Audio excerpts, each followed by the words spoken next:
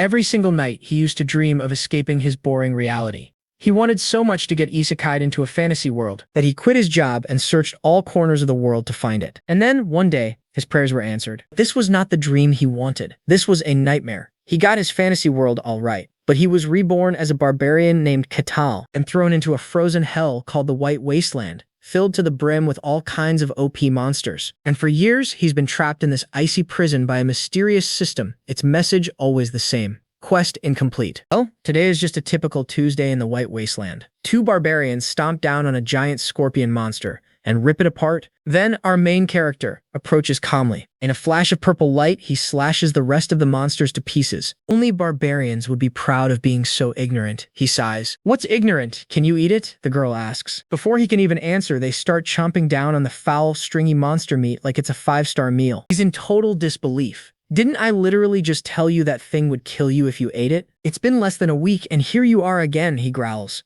The girl and the bald dude give a proud thumbs up. It was a most noble challenge. Suddenly, the bald guy's face freezes. He starts convulsing and foaming at the mouth. He collapses and green bile erupts from his mouth. The girl panics, slapping him over and over. Watching this whole disaster unfold, Ketal just looks away. I'm going for a walk, he mutters. Bro has had enough of this life. Meanwhile, somewhere in the wasteland is a group of mercenaries. One is whining about the cold. Another one complains that crossing the wasteland is a suicide mission, no matter the paycheck. The captain just shuts him down. You all knew what you signed up for, didn't you? Yeah, but we didn't know it would be this bad. The merc shoots back, shivering. Inside the warm carriage, an old butler listens to their bickering. He clears his throat and turns to his passenger, asking, Are you all right, my lady? A beautiful woman with blue hair, Melina Akasha, just smiles back. Yes, I am fine. He turns back to the mercs outside. They're just rude. But Melina says, Don't be so harsh. They're the only ones who would take this job. She looks out with concern. Shouldn't we let them inside? They look like they're freezing. No, the butler says firmly.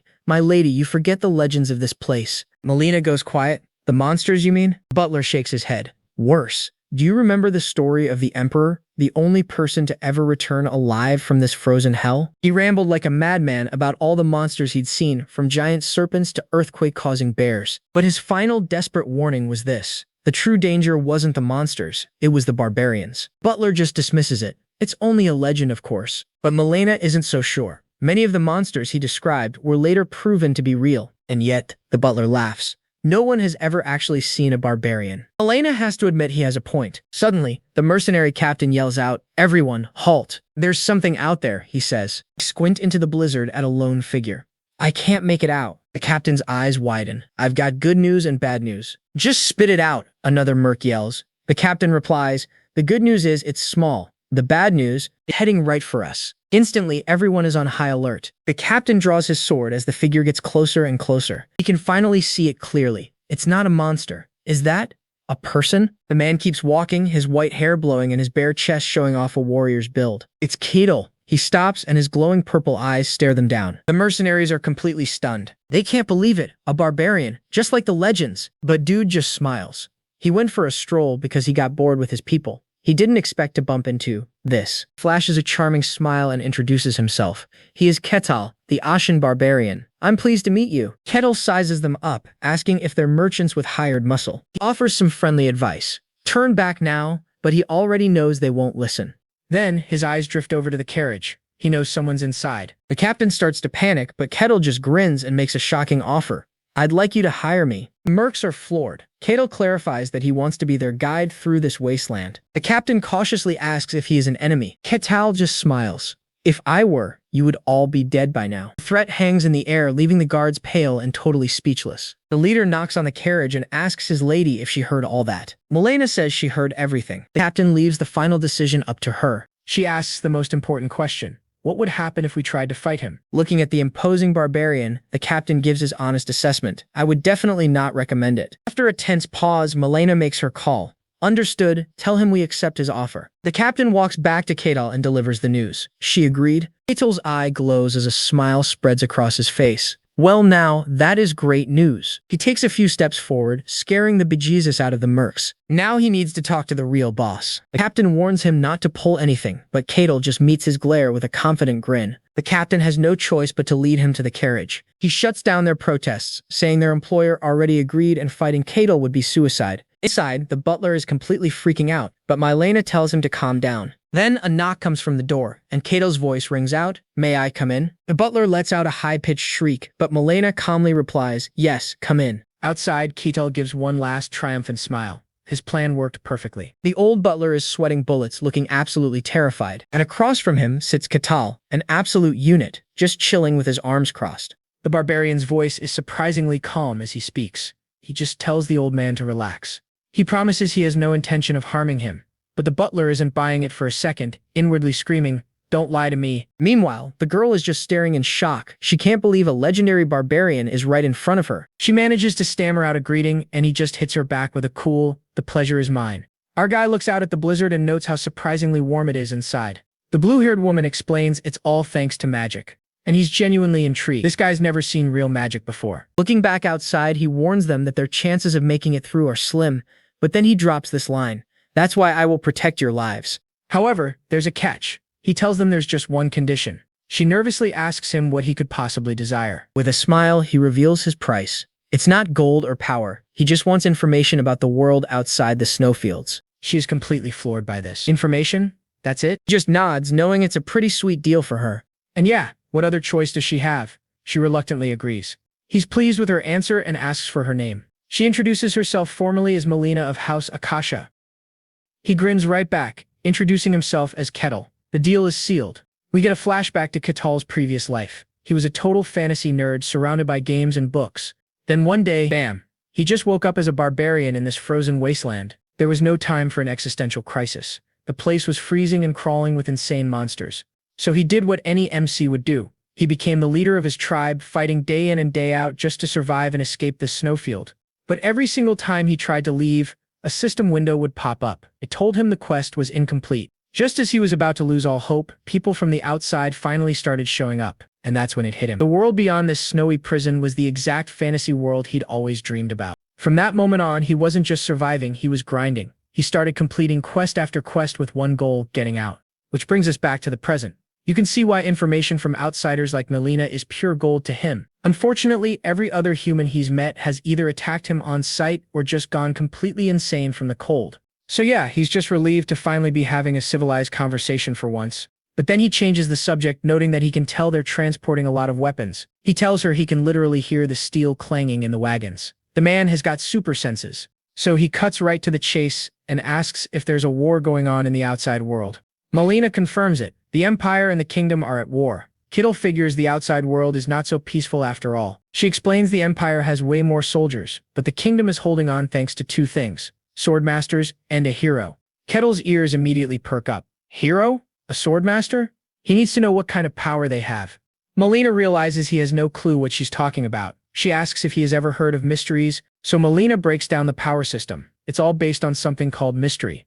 Only a tiny fraction of people can actually use this power, and they're ranked into 5 tiers. First up is third rate. These guys can basically just sense the power, not really use it. Then you have second rate. This is where you can actually start using the power for real. Next up is first rate. These are your standard knights and mages, manifesting their power as mana or aura. But after that, things get absolutely insane. The next ranks are for people who have broken past human limits. You've got the transcendent beings who can literally split the heavens. The Swordmaster is one of these monsters. And at the very top, the hero, a legendary being who doesn't just use power, they change the world itself. She finishes up by saying that even being a lowly third rate makes you a big shot in a small town. And after hearing all of this, Keetol's response is simple and absolutely epic. He just says, "I want to meet them." Melina is completely stunned. Did he just say he wants to go meet a god-tier being? But Keetol is dead serious. He's been trapped in this frozen hell for who knows how long, just trying to survive. He's stuck in his dream fantasy world, but it is a prison. His only real goal is to finally see what is on the other side. His expression hardens with pure determination. He declares that he really wants to get out of this place. Then he corrects himself with a confident smirk. No, he must get out. As the carriage rumbles on, Melina finally asks the question on her mind. Is he really the barbarian? He doesn't deny it, pointing out that she clearly seems to have heard of him. She confirms it, telling him she knows him from the legend. Now Kettle is the one who's completely surprised. There is a legend about him? Melina can't believe it. How could he possibly not know his own legend? Kettle just laughs, remembering some crazy knight he met once. So that guy was the emperor? He chuckles. He plays it cool though, smirking and telling her the legend is probably correct. But he quickly brings the conversation back to the important stuff. Why are they hauling all these weapons across a frozen wasteland? She clearly does not want to answer, stammering for a response. But Kettle's stare is intense, and she finally cracks. Her family is desperate for money. Turns out her family used to be rich merchants, but they got sabotaged by rivals and are now drowning in debt. Kettle's brain works at light speed. He immediately deduces she is selling weapons to the kingdom for their war against the Empire. His logic is flawless. The Empire has a huge army, so they do not need weapons. The kingdom, however, must be desperate for them. He notes that high demand and low supply means a huge price tag, big enough for her to risk her own life. He keeps going, guessing that her territory must border the Empire, forcing her to take this completely insane route. Malina is just speechless. All she can do is confirm that he's 100% correct. She's totally shaken. The legends painted him as a mindless brute, but this guy is an absolute genius. She wonders who he really is. But before he can answer, the carriage jolts to a stop. Then, a blood-curdling screech. While everyone else panics, Kettle remains perfectly calm. He knows exactly what is happening. They have got company. Out of nowhere, a monstrous black slime erupts from the snow. The entire party just freezes in absolute terror. Kettle just squints at it, but Melina confirms their worst fears. This thing is a legendary monster straight from the history books. She explains this snowfield is a graveyard for powerful warriors. The few who survived all warned of this exact beast. But Kettle just grins like an absolute madman. He says, of course, they're chewy and make decent snacks. Melina's jaw just hits the floor. You eat them? He tells her to go catch it herself if she's interested, leaving her completely speechless. But the monster isn't waiting for a dinner debate. With a terrifying screech, it lunges straight for them. The guards immediately start to panic. Melina desperately screams Kettle's name for help. But Kettle doesn't even flinch. He just crosses his arms, saying he'll only step in if there's real danger. He tells a shocked Melina that her mercs can handle it. He wants to see what these outside world fighters are made of. The slime crashes down on them. The captain immediately shouts for a shield defense. A soldier gets his shield up just in time, bracing for the full force of the monster's charge. But it's not enough. The impact is insane, and the soldier gets sent flying backwards. Another warrior goes for a direct axe attack. He's also thrown back like a ragdoll, his weapon doing 0 damage. The leader thinks fast. He shouts that the slimes only move in straight lines. They need to scatter and coordinate their attacks. And it works. The spearman uses his weapon to vault right over the beast, landing a clean strike on its side. The monster shrieks in pain. The warrior sees his chance, channels energy into his spear, and lands an even bigger hit. With the slime staggering, the captain charges in with his own glowing sword. He yells for his men to press the attack. He shouts out its weak point, a hidden core. Powering up his blade, he unleashes a massive downward slash. It's a perfect hit. The attack shatters the red crystal core, and the monster starts to dissolve. Victory! The mercenaries erupt in cheers. But check out Kettle. He just watches, completely unimpressed. The next challenge comes. Now it's a pack of giant wolves. One of the mercs gets cocky. He says maybe the rumors about this place were overblown. The captain immediately shuts him down. He warns the guy they are not even halfway there yet. Meanwhile, some of the mercs start whispering. They're getting suspicious of Kettle, calling him a freeloader and wanting to test him. One of the mercs breaks off from the group. He walks right up to Melina, saying they need to talk. He reminds her they are risking their lives for this job. She gratefully agrees, saying they were the only ones brave enough. But there's one big problem he cannot ignore. The so-called barbarian Kettle has not lifted a single finger to help. So he formally asks for permission to test Kettle's skills. He wants to see if he deserves his special treatment. Melina looks totally stunned as the mercenary captain explains the situation. He sighs, admitting he tried to stop his men, but they just would not listen. But Kettle just smirks, totally unfazed by the threat. So you want to test me? Fine by me. But not right now. The merc is completely caught off guard. Kettle just looks up past them, axe in hand. Looks like you'll have to get in line. We've got company. Suddenly, a chilling presence looms over them all. A deep voice echoes, the frail mortals have arrived. The voice continues its creepy monologue. Looks like I'll be enjoying a rare delicacy today. Then, a massive white serpent erupts from the snow. It roars at them. Bark for me, mortals. Struggle all you want. It will only make you taste better. Melina lets out a piercing scream. The guards are doing everything they can to withstand the monster's power. But a commanding voice cuts right through the chaos. Enough. It's Kettle, and he looks seriously ticked off. He declares they're his guests, ordering the attacker to stand down. You, why are you here? The snake hisses. Has he forgotten the laws of the land? He's way outside his tribe's territory. Kettle fires back that it's none of its business. This, of course, only makes the giant snake even angrier. With a massive surge of power, the creature reveals its true form, roaring, I am the snake. How dare you give orders to someone who was promised immutability? Kettle has heard enough. Then you need to be taught a lesson, he says, before throwing a punch that unleashes a devastating shockwave. The blast slams directly into the giant snake and creates a mushroom cloud of crackling blue energy. The sheer force of the impact is insane, sending the other barbarians flying backwards. Melina is knocked clean off her feet as one of her men screams her name in a total panic. When it's over, the snake's head is just a bloody mess in the snow. Kettle coldly remarks, "You're the type who only listens after a beating." Melina can only stare, completely stunned by the display of power. "Lord Kettle?" she whispers in disbelief. With his eyes now glowing a menacing purple, Kettle tells her he'll be right there after he finishes cleaning up the trash. He stomps the ground, shattering it with dark energy, then launches himself forward with blinding speed. Another massive explosion rocks the plains. A few minutes later, Mylena and the butler are shocked. The mercs are now begging Kettle for forgiveness. Inside the warm carriage, Kettle is surprisingly calm. He tells them he understands not trusting a total stranger. The journey continues, and somehow the butler has been kicked outside. Poor guy. Kettle turns to Mylena, his expression dead serious. "That said, there is something I am curious about."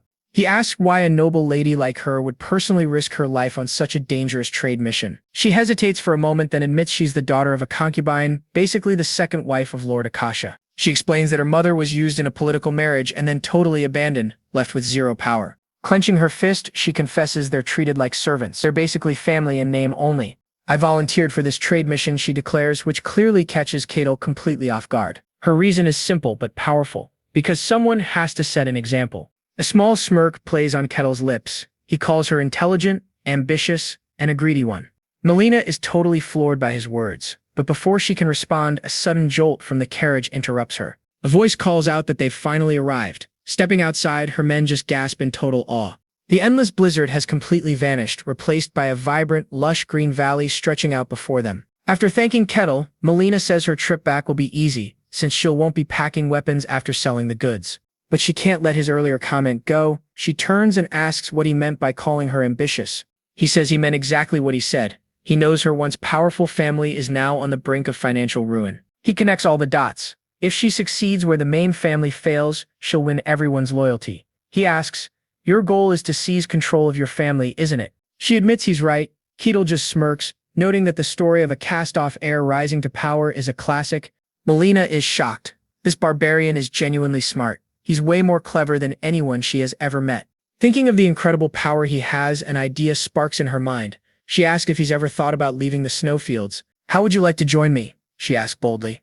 He turns her down for now, saying he still has things he needs to take care of. Melina gracefully accepts his answer. She then removes an ornate emblem from her neck, offering it to him as a token of their meeting. She tells him to show it to the Akasha family if he ever decides to come to the outside world. Kettle accepts the gift with a huge grin. They part ways, hoping they'll meet again someday. He watches as her carriage disappears into the lush valley, leaving the endless snow behind. 5 years pass, and back in the endless land of snow, a declaration is made. Finally, all conditions have been met.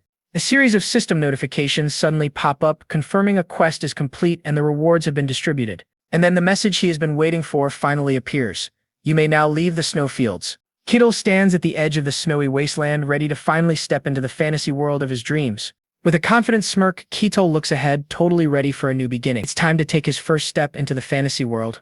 In a vibrant green forest, Kettle takes a huge breath. He's finally savoring the sense of a new world. The smell of grass, wild beasts, and fresh river water, it's a world away from the frozen wasteland he escaped. He cracks open his eyes, a massive grin spreading across his face. Nice. Very nice.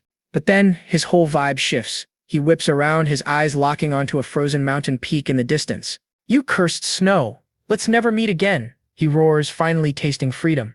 This is the fantasy world he's always dreamed of, a land of pure wonder he thought was impossible to reach. The journey here was a total nightmare, but he survived. And now, he's going to enjoy this world to the absolute fullest. I'm talking magic, swords, dragons, and elves. The whole fantasy package. That burning desire for a new life was the only thing that kept him going. Back in the snowy plains, just wanting to survive was never enough. As he wanders through this paradise, something shimmering in the distance catches his eye. That glow, it's gotta be a village. Finally, civilization. Bro is absolutely ecstatic. Finally, a civilized village in this world. He flashes back to trying to talk with the barbarians back home. They just stared at him like he was speaking gibberish. Man, he misses actual conversation. He starts rehearsing his intro. Should he go with a simple hello or the classic isekai, "What world is this?" He decides to just play it cool and be a gentleman. With a plan in mind, he starts sprinting towards the lights. Meanwhile, in a peaceful clearing, an elderly elf addresses his people. "Elf villagers," he declares. From now on, this will be our home." The entire crowd of elves erupts in cheers. They're overjoyed to finally have a new place to call their own. But one of the younger elves isn't so sure. He approaches the elder, looking worried. "Elder, is this place really safe?" The elder shoots him a confident look. "It is." But the young elf isn't convinced. "I know humans can't come here, however. The snowy plains are right there. It's way too close. What about the monsters that live there?" The elder just scoffs. "Not a problem. For thousands of years, nothing has ever crossed those plains. Besides, we put up a barrier just in case." He explains it's a powerful barrier, woven from ancient elven magic. It completely hides their presence and stops anyone from getting close. "And even if something did get through," he adds, "it wouldn't matter, because we have Her Majesty the Queen." He smiles, totally certain that no threat could ever possibly reach their village. He is about to be proven very, very wrong. Right on cue, Kettle walks forward and feels his hand pass through something strange. It felt like tearing a piece of fabric. He pauses, totally confused. Felt like something just tore. Did I touch something? He just shrugs it off and keeps moving. But then a sudden sound makes him freeze in his tracks. Peeking through the grass, he spots a small child with pointed ears. Wait, is that an elf?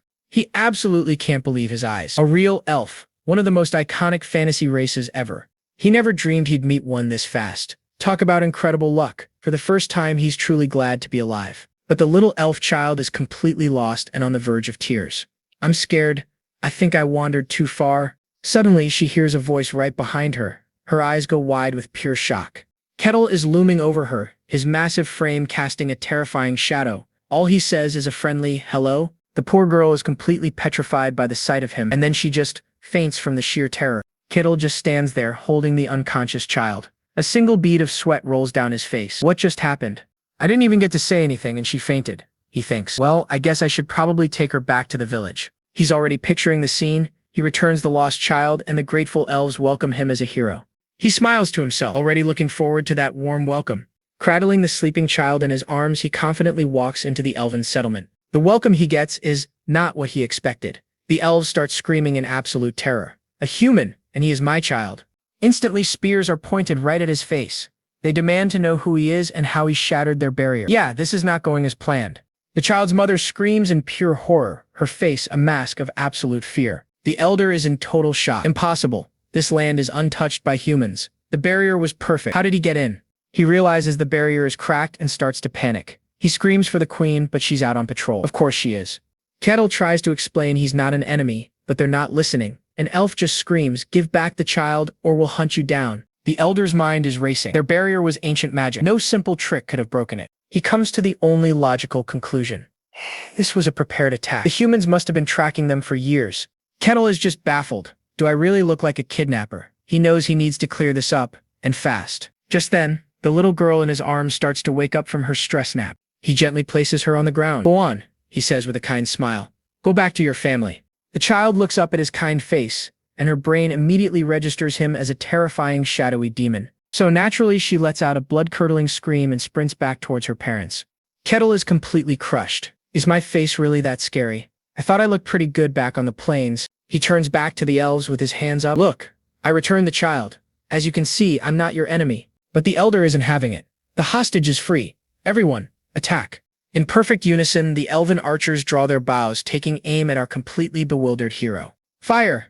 A glowing volley of magic arrows rains down from the sky, heading straight for Kettle, and he just stands there, totally dumbfounded. Can they literally not hear me? Kettle realizes elves aren't what he expected. They're way more savage out here. He always thought they were a gentle people, but in the wild, it's kill or be killed. So as arrows rain down, Kettle just stands there, totally unfazed as they bounce right off him like they're Nerf bullets. His attackers are getting desperate. They scream to keep firing, convinced his barrier has a limit. Kettle's had enough of this.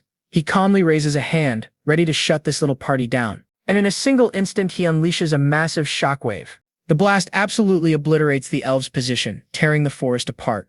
The elven archers get sent flying. One of them screams for a barrier, but it's way too late for that. Trees are ripped from the ground as the elves are tossed through the air, screaming in terror. This wave of destruction carves a huge path straight through the woods.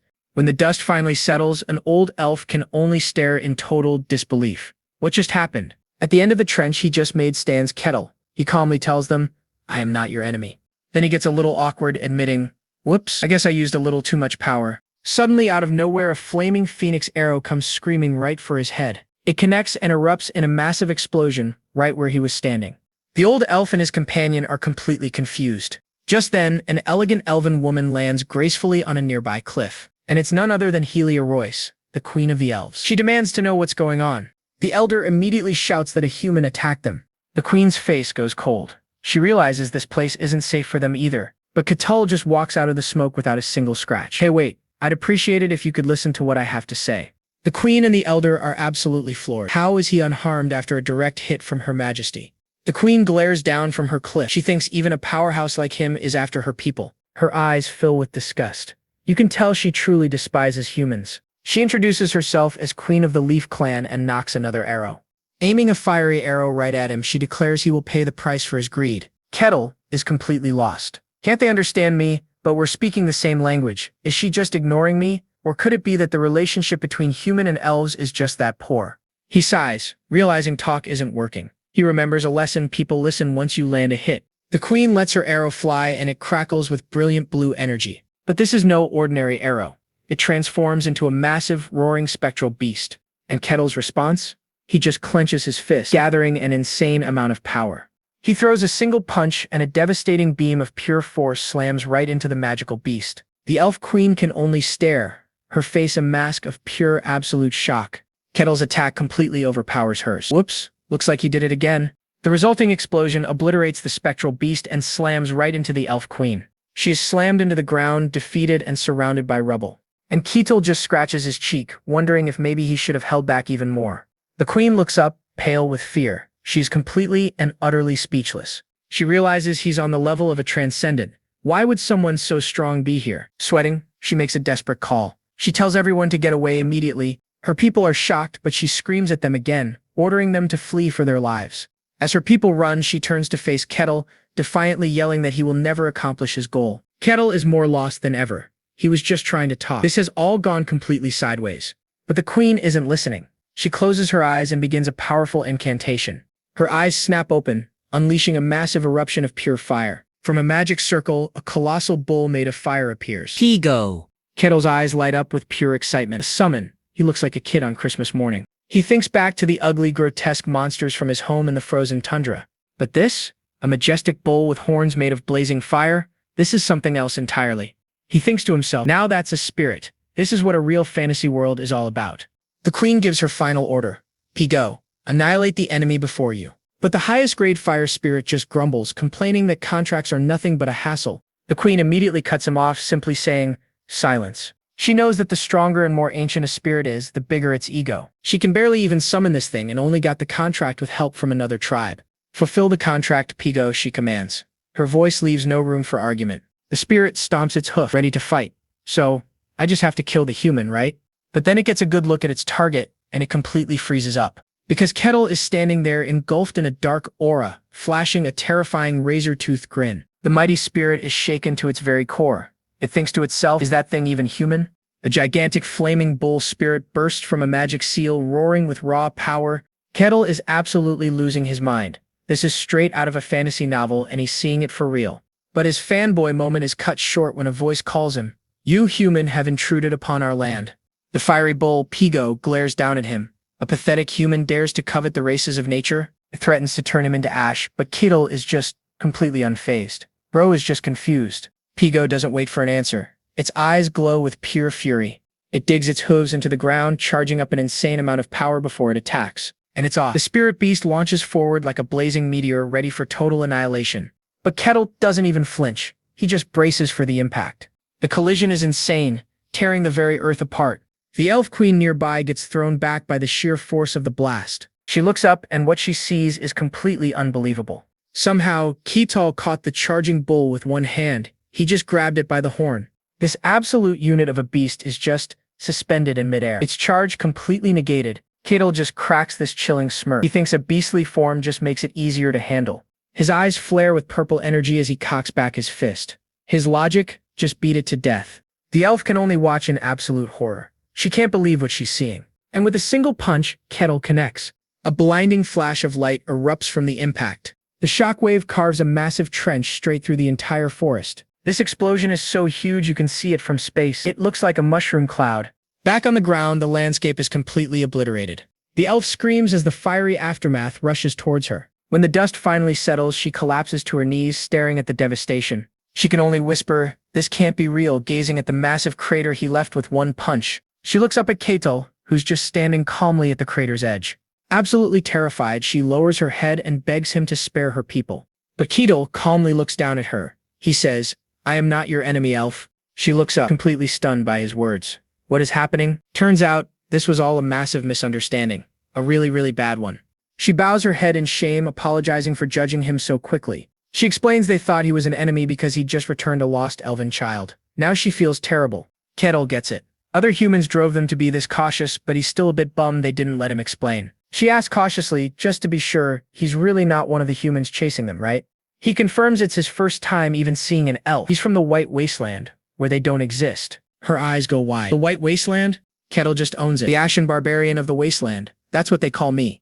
She's in total disbelief. She didn't even think humans could survive there. She asks if others could have come from the wasteland too. Is there an army of Ketils out there? Ketil just crosses his arms. Who knows? But I seriously doubt it. He explains the wasteland has strict rules that even giant, powerful serpents can't defy. But for some reason, a special hidden quest allowed him to bypass those rules. He's pretty sure that was a one-time thing though. A very rare exception. The elf breathes a sigh of relief. Then Ketil asks if the creature she summoned was okay. He starts sweating a little, remembering he, kind of punched that bull in half. She tells him not to worry. It was a spirit, not a summon. Forcibly unsummoning it just sends it back home. Feeling like she owes him big time, she offers to do whatever she can to help him.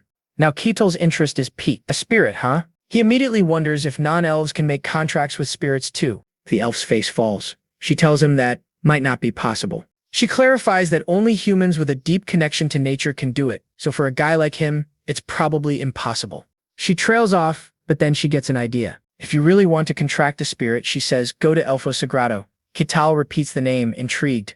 It's the holy land of all elves, where their god lives. If it's possible anywhere, it's there. Ketil is hyped, but he's gotta ask, would a human even be allowed in a holy elven land? Normally, no way, but with her introduction, it should be fine. She'll tell him the secret location.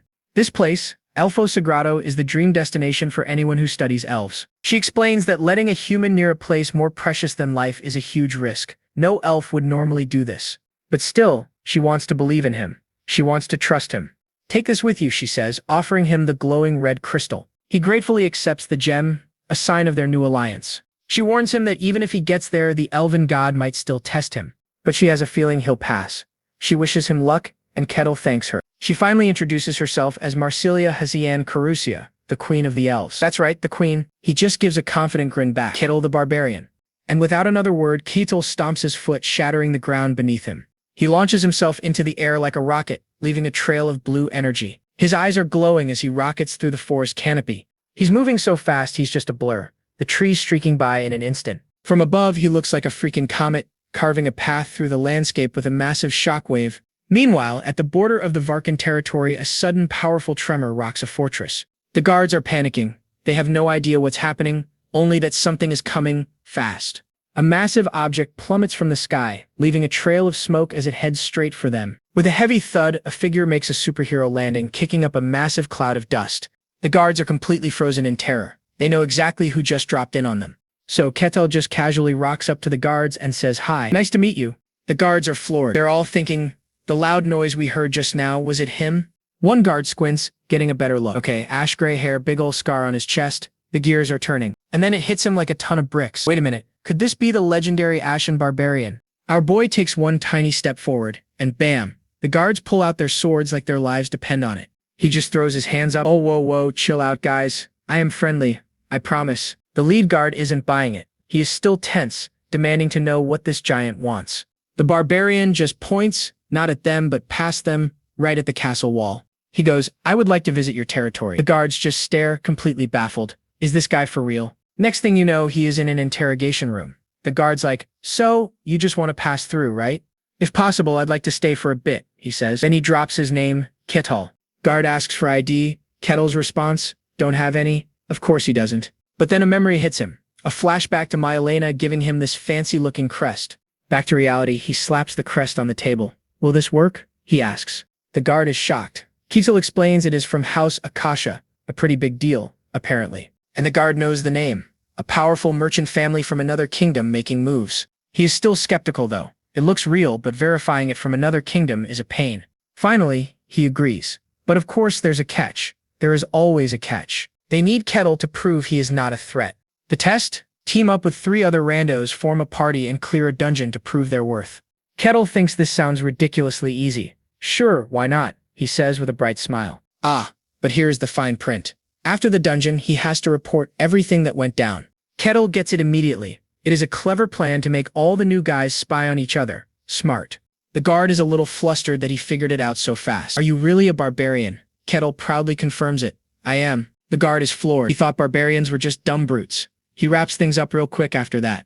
Meanwhile, in the waiting room, we meet our next winner. Alessandro Tyrannus, a so-called paladin, entering a dungeon with a rat that goes after people's pouches. This is so tragic, he mutters. A thief named Casson Hark hears him and immediately starts roasting him. You picking a fight, old man? You mad cause a thief ripped you off? Tyrannus explodes, calling him a bastard. Casson just laughs, pointing out how ragged his armor is. Was he even a real paladin? He even calls Tyrannus a bottom feeder, just like him. Oh, the paladin is fuming now. But the last straw is when Casson makes fun of his name. That is it. Sword is out. Casson grins, totally ready for this. He pulls out a dagger dripping with poison. You think your tin armor can protect you from this? He challenges. Their blades clash, but a third person steps in to break it up. A nun, of all people. Could you please stop? Meet Hayes, the cleric. She's already wondering how she's supposed to clear a dungeon with these 2 clowns. She knows they're waiting on one more person, and she is already dreading who it could be. Just then, the door opens. The guard announces their final party member has arrived, and in walks a massive shadow of a man with glowing purple eyes. Talk about an entrance. The whole room freezes. They're just staring, completely stunned by the size of this absolute unit. And then Kettle breaks the silence with a giant friendly smile. Hey, are you guys my new party? They are terrified. Tyrannus is thinking he is huge. Hayes is wondering if he is human, and Cassan just feels the pressure. The guard dips out, leaving them to get acquainted. Kettle, completely clueless, happily starts introductions. Hi, I'm Kettle, I'm a barbarian. He looks at Cassan, who is sweating buckets as he stammers out that he is a thief. Next up is our armored buddy, puffing out his chest. I am a paladin, Alessandro Tyrannus. Kettle immediately latches onto that. Oh, a paladin? So you use holy power? Tyrannus starts sweating. Well, normally yes, but I am a special kind of paladin, so I can't use it. The nun steps up, looking a bit nervous. I am Hayes, a cleric of Colossia. Kettle's face gets serious. A cleric? And they're still questioning your identity? She gets all flustered. Well, my god is the god of lies and deceit, so yeah, he is not super popular. Kettle just says, I see, and the room goes dead silent. A paladin with no holy power and a cleric of lies? What a team. Thankfully, the guard saves them from the awkwardness. Everyone ready? Let's go. They all exchange looks and nobody seems happy about this at all. Hayes and Cassan look especially miserable. They are definitely wondering what they did to deserve this. After a short walk, their hooded guide stops. We are here. Kettle looks up, and he seems a little surprised by the view. They're in a forest clearing, staring at a dark cave. Yep, this is the dungeon they're supposed to clear. Aight, let's start the raid. What's the plan? Kettle asks Cassan and dude just flinches. He stammers and calls the barbarian, sir. Kettle just laughs it off. He tells Cassan to chill with the formalities since they're a team now. Totally embarrassed, Cassan tries to play it cool and starts laying out the strategy. His plan is classic RPG 101. The warriors are on the front line, thief checks for traps, and the cleric supports from the back. Solid, right? Kettle's totally on board with it, but Cassan looks like he's already regretting this whole adventure. With the quote-unquote plan set, Kettle takes the lead and gets ready to charge in. The team ventures into this dark, icy cave.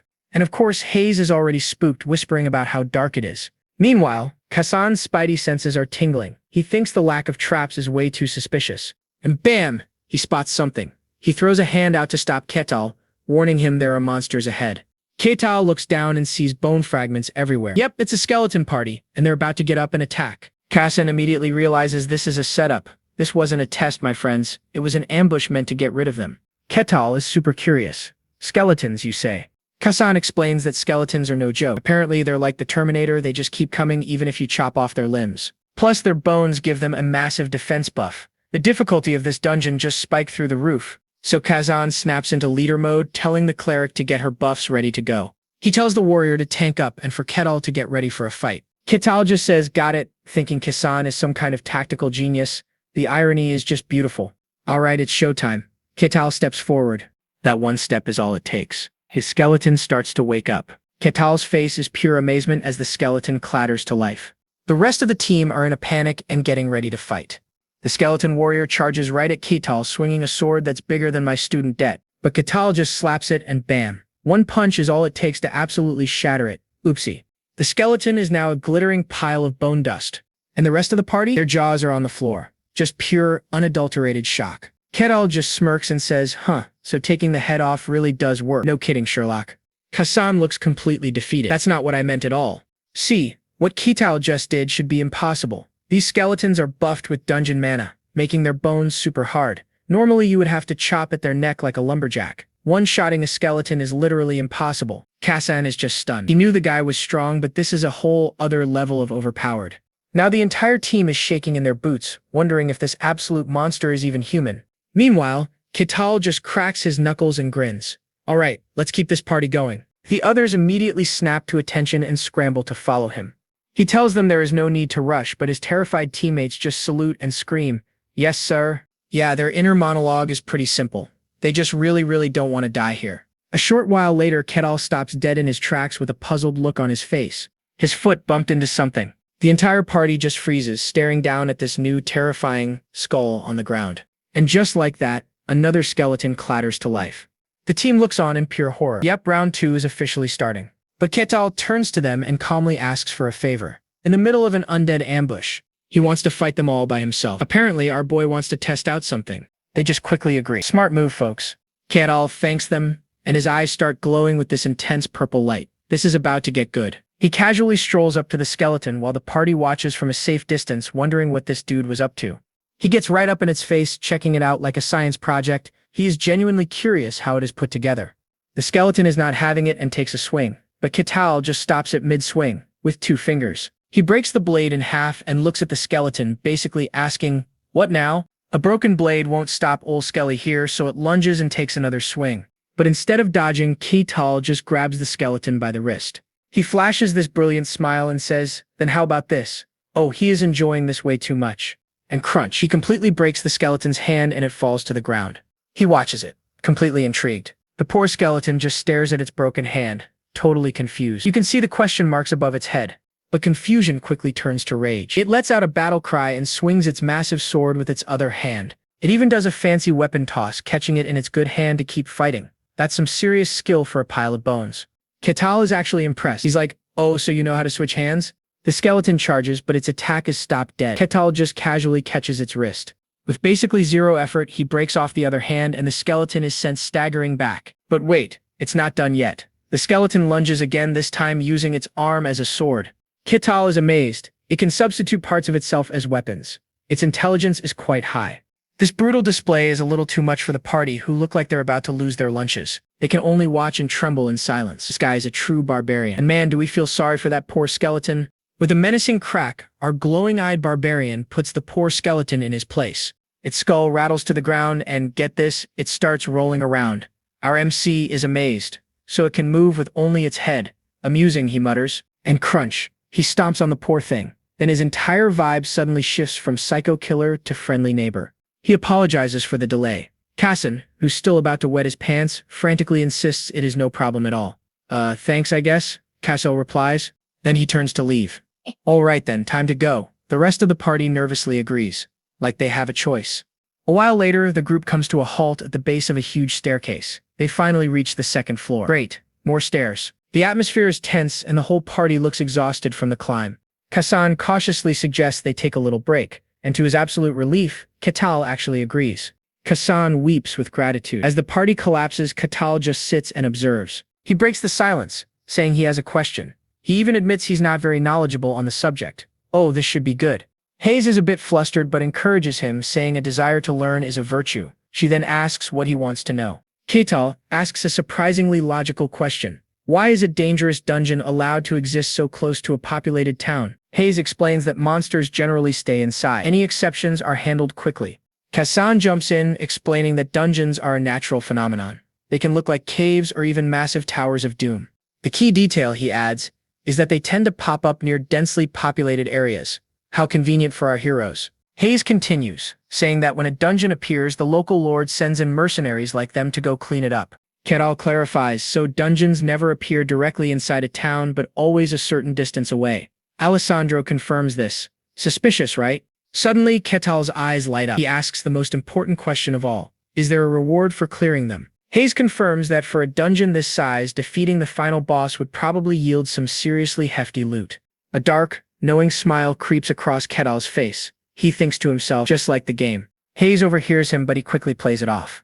Says he was just talking to himself before changing the subject. He then asks a question that leaves everyone stunned. Who is it that makes these dungeons? Now we're talking. Hayes replies that dungeons are just natural, but Ketal isn't buying it for a second. He says there are too many oddities. He points out that they conveniently appear near towns, almost as if they're demanding to be explored and tempting people with treasure. For a natural event, he concludes, it feels far too deliberate, and you can see the realization just hit Hayes like a truck. She's totally shocked. She admits she'd never even thought to question something so fundamental. Welcome to the Conspiracy Club, Hayes. Kassan is having a similar crisis. He always figured barbarians were ignorant savages, but this line of questioning is anything but. Remembering how cruel this guy can be, he starts to wonder if Ketal is truly a typical barbarian at all. You think? Kassan's train of thought is interrupted by Ketal cheerfully asking if everyone's rested. Talk about a mood shift. Startled out of their philosophical funk, the party members quickly agree they're ready to move on. They just want to get out of here. The party ventures deeper into the dungeon, but then Ketal suddenly stops in his tracks, looking surprised. He spotted a large treasure chest. Kassan tells him it's a dungeon reward, his for the taking if he can unlock it. But there's no chance in heck they can open this chest. They'd need a high-level rogue for that. Just then, Ketal turns to him and asks him, Kassan, can I unlock it? Oops. Kassan is completely dumbfounded. Ketal just lays out the simple logic. That's a treasure chest, and you are a rogue. Can't argue with that. Ketal is genuinely excited, saying it is a rogue's job to handle chests, right? But Kassan starts to sweat pure panic. He panics internally, screaming that if he had skills to actually unlock a chest like that, he would not be a bottom feeder stuck in a low-level dungeon. Kassan is freaking out. He cannot possibly tell Ketal the truth, not when the big guy is looking at him with such pure, sparkly-eyed expectation. His mind flashes to the worst-case scenario. Ketal's disappointment turns into a cold, deadly glare, calling him useless before crushing his skull. With a strange, sweaty smile, Kassan forces out a laugh and agrees to give it a shot, all while crying his eyes out on the inside. As he kneels, Ketal leans in close, watching with intense curiosity. Talk about pressure. Kassan is pretty sure he is not getting out of this alive if he fails. He desperately tries to recall the lockpicking skills he saw other adventurers use back when he was just a porter carrying their junk. With shaky hands, he begins to work on the lock. The sound of metal scraping echoes in the quiet dungeon. As Ketal looms over him, radiating a dark, impatient aura, Kassan realizes this is it. He has to risk his life on this one shot. This is the moment of truth for Kassan the rogue. Kassan is about to lose his mind when click, the lock opens. Ketal looks over, but wait a second. Why is Kassan trembling? Oh, he's full-on ugly crying now. Through his tears, he manages to sob out. It's opened. Hayes, the cleric, is totally blown away. Whoa, I heard only skilled thieves could do this. You are amazing. Even Ketal cracks a grin, looking impressed. Is that so? That's impressive, Kassan. Even Kassan can't believe it. He has always prided himself as someone who always does his best, but he thinks, was I not doing my best until now? It's a full-on existential crisis, folks. Ketal cuts right to the chase, asking what the loot is worth. Hayes figures it is enough for a family to live like royalty for a month. Understood, Ketal says with a smirk. Kassan, you are on loot duty. Kassan immediately snaps to attention. Yes, sir. He eagerly reaches into the chest and pulls out a super sparkly, gem-studded goblet. He has never held this much loot in his life. Suddenly, Ketal goes, Hey, Kassan. And then he screams in absolute surprise and terror. Ketal is completely lost. You need some help? But Kassan just shakes his head frantically. Does something hurt? Ketal asks. Kassan panics and yells, No, I did not do anything. Yeah, the rest of the party has absolutely no idea what is going on. After that little bit of weirdness, the party continues deeper into the cave. Suddenly, Kassan calls out, Wait, please stop. It is skeletons. Ketal sizes up the situation. Looks like 4 skeletons. I will handle 3 of them. The whole party flinches. Did he really just say that? You guys handle the last one, he says, looking all fired up. Kassan clutches his bag of loot, realizing this is a real fight. Alessandro just nods grimly. Understood. The moment Ketal takes a step forward, the pile of bones on the ground starts to stir. With a ton of rattling sounds, the skeletons begin to assemble themselves.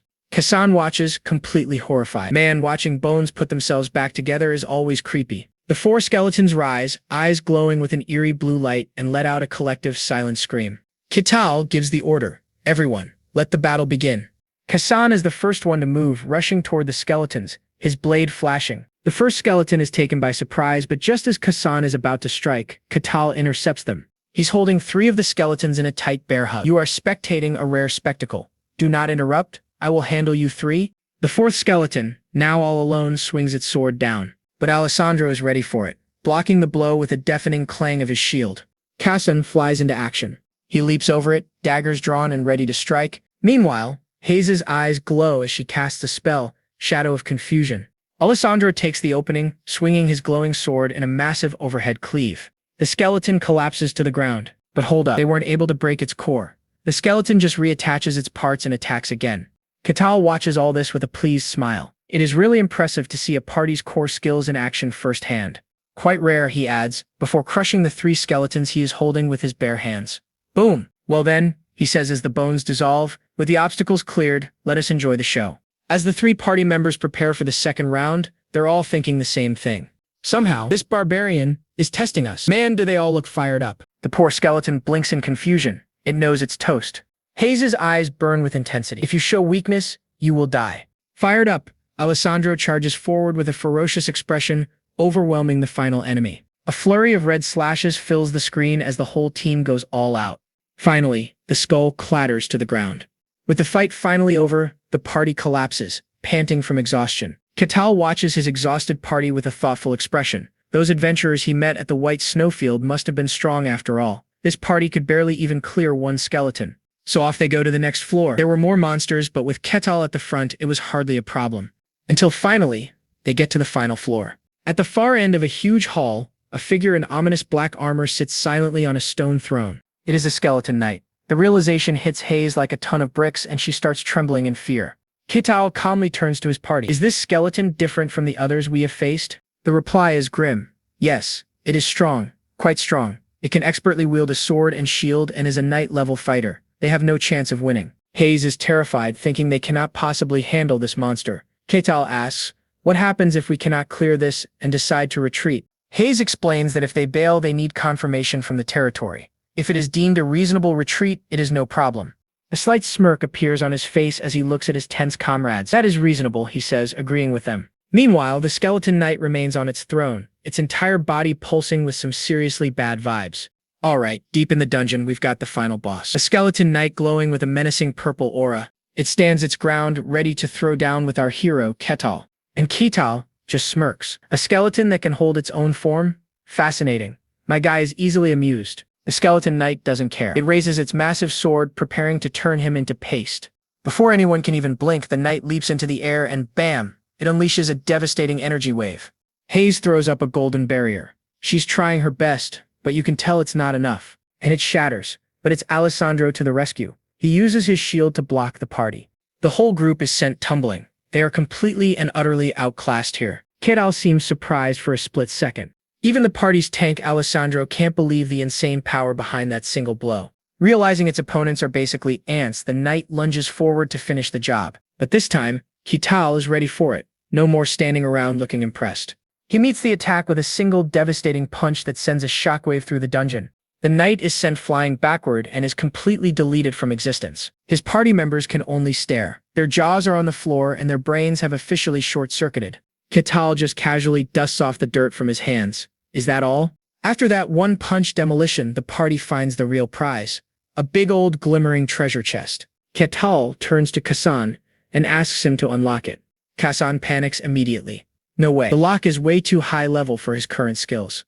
As Kasan explains that they'll have to leave the loot behind, Katal just winds up and punches the chest. The chest bursts open, leaving Kasan and the rest of the party completely speechless. Again, Katal just grins, saying this way is much better, and tells a dumbfounded Kasan to handle the loot. Poor Kasan is left utterly bewildered. If you could just break it, why did you even ask him in the first place? Alright, having cleared the dungeon, the party emerges from a cave entrance into a bright sunny forest. And suddenly, poof, the cave entrance behind them just collapses. Kasan explains that a perfect clear makes the dungeon disappear, which also means there was no secret room. The idea of a secret room just makes Katal grin. That sounds fun too. This guy just wants more things to punch. Back at the city gate, the guard is shocked to see them return so quickly. He was expecting them to be paced. He nervously asks how the dungeon was. Katal gives him a beaming thumbs up and says it was satisfying. The guard begins the official entry procedure, which involves interviewing each member of the party separately. He asks Hayes if the barbarian should be allowed to stay. After a moment, she hesitantly agrees. See, the guard's real job is to weed out dangerous elements, but both Kasan and Alessandro vouch for Catal. They confirm that despite his monstrous strength, he didn't harm the party. The guard realizes he's not a typical barbarian. When it's Catal's turn, he has nothing but praise for his teammates, calling them all excellent and reliable. This is highly unusual for the guard. Forcing strangers to party up almost never ends on good terms like this.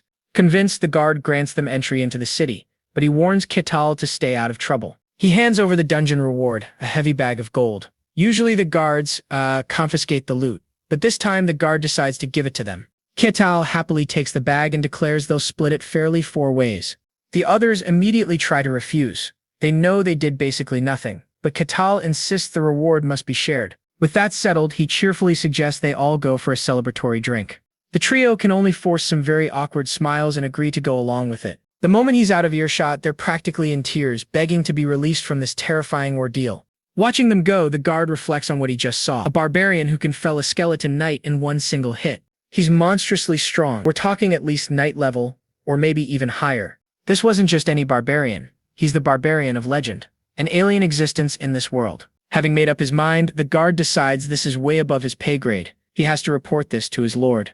Later that night, at a grand estate, a powerful figure is writing a report by candlelight. There's a sudden knock on the door. A voice from a throne bids the person to enter. Inside a lavish hall, the guard from the city gate approaches the throne. With a sharp click of his heels, he addresses the man, "My lord." The man, Luke Barkin, lord of this domain, looks up from his work. "What is it?" he asks, his expression impossible to read. The first captain of the guard stands at attention, getting straight to the point. "A barbarian has appeared in the domain." Lord Barkin's voice booms, "So did you grant him permission?" The guard captain is sweating buckets, trying to explain himself. "I judged that it wouldn't be a major issue." Lord Luke Barkin, looking like he is about to fire someone, is not buying it. "Then what is the problem?" he snaps. The captain finally cracks. "He is strong," he admits. "Like might overthrow your kingdom strong." Now Barkin is interested. He leans forward, all ears. "How strong are we talking?" The answer is absolutely insane. Apparently, this mystery man one-shotted a skeleton knight. Just poof. Gone. Barkin is floored. You see, a skeleton knight is a big deal. It usually takes a whole team of pros to even scratch one, and this guy did it in one hit. But then he remembers the guy is a barbarian and scoffs. Clearly, he thinks barbarians are just big, dumb walking muscles. So he grills the captain. "Are you telling me this brute is a first-rate warrior?" The captain basically says, "Yep, probably." He even admits the guy could be a tier above that. The sweat is practically a waterfall now. And this, folks, is what we call a political nightmare. An unknown, super-powered warrior roaming your turf? Big yikes for any ruler. Barkin decides to rip the band-aid off. "Bring him to me." The captain just about has a heart attack. "Are you sure about that, boss?" But the lord has got a point. Leaving a walking nuke unchecked is a bad idea. He needs to size this guy up personally. The captain warns him it is risky, but Barkin just smirks and gestures behind his throne. "Do not worry, I've got backup." Barkin turns to his shadow knight. "So what do you think?" The knight clenches his fist, dripping with arrogance. He is just a barbarian, he scoffs. An ignorant brute with a bit of luck. He then flexes that he was trained by the great swordmasters himself, so obviously this barbarian is nothing more than a bug to be squashed. That is all Barkin needs to hear. He gives the final order, "Bring me the barbarian. I will handle this." Meanwhile, the ignorant brutes in question, Catal is absolutely destroying an all-you-can-eat buffet. His new party members can only stare in silent, traumatized horror. Their faces are a perfect meme. Catal, completely oblivious, slams his mug down. "This food is great, my treat, guys. Dig in." They respond with the most forced, pained laughter you have ever heard. Catal then puts Alessandro on the spot. "You are a holy knight, huh? So where was all that holy power back in the dungeon?" Ouch. Alessandro starts sweating again, explaining that he was in training so his holy power hasn't awakened yet. Catal just bluntly calls it a shame. Zero social skills, this guy. Next target, Hayes. "You worship Colosia, right? Is there a temple around here?" Hayes awkwardly explains that her goddess is the deity of lies and deceit. So, yeah, not a lot of fan clubs or mega churches. She quickly changes the subject to the million-dollar question. "So, just how ridiculously strong are you?" The other two snap to attention, curious. Catal just stares back, a chicken bone hanging out of his mouth, completely clueless. He basically says, "I do not know, I just got here." Then he asks them, "How strong is a skeleton knight anyway?" The man has no frame of reference. Hayes gives him the rundown. "A second-rate warrior can barely fight one. A first-rate warrior could probably win like he did." Catal just goes, "Huh, so that's considered second-rate." Suddenly, a trembling voice calls out, "Excuse me, It's the shop owner and he is terrified, stammering that they are closing. He probably wants this monster out of his tavern. Our boy cheerfully agrees to leave and asks if anyone wants to hang out later. Oh, you sweet, simple man. In perfect synchronized terror, the other three basically scream that they have to go wash their hair for the next 10 years. Ketal gives a friendly wave. See you next time. Meanwhile, they are all thinking, let us never ever see you again. And I do not blame them. Finally, free of his terrified friends, Ketal finds a room and collapses onto a bed. For him, this is pure luxury. He feels very lucky he could afford a room with his dungeon loot. After living in the snow, a lumpy mattress is basically a 5-star resort. He starts thinking about his future. He is finally out of the wilderness and wants to actually live a little, experience the world. His bucket list is classic adventurer stuff. See the Elf Kingdom, visit the Magic Tower, check out the capital, you know, the touristy spots. He falls asleep dreaming about all these. The next day, he's woken bright and early by banging on his door. He stumbles out of bed and swings the door open. And look who it is. It is our favorite sweaty guard captain from the castle. Ketal is shirtless, looking like a walking mountain of muscle and just grunts. What? The poor captain practically jumps out of his armor. The captain takes a deep breath and delivers the message. The Lord wants to see you. Well, this should be interesting. Okay, so the big boss of this entire territory wants to have a little chat with our boy Ketal. And of course he grins and accepts immediately. He's a fanboy in a brute's body after all. He's like, cool, let me just grab a shirt. The poor guard is just sweating, thinking this has to be a trap. Why did he say yes so easily? So they start walking through this bustling fantasy town, and Ketal is just soaking it all in. He only saw it at night before, but the daytime graphics are apparently pretty impressive. He hits the poor, flustered guard with a cheesy grin and a big thumbs up. He's all like, if this is a lucky fantasy, sign me up. The guard looks like he wants to just disappear. Not much time left on his shift. He'll just try not to make eye contact with the barbarian as much as he can. Finally, they get to the big doors. I've brought the barbarian, my lord. The massive doors swing open, revealing the lord himself, gesturing them inside. Ketal steps onto this ridiculously long, fancy red carpet. Talk about a VIP entrance. The lord extends a hand, introducing himself as Luke Barkin, the ruler of this land. And get this, Ketal actually shakes his hand and gives a slight bow. Even introduces himself properly. Lord Barkin's brain just short-circuits. A barbarian bowing? It does not compute. Barbarians never bow their heads. It's a sign of weakness. He was expecting some savage, not this polite dude. Barkin tries to play it cool. Well, look at you learning some manners. Then he gestures for Ketal to have a seat. Ketal takes a look around the super lavish room, geeking out over the classic medieval castle aesthetic, but then his eyes lock onto something. Uh-oh. It's a knight in full-on shining armor just standing there. And our boy's inner nerd is screaming right now. He is totally starstruck seeing a real-life fantasy knight. But when you're a barbarian, simping hits different. The knight's eyes widen in surprise. He's sure about it. This look is bloodlust. He can't believe this barbarian would reveal this much bloodlust in his lord's presence. Oh, if he only knew the truth. The knight is absolutely furious. He thinks this guy is dead and his hand immediately goes for his sword. But before things get messy, Lord Barkin cuts in saying he just has a few questions. Ketal is sipping tea like it's nothing. As you wish. What do you want to know? The Lord's first question is a big one. Where did you come from? Ketal gives a little smile and answers all cryptically. I come from the coldest place, a world covered in white. And bam! Both the Lord and his knight look completely shocked. He's talking about the legendary white snowfield. Yep, this confirms it. Barkin is sitting across from the barbarian of legend. Barkin says it's hard to believe, but Ketal is just chilling. He's like, believe it or not, your call, buddy. So Lord Barkin switches it up. All right, let me ask this. How strong are you? But what he is really asking is, are you going to be a problem for me? Ketal points out that's the wrong question. He has zero context for the power levels in this new world. The Lord and his knight exchange a look. Ah, I see a plan forming here. So Barkin proposes a classic test of strength. Friendly spar with his knight for a nice reward. You could literally see Ketal's ears perk up at that. The Lord has to add, not to the death, okay? Let's keep it clean. Ketal just grins. Sounds good to me. The Lord seems a little surprised he agreed so fast, but Ketal is totally psyched. He gets to fight a real fantasy knight with aura powers. This is better than any video game. Lord Barkin clenches his fist, thinking, yep, a barbarian is a barbarian. All they care about is a good fight. Oh, you're a poor, misunderstood MC. And just like that, we cut to a massive arena. Lord Barkin is watching from his private box seats. Down below, Ketal and the knight are facing off, ready to go. The knight looks super serious, while Ketal looks like a kid on Christmas morning. From his throne, the Lord gives the signal. Let's begin, and try not to kill each other, please.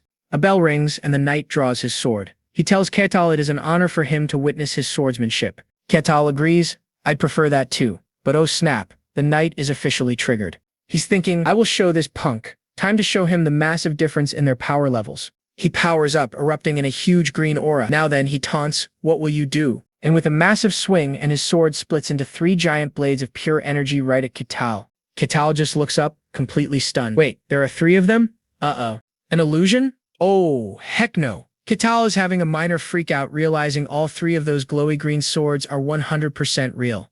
Was this what they called swordsmanship? Kital wonders. The knight gets a little cocky, taunting Kital. Is dodging all you can do? How cute. He admits it's impressive, but he's getting bored. Time to wrap this up. But right before the final blow, bam, Kital just raises his hand and flicks a finger at the sword, shattering it instantly. The knight's brain completely short-circuits.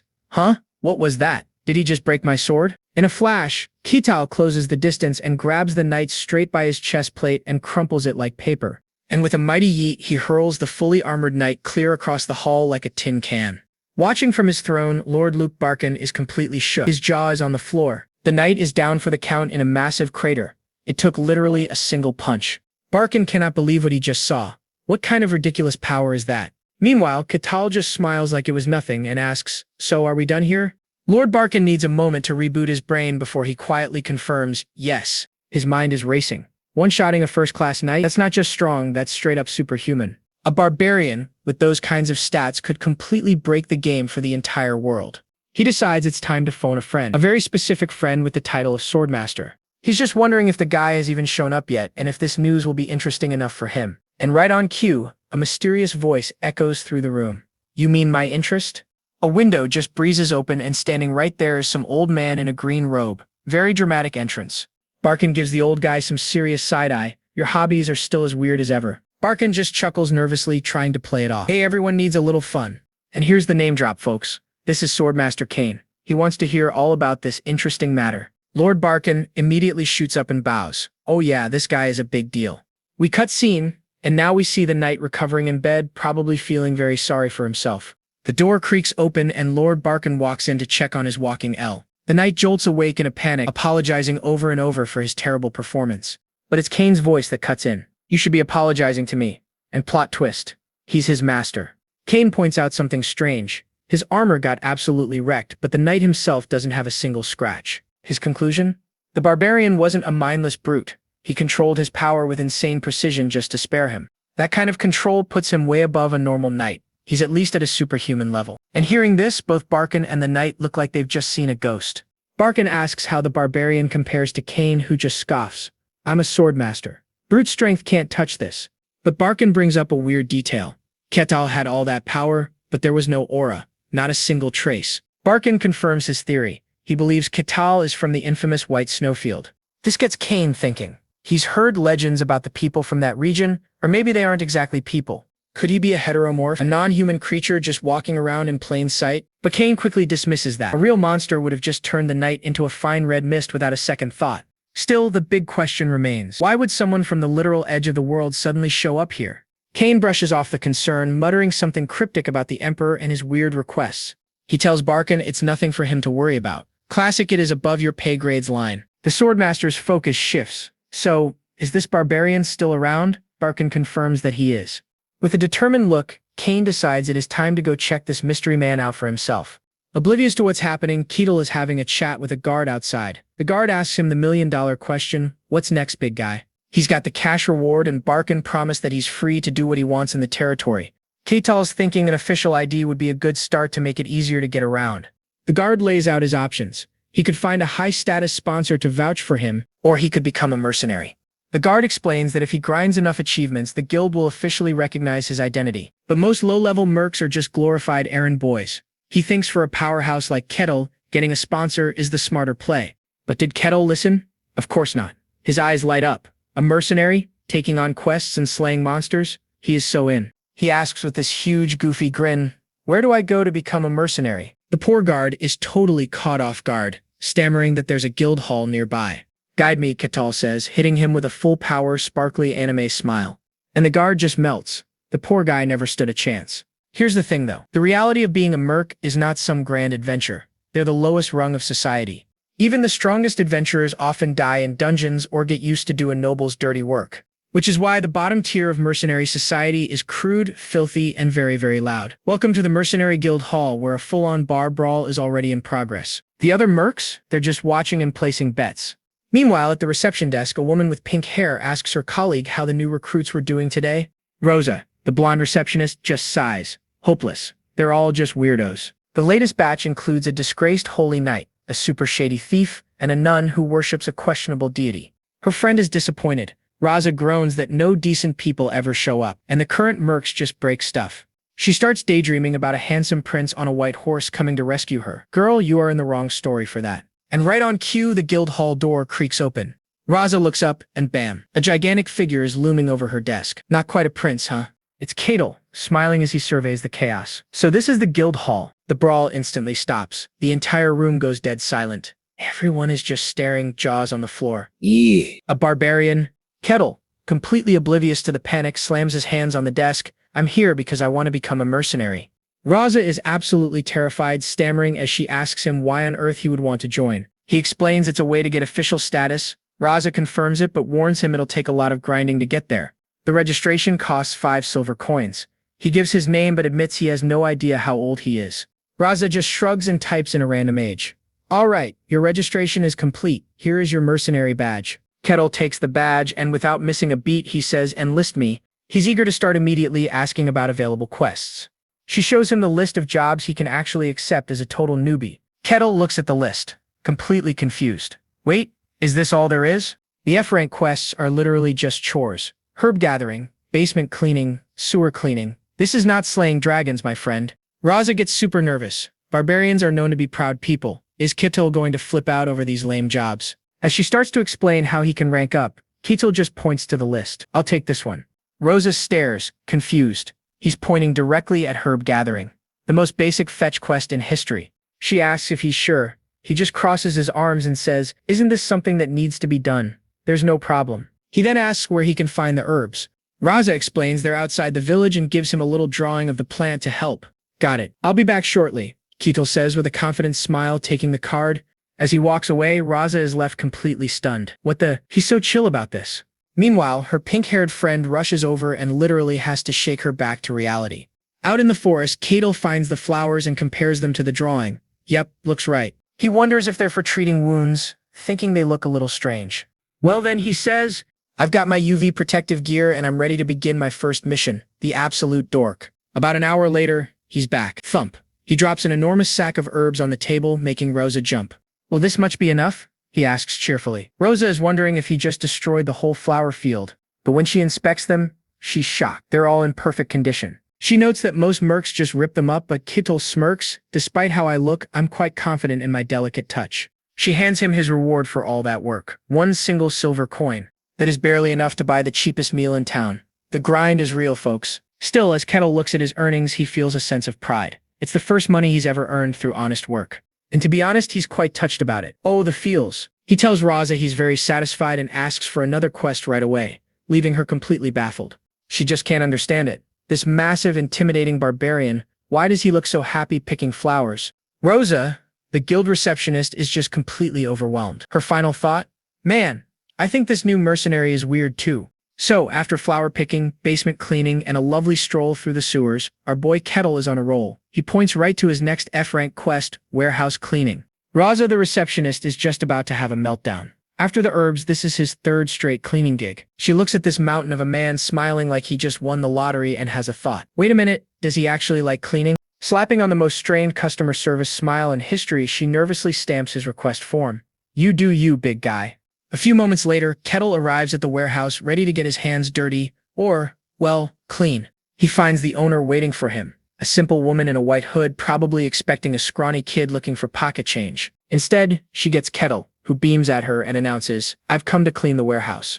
And the poor woman's soul just about leaves her body. Her face says it all, total, unfiltered horror. He asks if she's the owner and she can barely stammer out a yes. All her brain can process is a barbarian, but it turns out he's the best mover she's ever hired. Lifting massive crates is literally no problem for him. Easy peasy. Next up on his chore list, street sweeping. He notes that controlling his superhuman strength was tricky at first, but he got it down. Little does he know, he's got a stalker. From a window, Swordmaster Kane is watching through binoculars, completely baffled. Kane is losing his mind. This guy, Kettle, has enough power to topple a kingdom. Any nation would welcome him with open arms. And what's he doing with that power? Sweeping garbage off the street. And he's not even slacking, he's taking it 100% seriously. Kane is just speechless. Meanwhile, Kettle wipes his brow, absolutely basking in the glory of a hard day's work. Ah, the satisfaction. He wakes up to a brand new day. He's a bit sore, sure, but he feels amazing. That honest work high is real, folks. He gets up and spots a small pouch by the table. He flashes back to Rosa, presenting him with his pay. Good work on your first day, Mr. Kettle. Here is your reward for completing all 15 requests. His eyes go wide. A whole pouch of 15 silver coins. This might be the most money he's ever seen. He is absolutely glowing with happiness. Thanks. I'll be back again tomorrow, he says, grinning from ear to ear. Man, that memory brings a smile to his face. He thinks, time to begin my second day in civilization. The next morning, Kettle is taking a nice stroll through town, oblivious to the freaked-out faces of the villagers. He's walking with the confidence of a man who just got paid, when suddenly he grinds to a halt. He looks up and his eyes widen with curiosity. Is that a library? A little bell jingles as he walks inside. The librarian turns around to greet the new patron, and she immediately lets out a blood-curdling scream, because a shadowy 7-foot barbarian is asking if he can please read some books. Sometime later, after the screaming has subsided, Kettle is sitting peacefully, completely lost in a book. The librarian just watches him from her desk, frozen. Her brain cannot compute what she is seeing. Outside, our favorite stalker Kane is back on the job, and he is just as stunned. The savage barbarian is in a library, reading. He starts to wonder if maybe Snowfield barbarians are just super cultured, or if this one is just a massive weirdo. Kettle finishes a history book and neatly sums up the entire conflict. So the Empire won in the end. He remembers his friend Mylena saying she was heading to the kingdom at war with that same empire. Well, now he knows how that turned out for her. The book confirms the Empire is now a superpower, having basically turned the kingdom of Barkan into its personal puppet state. They've already swallowed half the human world and are still expanding. Talk about aggressive foreign policy. Kettle sits there for a moment, just pondering the whole idea of world domination. But that's enough boring human stuff. He moves on to what he really came for, the book on non-human races. And he is absolutely thrilled to learn that all those fantasy creatures from legends are 100% real in this world. The book details all kinds of incredible places, like a dwarven cave overflowing with rare minerals and shiny loot. It also mentions a fairy village, a city of celestials floating in the sky, and the super-secret elven sanctuary, Elfozagrada. Apparently, Elfozagrada is a hidden holy land that nobody has ever managed to find. Kettle just smirks. In that case, I must have earned the extraordinary right to visit the elves' sanctuary. But as he turns the page, his face just drops. What is this? Are there more places like the White Snowfield? He's found the section on demon realms. Places humans can't go, filled with twisted monsters. And there are 5 major ones. The book lists them out: the Forest of Silence, the Fiery Abyss, the Deep Sea, and something called the Deep Hole. Fun vacation spots. And what do you know? The 5th one is the White Snowfield. Yup, his home sweet home. The book says that while these realms have terrifying monsters, they can't actually expand their influence into the human world. Kettle is just floored. He's thinking, just how big is this world? The White Snowfield was enormous, and there are more places just like it. Having learned all he can, he neatly stacks the books and gets up to leave, making the librarian jump out of her skin. He gives her a friendly smile on his way out. Thanks, that was very informative. With one final, terrifyingly polite smile, Kettle is gone, the little bell jingling as the door closes. He heads straight back to the mercenary guild, cheerfully asking a very startled Rosa if she has any new jobs for him. And his face just lights up with pure, unadulterated excitement as she hands him a new quest form. The man loves to grind. Meanwhile, Swordmaster Kane is still watching from the shadows, and he has to admit it. This guy is just plain weird. After 2 full days of surveillance, he's seen enough weirdness to last a lifetime. It's finally time to meet this man in person. Walking through town at night, Kettle is feeling pretty good about his day's work. He glances at his pouch of coins. Hey, even the small jobs are adding up to some decent loot. If he keeps this pace up, he figures he'll be a recognized mercenary in no time at all. Meanwhile, in a dark alley, a mysterious figure watching him from the shadows. The figure steps out, blocking his path. Kettle stops, turning around with a questioning look. Well, look who it is. It's the old man from before, Swordmaster Kane, looking super grim under his hood. But Kettle is completely calm and just says, "You've been following me around all day, haven't you?" Kane is stunned silent. The Master of Stealth just got called out by this guy. Awkward. Kettle crosses his arms, asking what he wants. And Kane is just internally screaming, "You notice me?" He's certain he completely hid his presence using aura, thinking it should be impossible for anyone to sense him. Seeing the silent cloaked man, Kettle's brain makes a huge leap. He cracks his knuckles and asks, "Are you maybe a bandit?" Kane's face is a perfect picture of absolute confusion right now. Taking the silence as a yes, Keto figures he was right. Even the nicest towns still have bandits, I guess. Kane starts to deny it, but then stops. I mean, would this kid even believe he's a famous swordmaster? Keto looks at him with pure pity. Do you really need to turn to robbery in your old age? The economy must be really bad. Oh, sick burn. Then a brilliant idea strikes our boy. Bringing in a bandit would be a great achievement for his resume. Kane just stares, completely bewildered. How did we even get here? But then an idea dawns on him. If Kettle thinks he's a bandit, this is the perfect chance to test his strength.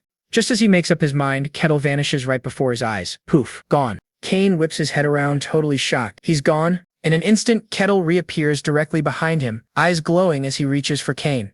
Realizing he's about to be grabbed, Kane unleashes a blast of green energy, blocking the attack. Kettle stops and a huge grin spreads across his face. Oh, not bad, old man. You're pretty fast. Kane lands a few feet away, his mind completely reeling. He cannot believe it. No way, he almost caught me. Even more shocking, he realizes Kettle moved that fast with pure physical stats. He couldn't sense any aura at all. Kettle just stands there, smiling, completely unbothered by any of this. Kane grits his teeth. Okay, this isn't a test anymore, he is going all out. But once again, in the blink of an eye, Kettle is gone. This kid is just way too fast. Before Kane can even process it, Kettle has grabbed his arm. The swordmaster is in total disbelief. He had his senses on high alert and still couldn't react in time. The grip is immense.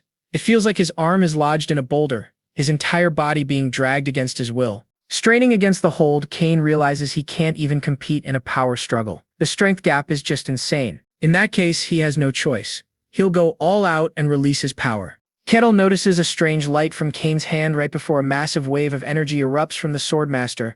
The blast creates a blinding flash of light, forcing Kane back as well. He lands, panting, his hand still crackling with residual energy. Kettle stands completely unfazed, saying that bandits these days have all sorts of tricks.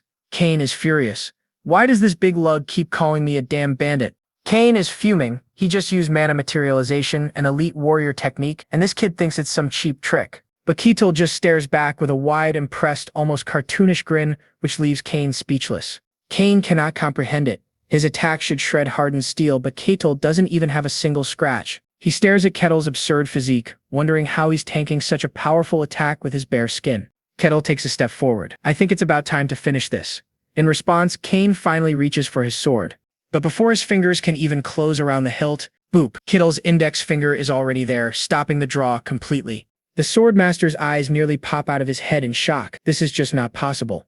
He strains with all his might, but he can't overcome the pressure of that single finger. He looks up into Kettle's eyes, which are once again glowing with that unnerving purple light. A single tear of despair rolls down Kane's face. He thinks to himself, this is the end for me, and with one swift chop, it is all over. Kettle holds up the unconscious swordmaster. So this is what a bandit in a fantasy world looks like. A few minutes later, he's at the guardhouse. Barbarian, what's the meaning of this? Stammers the guard.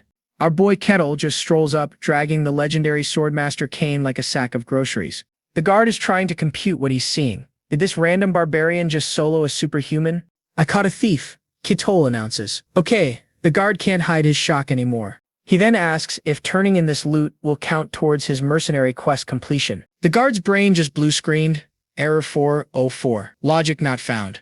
He's thinking, that's Swordmaster Kane, the legend, and he's being handled like a bag of dirty laundry. The poor guy finally manages to get a few words out. He's not a thief. And Kettle's brilliant detective mind immediately concludes, so you know him. If he's not a thief, then he must be an accomplice. Panicking, the guard snaps to attention and bows to the unconscious body. I greet you, Swordmaster Kane of the Gehentra Kingdom. And you can almost see the single gear in Kettle's head finally start to turn. He looks down at the old man. A guy called Swordmaster is just a common thief? Nah, he's not buying it for a second. That's impossible. He's a thief. He attacked me for my silver coins. The guard is practically begging him at this point. No, he really is the Swordmaster. I'd never mistake that face. As the guard tries to reason, Kettle comes to his own galaxy brain conclusion. Is Swordmaster some kind of cool nickname for thieves? The guard just stares. What the heck are you even saying? After a long, awkward pause, the guard decides this is way above his pay grade and he's going to report it to the Lord. Sometime later, Lord Luke Barkin is absolutely losing his mind. What? Lord Kane was defeated? We get a super awkward apology session. It's a whole lot of my bad and no, it was my fault. The two of them just sit there in a silence so thick you could cut it with a very uncomfortable knife. Watching from the doorway, Lord Barkin is trying to process all this. He expected a fight, sure, but he never thought the Swordmaster would get absolutely bodied. The conclusion is simple and honestly pretty terrifying. This barbarian is stronger than a Swordmaster. Even if Kane is the rookie Swordmaster, the title isn't a joke. Defeating one means Kettle is a completely unpredictable powerhouse. This is giving him a headache, so he bails. Seems there's been a misunderstanding. I'll let you two have a private chat, he declares. And exits, closing the doors, and the room goes right back to that awkward silence. You can just feel the secondhand embarrassment. Kane takes a shaky sip of tea, his pride completely deleted from the server after that beatdown. He tries to pull himself together, making a formal reintroduction. I am Kane, the Swordmaster. And Kettle, ever the genius, asks if Swordmaster is his last name. Kane has to explain that when you're that OP, you don't need a surname.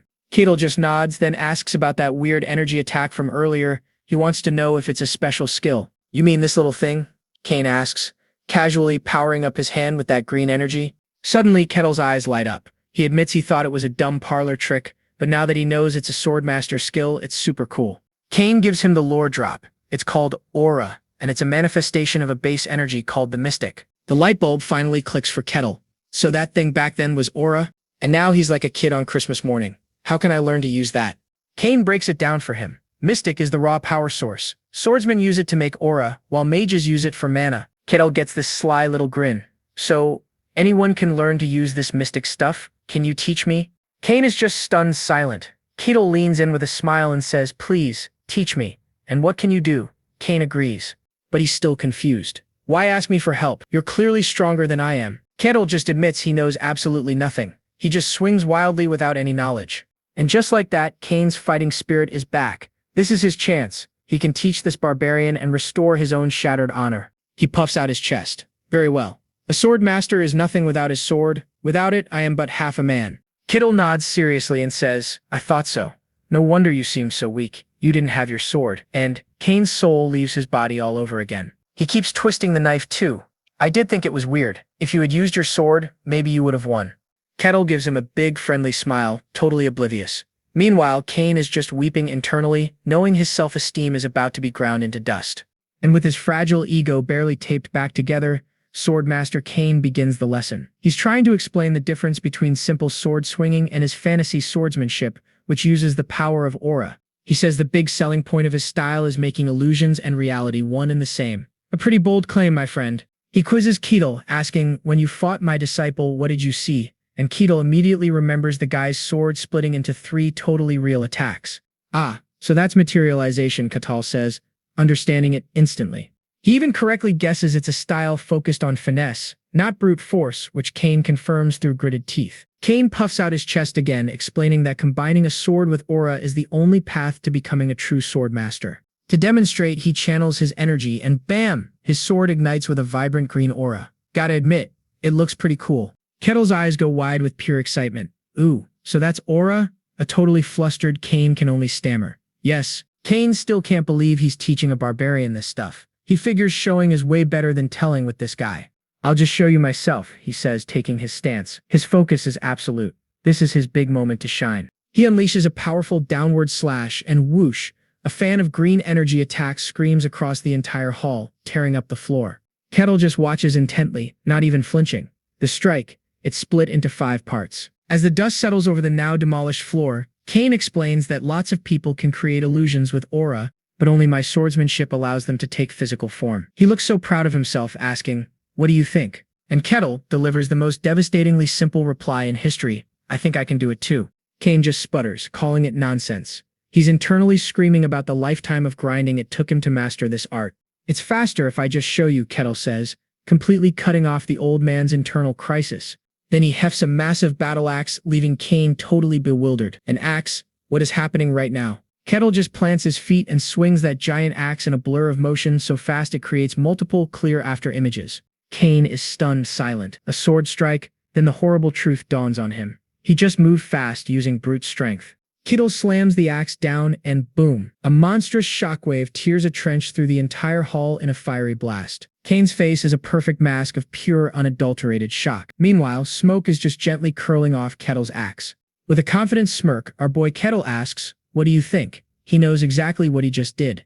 Kane is trying to process this. It looked like an illusion made real, but it was just overwhelming speed and power. Even he was almost fooled. He tells Kettle it was just a simple swing, but Kettle counters that if the result is the same in a real fight, does the technique really matter? And Kane is left completely speechless. He knows Kettle isn't wrong, and the blow to his pride is just massive. Refusing to accept this defeat, Kane shouts, "Then how about this?"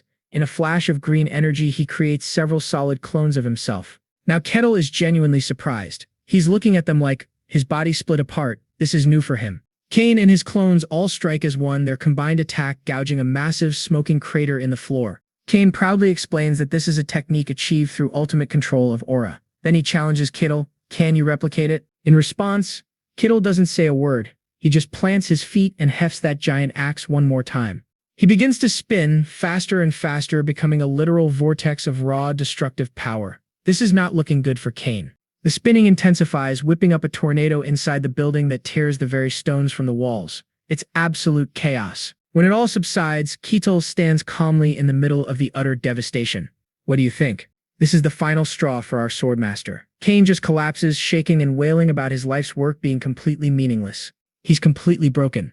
The legendary swordmaster is reduced to a sobbing wreck on the ground. It's both tragic and hilarious. Kittle looks down at the mess of a man and remarks, "Your mental fortitude is weaker than I expected." Switching to therapist mode, he offers an unexpected compliment. "Your swordsmanship is amazing." Kettle admits, "I merely swung my axe quickly. That's not real swordsmanship. That's just brute force. But the swordsmanship you showed wasn't an afterimage, it was real. I can never truly reach that level of mystery." And that little bit of validation is all Kane needs. His spirit is instantly restored. He's right, my swordsmanship still holds great value. He declares that materializing illusion and reality is a special technique that only he can perform. His ego is back online. With fire in his eyes, he's thinking, "This isn't a flaw in my technique, but that barbarian is just insane." He reasons that no normal human could possibly move fast enough to make after images solid without using aura, which to be fair is true. Seeing that the old man is recovered, Kettle asks again, "Can you teach me true sword techniques?" Kane quickly collects himself. My apologies, I got a little emotional for a moment." With his pride mostly restored, Swordmaster Kane finally begins Kettle's lesson for real this time. He explains that to control aura, you must first awaken to the concept of mystery. It's the secret sauce of this world. No wizard or swordsman can reach the highest levels without it, unless you're a cleric getting your powers directly from the gods. Kettle asks if divine power is different from this. Kane agrees, clarifying that a cleric's power are granted by the gods, not a reflection of their own personal stats. Kettle seems to be absorbing all this new information with some serious interest. Kane continues describing mystery as the innate power within a person. How you control it determines everything about your abilities. Whether it's wielding aura, mana, or spirits, awakening this inner power is the first and most crucial step on the path to greatness. He reveals there are 5 stages to mastering mystery, and the most basic one is simply called sensing mystery. Kettle asks if anyone can do it, but Kane shuts that down fast. Without talent, you can't even feel it. Sorry, noobs. In fact, Kane says, those who can just barely sense it are called third-rate. Talk about a harsh ranking system. Depending on your control over this mystery stuff, everyone in the world is assigned one of 5 different ranks. The ranks go from third-rate to second-rate, first-rate, superhuman, and finally the legendary hero class. As Kettle hears this, you can see a flicker of recognition in his eyes. He seems to be recalling something from his past. Kane just waves it off, saying the ranks are a loose guide, and tells Kettle not to worry about it for now. With the lecture finally over, Kettle confirms he understands everything. Kane announces it's time to begin the practical lesson. Kane stares intently, ready to guide our boy Kettle through the very first stage, sensing mystery. Let's see how this goes. Alright, class is in session. Kane tells our boy to awaken a new sense he's never felt before. The instructions are simple. Feel the wind, feel the earth. Basically become one with nature. Kettle concentrates so hard. But then he just pops his eyes open and says, "Yeah, I can't feel anything though." Kane is completely floored. He figured a guy with maxed out physical stats would sense this easily. He mutters that strong people usually have a better knack for it. Kettle, my friend, is the exception to the rule. Kettle confirms that no one from his snow-covered homeland has ever sensed this mystical stuff. Time for plan B. Kane decides to give him a jumpstart by sending his own energy into Kettle's body. Kettle's eyes light up. "You're transferring aura?" Kane just gives him a vague, something like that. Looking starstruck, our boy agrees. He's only ever read about this in novels. Kane places a hand on his back and tells him to just relax and feel the flow of mana. But the second he makes contact, zap, Kane gets a massive shock. What kind of body is this? He says it feels like touching solid rock. He's seriously questioning if Kettle is even human at this point. Kettle snaps him out of his trance, and Kane awkwardly apologizes for spacing out. Getting serious, Kane starts pouring his aura in, hoping to awaken the dormant power inside Kettle. Green energy flows into our boy's body. Kane feels pretty confident this is going to work. But then, something's not right. Kane stops, looking completely baffled. He can't find the path. He can't even get deep enough to look for it. It's just unreachable. From Kane's point of view, it's like trying to find a Wi-Fi signal in a black hole. It's a vast, empty abyss. He finally has to give up, realizing this is a total dead end. Kane pulls back, and Kettle immediately freaks out. What do you mean it won't work? Do I have no talent? Kane tries to explain. It's not about talent. Kettle has to find the path himself to awaken his power. Kettle gets it, but he's worried. So, are you saying I can't sense the mystical at all? Kane struggles for an answer. He couldn't even check for potential because Kettle's body is just built different. Basically, Kettle's body is so ridiculously dense that it literally acts like a shield, blocking the aura from getting inside. He admits he's never seen anything like it. Pure physical power nerfing magic. That's a new one. Kettle slumps, disappointed. So I can't gain mystical power? Kane admits he doesn't know for sure. He suggests our boy go bother some other swordmasters or maybe the wizards at the magic tower. Kane apologizes, but Kettle just brushes it off, saying it's okay and there's still a chance. Then he breaks into a wide grin, sincerely thanking Kane for all the help. What a good dude. Kane watches him, thinking about all the other barbarians he's met. Total monsters who live for violence. But Kettle is different. Seizing the moment, Kane asks if he'd consider settling down in the kingdom. He offers him loyalty, a title, and a high-ranking position. The whole 9 yards. Kettle's response is simple and blunt. I refuse. I have no intention of belonging to anything. Kane gets this plan in his head that if he could get this barbarian's allegiance, they could be free from the empire. He tries one last time, dangling the promise of becoming a noble in front of him. Kettle just smiles, totally unfazed by the offer. I'll do things my own way, he says. Kane is shocked for a second, but then a look of understanding crosses his face. He gets it. Our boy gives one last, genuine thank you, promising he won't forget the favor. As Kettle walks away, Kane realizes that trying to control him was a ridiculous idea. No one can control this man. He's a true free agent, acting solely on his own will. He's a total enigma, which makes him potentially more dangerous than any barbarian he's ever met. Sighing, Kane looks out over the castle, his thoughts shift to the Emperor and his hyper-focus on a Demon Realm expedition. A few minutes later, Lord Barkin sits at his desk, fully aware of the Emperor's plans. Kane reports that people are dying for nothing and guesses the Emperor wants to be like that ancient Emperor. But Kane just brushes the thought aside, deciding it's a problem for another day. He continues his grim report. The Empire hasn't even conquered all human territory, making this whole thing foolish. Barkin gets the picture. It's only a matter of time before the Emperor's hungry gaze falls on them. Kane confirms his fears. Since their land is technically part of the Empire, a summons could come at any time. Leaning back, Kane sighs and complains about the world and the half-crazy Emperor causing problems. Suddenly, Barkin's whole mood shifts. He leans forward, dead serious, and asks Kane about a certain rumor. And Kane confirms it. One by one, the movements of demons are becoming more noticeable. Dungeons are appearing more frequently, and whispers say something is leaking out from the demon realm. Whatever is happening, you can bet it's not going to be good for humanity. Then Kane stops. But if you think about it, isn't it strange that the barbarian is also here? Barkin agrees. That's a very good point. Kane pushes him for an answer, but all the Lord can say is, I don't know. He explains that, at the very least, our boy Kettle hasn't been hostile towards them so far. But beyond that simple fact, everything else is a complete and total mystery. Meanwhile, the mystery man himself is just taking a casual stroll. But he starts to notice something is a little off. Yeah, everywhere he goes, people are parting like the Red Sea. They're literally grabbing their kids to get them out of his way. And what is our hero's brilliant conclusion? He thinks it's because of his clothes. Completely misunderstanding the situation, he's completely convinced his beast hide vest isn't civilized enough. So that settles it. Time for a major wardrobe upgrade. He eventually finds his way to a fancy-looking tailor shop. What could possibly go wrong? The tailor turns around and just about has a heart attack. There's a literal barbarian standing in his high-end store. Through his very real tears, the poor guy explains they don't have anything in Kettle's size. You think? But seeing Kettle's disappointed face, the tailor panics. He quickly offers to make him something custom. And just like that, Kettle's mood does a complete 180. He's thrilled and tells the guy to go for it. The tailor agrees. But his mind is playing a highlight reel of all the ways this giant could end him if he messes up. On his way to the guild hall, something shiny on the ground catches his eye. Look at that. A small, shimmering, blue orb. You know what that means, folks. It's time for a side quest. He gives it a closer look, totally intrigued by the swirling patterns inside. This thing looks pretty important.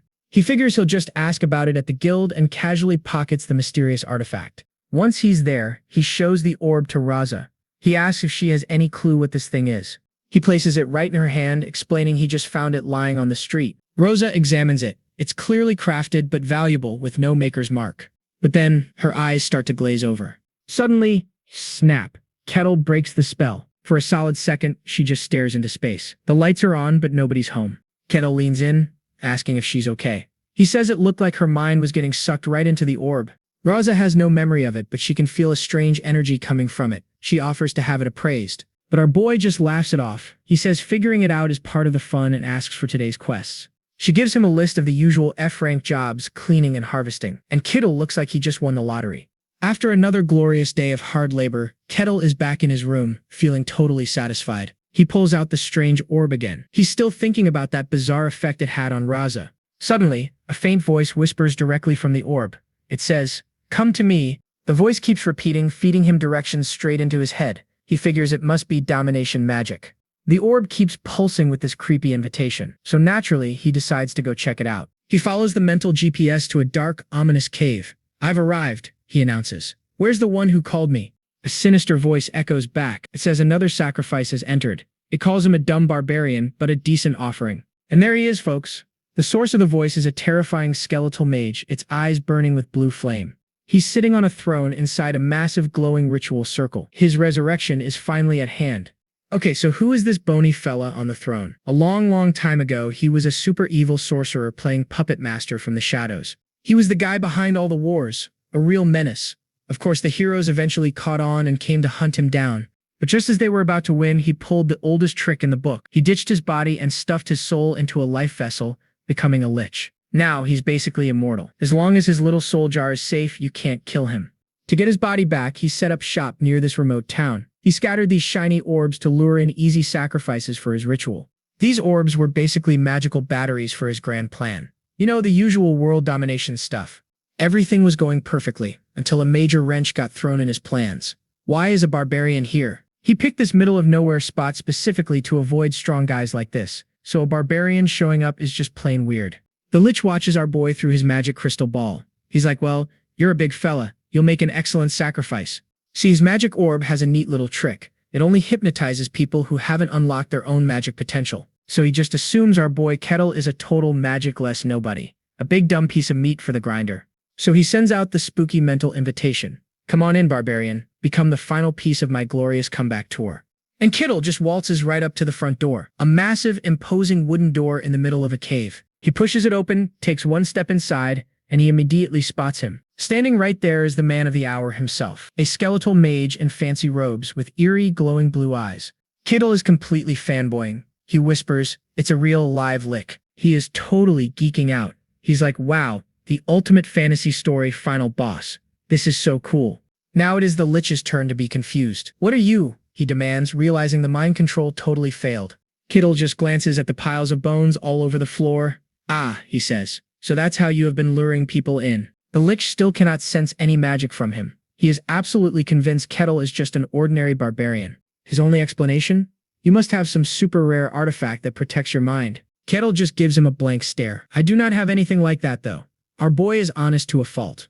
The lich is done talking. His staff starts glowing. "You think you can fool me? If you had just obeyed, this would have been painless.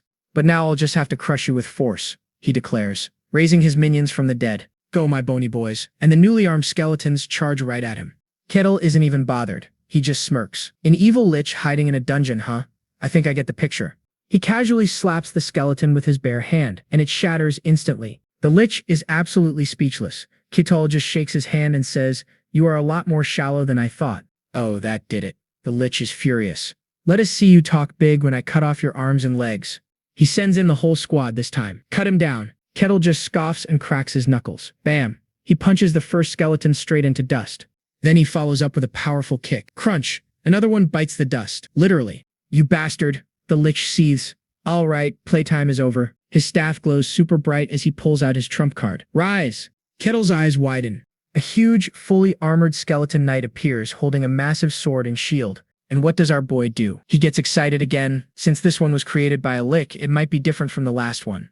"Kill him!" The lich screams. The knight charges forward like a freight train. Kettle just grins and cracks his knuckles again. He is finally ready for a real fight. The knight swings its giant glowing sword, but Kettle just watches. Kettle thinks that a skeleton knight summoned by a lich is very unusual. He just winds up and, bam! A single punch completely shatters the knight's skull, sending the undead warrior into a shower of bone and rubble. So much for that real fight. The lich is left totally speechless. His bony jaw is practically on the floor watching this casual display of pure annihilation. As the dust settles, Kettle casually stomps on the knight's twitching hand, crushing it for good measure. A little overkill, my dude. He glances over his shoulder, looking completely bored. Is that all you got? The lich desperately scans our boy, trying to figure out what his deal is. Who is this guy? But his magical scan comes up empty. No magic, no mana, not even a hidden artifact. The results just don't make any sense. Could it be? Did this barbarian really just defeat a top-tier undead with nothing but his bare fists? Is that even possible in this world?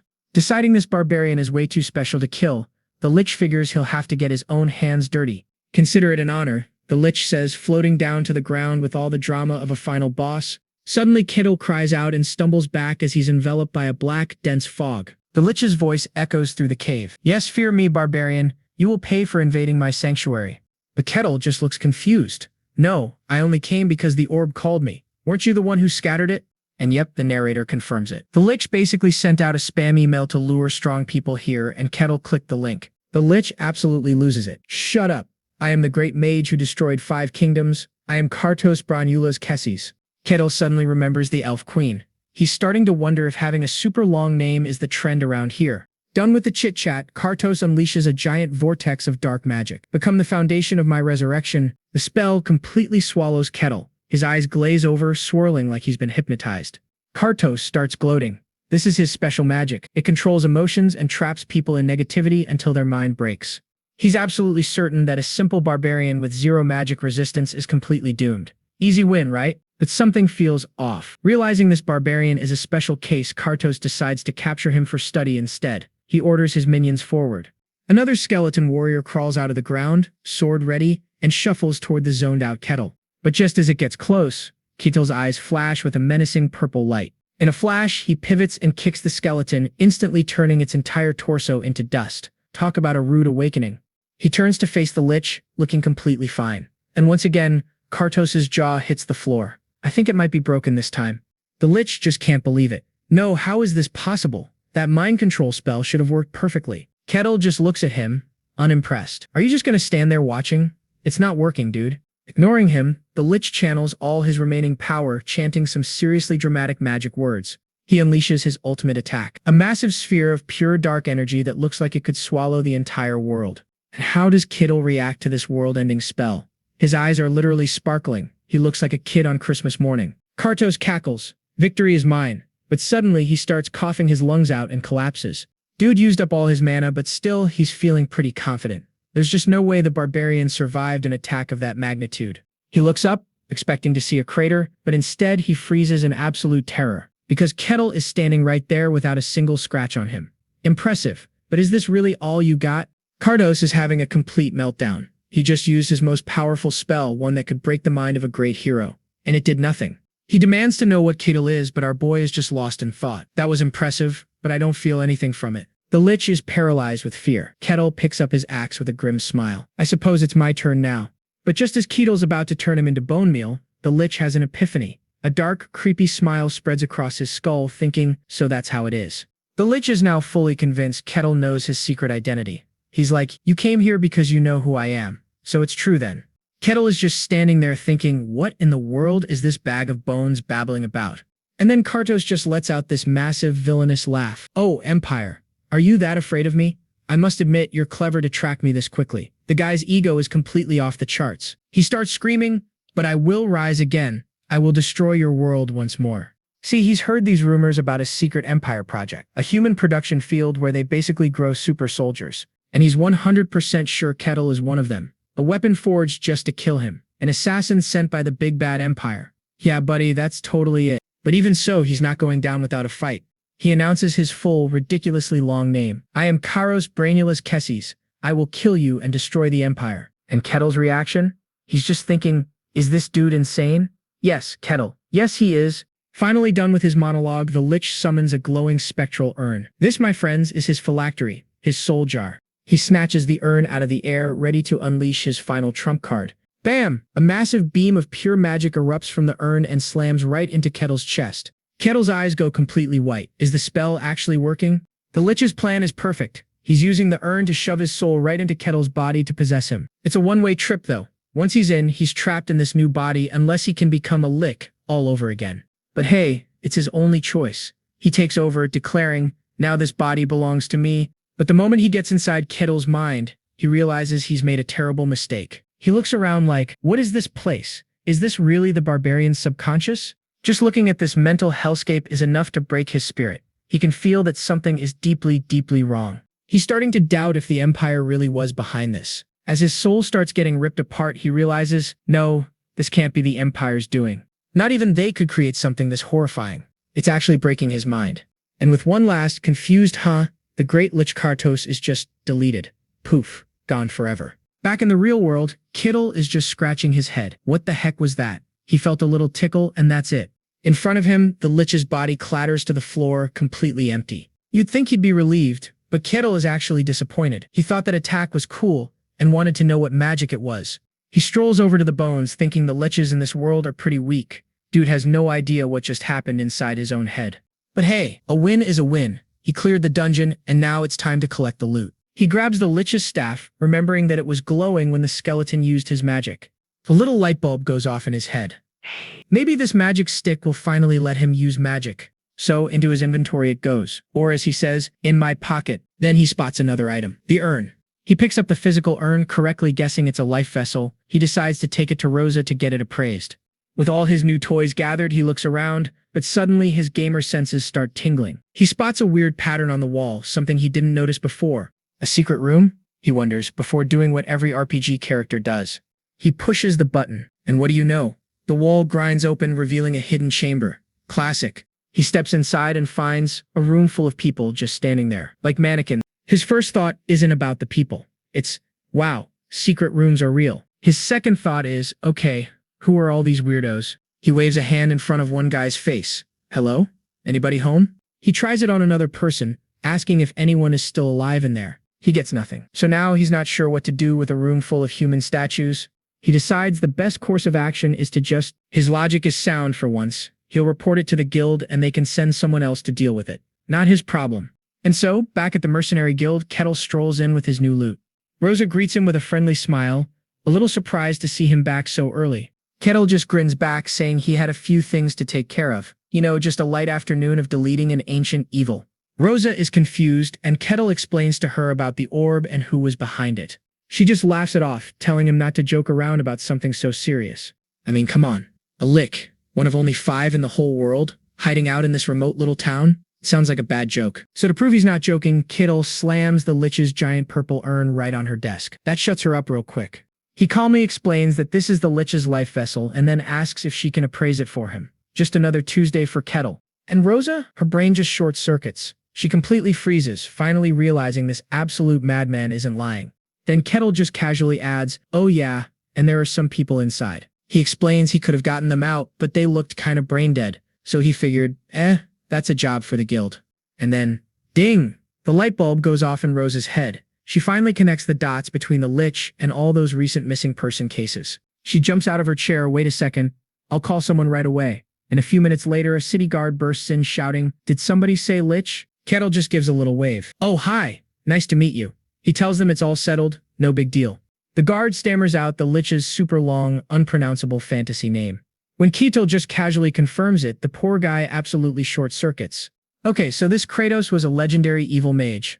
A century ago, he drove kings insane and wiped 5 whole kingdoms off the map. He can't believe a monster like that was here in their little village. Yeah, but he wasn't that impressive, Kettle says. He did some weird stuff and basically defeated himself. The guard is just stunned into silence.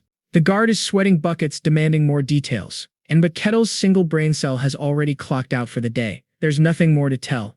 Realizing this is way above his pay grade, the guard decides to bounce. He's reporting this directly to the Lord. The news reaches Lord Barkin, and he is not happy. A Lich? Right next to my territory? He roars. The guard confirms it all. He has testimony from the rescued victims, and, oh yeah, the Lich's actual phylactery is proof. Barkin immediately sees the political nightmare. A Lich this big will get the Empire's attention, and his top fighter is on vacation. This is truly troublesome, he mutters. He slams his fist on the desk and gives the order. Prepare a message for the capital, now. Barkin admits they got extremely lucky. If Ketil hadn't found Kratos right after he respawned, they would have been the first victims. He knows Ketil's timing was perfect, but the accomplishment is still mind-blowing. This barbarian needs a proper reward. Staring at the moon, he wonders, what kind of loot do you even give a guy who can solo a legendary lick? The next morning, urgent shouting echoes through the castle. Barkin, already up, calmly says, let him in. The huge doors burst open and a frantic maid rushes in. My lord, the sun god's inquisitor, Lord Aquaz, is here. Barkin's eyes widen in pure shock. What? Why would a VIP like that show up in his tiny remote territory? And there she is, standing in a radiant holy aura. The inquisitor of the sun god has officially entered the chat. Later, Barkin sits across from her. He gives his formal introduction as lord of the territory and welcomes her. She introduces herself as Aquaz, inquisitor of the sun god, a judge who punishes the lost. You know, a totally normal job title. Oh, Barkin knows exactly who she is. She's the youngest and strongest inquisitor on the whole continent. A total celebrity famous for taking out warlocks. Her authority is absolute. Aquaz gets right to it, noting that his territory is a bit of a mess. Barkin tries to downplay it, realizing she can't be here about the lich, right? He finally just asks why she's here. She looks at him and says, I am here to discuss a divine revelation. Barkin is completely stunned. But before she shares the holy message, Aquaz has a request. She wants to hear all about the recent incident. He starts telling the whole story, and she is shocked. The barbarian defeated the lich? She asks. He confirms it, revealing the lich was the infamous Kartos. That name sends a shockwave through Aquaz. What? That creature was here? As proof, Barkin presents the lich's phylactery. Staring at the urn, Aquaz's calm and collected composure completely shatters. What exactly has happened here? She whispers. Clutching her holy symbol, her mind is racing, focused on only one thing. She wants to know if the barbarian was still in town. Lord Barkin confirms her worst fears. Yes, the ridiculously powerful barbarian is still hanging around his territory. Barkin adds that with this guy, anything seems possible. He even casually drops that Ketil also defeated Swordmaster Cain, leaving Aquaz completely stunned. Okay, so a new powerhouse has entered the game. Aquaz immediately tries to place him, asking which tribe this monster belongs to. Barkin tells her Ketil claimed to be from the White Wasteland, and that name hits Aquaz like a truck. The White Wasteland is just another name for the snowy desert, a literal demon zone. My friend, she is not happy. Suddenly, a thought strikes her. All the pieces start clicking into place. A new, unknown power from a demon-infested land. She speculates out loud that maybe, just maybe, this barbarian is the entire reason she was sent here. Barkin is just standing there, completely lost. With a fire in her eyes, she makes it official. She needs to meet this barbarian, face to face. Now. Meanwhile, Ketil is back in his room, admiring the stone he swiped from the lich's staff. He figures it boosts magic or something. Then he thinks, I'll just ask the mage about it later. His brilliant train of thought is cut short when he notices the sun is up. Time for our hero to start his day. Right on cue, a fully armored guard shows up with a message. The sun god's inquisitor wants to see him. And the meeting is at the church. The guard gives him some tips, telling him to show respect once he meets her. Ketil just gives him a big grin and says not to worry. He's got this. Looking a little flustered, the guard just asks if he's ready to head out. Ketil, now fully geared up in his barbarian outfit, flashes a confident smile. Let's go. Alright folks, a bit more background about this world. Gods are 100% real. They hand out power like candy and can even pop down for a visit. And the main hub for all this divine action, the central gathering spot for all the faithful, is the church. The guard leads our boy Ketil through the city, stopping in front of a massive building. Ketil looks up, and he immediately starts fanboying. He's staring at the absolutely magnificent sun god's church. The guard tells him someone will meet him inside, so Ketil thanks him and heads on in. He pushes open the giant doors, taking a deep breath as he steps into the holy building. The inside is just as impressive, with massive statues and rows of pews all lit up by heavenly light. He's immediately greeted by a welcoming committee of 3 nuns. Welcome, Sir Ketil. One of them says Inquisitor Aquaz is waiting. She offers to show him the way. They lead him into a beautiful room full of yellow flowers where a woman stands with her back to him. She turns, introducing herself. Aquaz, Inquisitor of the Sun God, and she means business. Ketil gives a friendly smile. I'm Ketil the Barbarian. He's thinking she looks pretty young to be an Inquisitor. He figures she must have some serious skills to get a job like that so early. Aquaz, on the other hand, is immediately suspicious. She's wondering what this big giant is smiling about. Ketil cuts right to the chase, asking her why he was summoned. She explains it's about the dungeon incident. Apparently, the lich he killed was the infamous Kratos, a world-class villain with a huge body count. She says Kratos was so strong that basically only certified heroes could even stand up to him. Ketil's like, yeah, I've heard the stories, but he claims the lich he fought was a total klutz who basically defeated himself. Seeing her total disbelief, he just closes his eyes and says, "Look, I'm just telling you what I saw." So Aquaz makes a wild offer. How about they invite her god to be a direct witness to their little chat? She explains it's basically a holy lie detector. If he lies, a divine alarm goes off. She's thinking there's no way this barbarian agrees to this. She even gives him an easy out, saying he can refuse. But to her absolute shock, Kital is thrilled. Why would I refuse? This is his chance to experience real divine power. What a nerd. His pure, almost childlike excitement completely short-circuits Aquaz's brain. She just can't understand why he looks so happy. She carefully asks if this makes him uncomfortable. Kettle, bless his heart, is just confused and asks what she means. He sees no reason to be disturbed at all. After all, he's just been telling the truth. What's there to worry about? Seeing how confident he is, Aquaz agrees and closes her eyes to begin the ritual. She clasps her hands together and starts praying. God, who guards the sun itself, please with your gaze reveal all lies in this place. The second she finishes, a massive pillar of golden, holy light erupts from the church and shoots straight into the sky. Boom. Ketel is caught right in the middle of it, looking up in shock. "Oh my gosh, I can feel it," he exclaims. A presence from way up high, a being so immense and powerful it's impossible to describe. And right now, he can sense what this powerful god is feeling. Confusion? The god is just completely and utterly confused. Even the deity has no idea what to make of our boy. And just like that, the light fades. The room goes back to normal, leaving them both sitting at the table. Aquaz lets out a quiet sigh of relief. Thank goodness there was no holy reaction, she thinks. Pulling herself together, she makes it official. Then let's start. From now on, inside this place, no one may lie. Ketel just looks back at her with a cool, confident grin. Okay? All right. With the sun god's anti-lie detector officially active, it's time for the interrogation to begin. Ketel runs back the tape, explaining for the 100th time how he soloed the dungeon. Not a single lie detected. Aquaz realizes this dude was telling the truth the whole time. He just got lucky that the lich was when they faced each other. She apologizes for being so rude, but our boy Ketel just grins back, saying he kinda enjoyed it. Just when you think it's over, Aquaz hits him with the one last things card. She's got a personal question, and it looks serious. She leans in and asks the big one. "Are you really from the White Snowfield?" His answer? Yep, just like that. Aquaz is completely floored. The dude is actually from the demon realm. Her mind is racing. Could this guy be the legendary Grey Barbarian from the old tales? But wait, Ketel flips the script. "My turn," he says. "Why are you really here?" She tries to play it cool, mumbling about personal business. But Ketel sees right through that. He cuts straight to it. "Was that business to check if I was some kind of monster?" Oof, direct hit. Aquaz gets all flustered trying to deny it, but Ketel's not letting her off the hook. He gestures at the glowy room. This whole Eye of the God thing seems a little extra for a simple lie detector test, don't you think? And she's totally busted. Under the god's eye, she can't even lie about her intentions. Checkmate, Ketel. "So you came here just for me?" He pushes. She panics and says no, claiming there was an oracle. Turns out, a prophecy led her here and she thought he might be the guy. But the test results were, well, confusing to say the least. She finally comes clean and apologizes for hiding things. But Ketel, being the weirdo he is, just says it was interesting. But now his curiosity is piqued. He hits her with another question. "So what exactly did this oracle say?"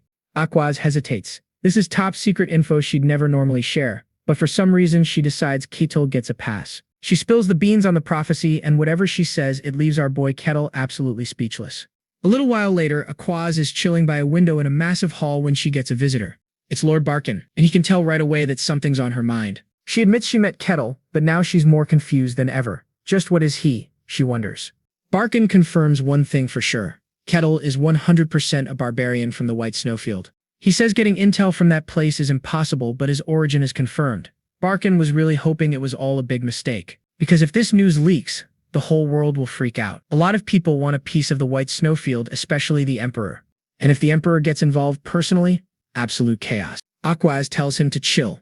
They'll cover up the Lich incident and keep Ketel's identity on the down low. Barkin can finally breathe again. Then he asks the million-dollar question. Are all the barbarians from there like him? Aquaz thinks for a second. Probably not. Her logic is solid. If they were all that OP, they would have already conquered the entire world by now. I mean, it's true. Most barbarians are basically walking mountains of muscle with about 2 brain cells to rub together. But what happens when you give those powerhouses a big brain? You get someone like Ketel. Barkin mentions a rumor about the new barbarian king, another one who supposedly has both brains and brawn. Aquaz confirms it. She's met the guy, and he was absolutely not your average club-swinging barbarian.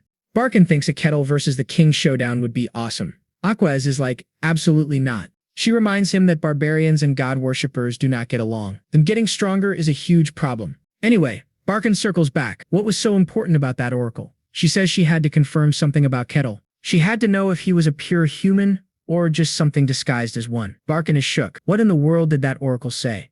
And as she finally reveals the true prophecy, Barkin looks like he's just seen a ghost. Sometime later, Kettle gets summoned to Lord Barkin's office. The Lord kicks things off with some polite small talk. Kettle isn't here for games. I'm fine. Why'd you call me here? Barkin gets serious. First, a thank you. You saved this entire domain from the Lich Kartos. He admits that if the Lich had been at 100% power, they all would have been toast. But then comes the bad news. He tells Kettle that his epic win is going to be kept top secret. Beating the Lich is a huge deal, but if the Emperor finds out, he'll immediately mobilize his forces. Not good. Kettle just shrugs. Fame was never his goal anyway. Barkin says it's not an apology, but he does have a reward prepared. He taps the desk and a servant brings in the goods. Kettle's eyes practically pop out of his head. It's a huge sparkling bag of loot. Oh yeah, our boy is about to get paid. Kettle's just staring at it, confused. But Barkin smiles, telling him it's no ordinary bag and that he should check it out himself. Kettle is just staring at this tiny pouch, totally mesmerized by the magical sparkles. Barkin just tells him to stop gawking and open the thing already. He then reveals it's a pouch-type artifact, a magical item for storage. Get this. The space inside is apparently as big as the entire room they're in. An artifact. Our boy's mind is completely blown. It's the first time he's ever seen one up close. Barkin says he can even put stuff in that's bigger than the opening. Kettle, being Kettle, has to test that immediately. He shoves his comically large axe at the tiny hole, and it gets slurped right in. Barkin explains how to get it back. Just reach in and picture the item in your mind. Kettle is absolutely freaking out over how cool it is. He loves it. He promises to put it to good use. Well, now that that is settled, he's got one last thing to deal with. The prophecy. He remembers Swordmaster Kane's report. Aberrations from the demon realm are starting to pop up, and Barkin can't help but wonder if these strange events are tied to that same dark prophecy. The prophecy warns of a great evil descending on this very land before spreading across the entire world. You should know, folks, that the Barkin territory is a network of small villages that keep regularly in contact. But then one day, a remote village just goes completely silent. Poof, off the grid. A nearby town sent some folks to investigate. Spoiler alert, they didn't come back either. Hearing this, the Lord sent in the guards. And you guessed it, they vanished too. That's when Lord Barkin finally realized this was way more than just a communications problem. Back at the Mercenary Guild, Rosa posts an urgent request directly from the Lord.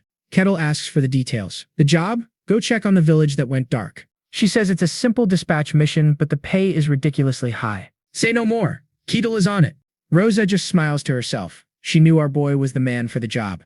Later at the quest meeting point, the other mercenaries are whispering nervously. The cleric, Hayes, is standing off to the side, looking like she wants to be anywhere else. She looks up when someone calls her. Wait a second, is that Mr. Kettle? Kettle smirks, showing off a brand new custom-made outfit.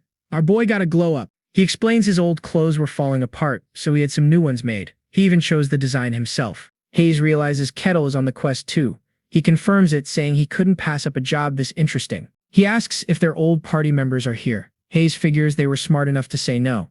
Kettle looks around. For a simple quest with a huge reward, not many people showed up. Hayes has to break it to him. This isn't a simple quest. The pay is way too high for just a recon mission. She mentions the rumors about the guards who disappeared. Yeah, this is definitely not a simple request. Kettle's still bummed about the small turnout. Hayes leans in to whisper that there's another rumor. But she trails off with a nervous laugh as Aquaz, the sun god's heretic inquisitor, makes her grand entrance.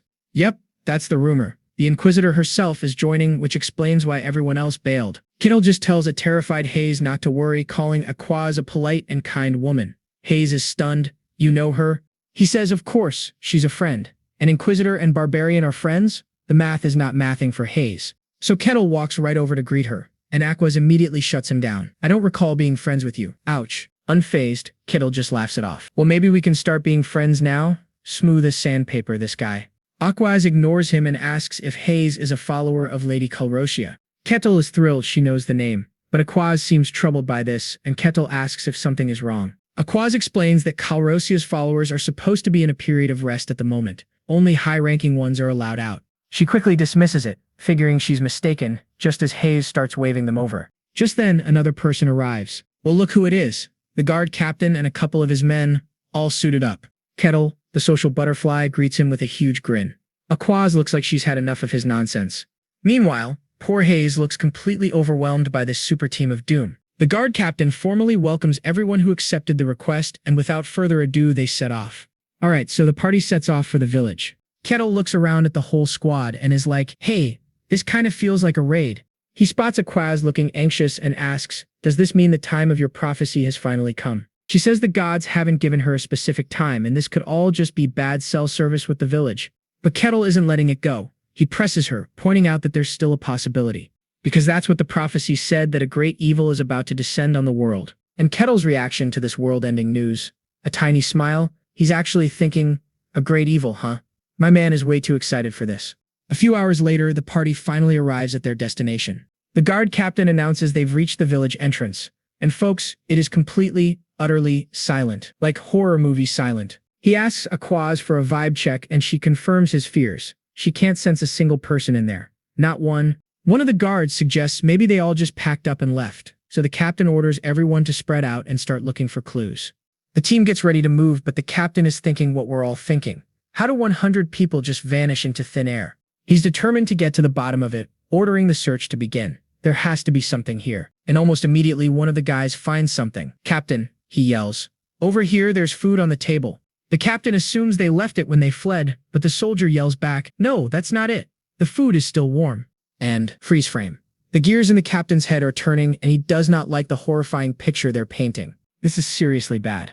The village went dark days ago, and every single person they sent to check on it has completely disappeared. Back in the house, the mercenary confirms it. They found zero trace of anyone leaving or trying to hide. With a grim expression, the captain tells him to keep searching. This whole situation is just plain wrong. Everywhere they look, it's the same creepy story. Signs of life happening just moments ago, but not a single living soul to be found. Another soldier reports back saying there's proof people were here, but absolutely no sign of where they went. It's like they just evaporated. The captain turns to Aquaz, desperate for an answer, but she's clueless. So he looks to Kettle for a big brain idea. Kettle confirms he hasn't found anything either. He can't sense a single presence. Super helpful, my man.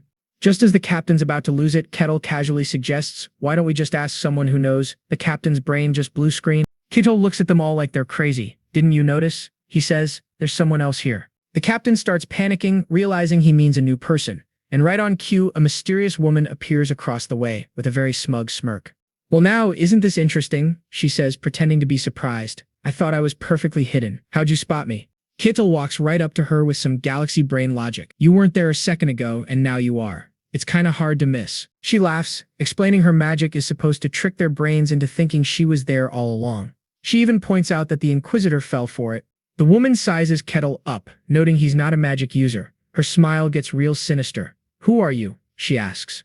The guard captain's danger senses are screaming. He immediately yells at his troops, everyone, fall back, now. As his men start running for their lives, he realizes Aquaz is just standing there, completely frozen with fear. With a look of pure terror, Aquaz stammers out, I can't sense anything at all from her.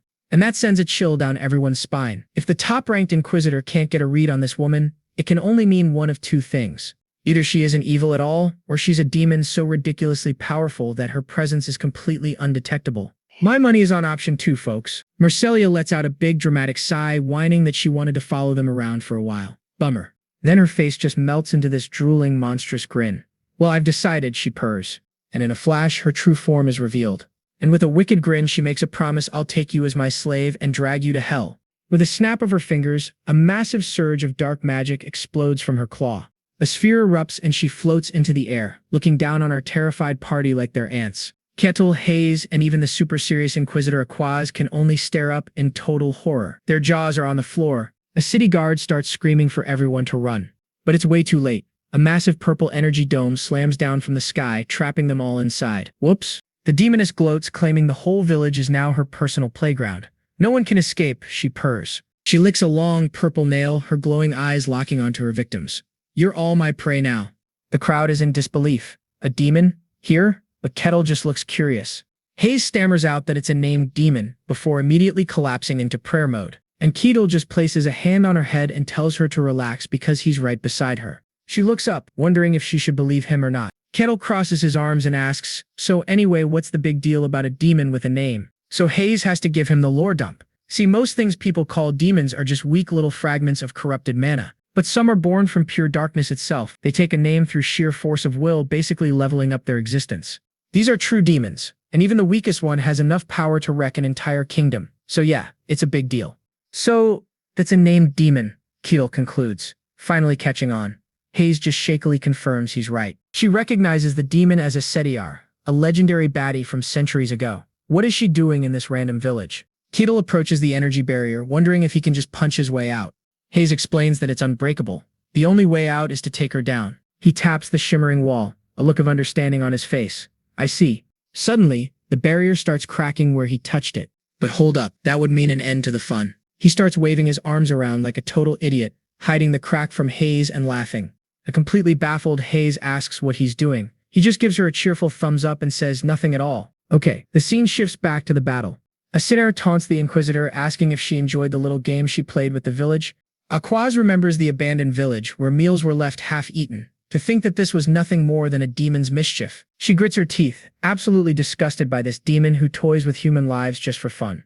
Meanwhile, Kittle is literally watching their epic psychic battle with 3D glasses and a bucket of popcorn. I cannot make this up. Aquaz's mind is racing. Summoning a named demon requires a huge sacrifice, way more than a single village of people. And for a being that powerful to set up her territory without anyone noticing, that should be completely impossible. A CTR just smirks under a blood-red moon, taunting, "You really thought I was going to tell you my master plan?" Aquaz clenches her fist, declaring, "Foul corruption dares to defile the earth." She's going full righteous warrior mode. The demon just throws her head back and cackles. Corruption? Filth? She's loving this. "Hey, dog of God," she sneers, "do you really think your little god can save you from me?" "The world is fracturing," a C-tier proclaims. "This world doesn't just belong to you guys anymore." See, ages ago, there was an ancient war where gods and humans teamed up to fight against evil. In the end, the good guys won, and all the demons got banished from the world. A classic tale. "From the foul depths of hell, I have awaited this very day," she snarls, a terrifying grin spreading across her face. And now for the big reveal.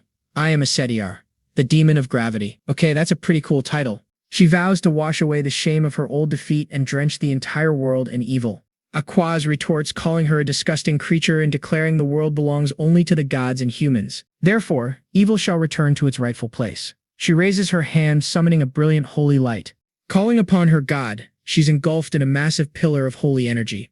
The light fades, revealing her decked out in a suit of radiant golden armor, wielding a massive holy keyblade thing. Kettle, our resident anime critic, notes with approval, "Just as I thought. She doesn't get attacked while transforming. Thanks for the commentary, buddy." Her transformation is complete. Aquaz glares at the demon, her eyes burning with pure divine power. A C-tier, however, looks completely unfazed. A little smirk plays on her lips as she just says, "Interesting." "Fine," she says, crushing a sphere of dark energy in her hand and summoning a massive demonic scythe of her own. "Let's do this, dog of the gods." Aquaz, calling her an insolent wretch, launches herself forward to attack. The two powers collide in a blinding flash of holy gold against demonic purple. Here we go. The impact creates a massive shockwave, tearing the battlefield apart. When the dust finally settles, a Satyr has caught Aquaz's giant weapon with her bare, clawed hand. Uh-oh. She mocks the Inquisitor. "You've lost your dignity in battle. Don't hunting dogs know any better?" Aquaz's eye twitches in fury. Her rage is reaching a boiling point. "Are you done yapping?" Oh, she is done barking. Aquaz slams down, cloaked in holy golden light, absolutely ready to throw hands with this demoness. But then suddenly, a Satyr disappears, shocking the Inquisitor. Out of the darkness, a voice just whispers, "I'm here." A Satyr lunges from behind, and Aquaz barely gets her golden shield up in time. The demon's claws slams into her shield as she grins and says, "Get crushed." A massive wave of dark energy erupts, sending our poor Inquisitor flying backward across the pavement. Aquaz digs her heels in, literally grinding a trench in the street. She is struggling hard to hold on against this crazy assault. Her shield starts cracking under the pressure, so naturally she starts reciting scripture. "For none may trespass upon the light of radiance." Okay, Bible study mid-fight. Bold move. And what do you know? It works. Whoosh. A massive explosion of golden light blasts the demoness clean off her feet. Aquaz just stands there, surrounded by holy fire, giving a Satyr the ultimate death glare. What a total anime moment. But a CTR just gets back up, looking more impressed than anything. To think you can read the holy scripture at your age. That's impressive. Aquaz isn't impressed. She just keeps on praying. Carmenon, Chapter 5, Verse 59. Its radiance burned away all that was evil. This time, though, a Satyr just casually blocks the huge holy blast with her wing. She looks more annoyed than hurt. So Aquaz switches to plan B, brute force. She charges in, swinging like a madwoman, but the demoness is just too fast, dodging every single strike. The two become a blur of motion, trading blows at lightning speed. You can barely even see what's happening, folks. And you can see the difference right here. Aquaz is straining, sweating bullets. Meanwhile, Asura is grinning like she's having the time of her life. Their weapons lock in a massive clash. Boom! The shockwave just rips through the city streets, tearing everything apart. And what about the rest of the party? Oh, they're just screaming in terror as they get yeeted by the shockwave. Meanwhile, back at the main event, these two powerhouses are still locked in a brutal, close-quarter struggle. But then you've got this guy, Kettle, just watching the whole thing with a big, goofy smile on his face. He's clearly enjoying the show. Hayes, the cleric, runs over to him, totally panicking. Lord Kettle, can't you help Lady Aquaz? He's practically begging. Kettle just glances down and casually goes, I probably could, but why should I?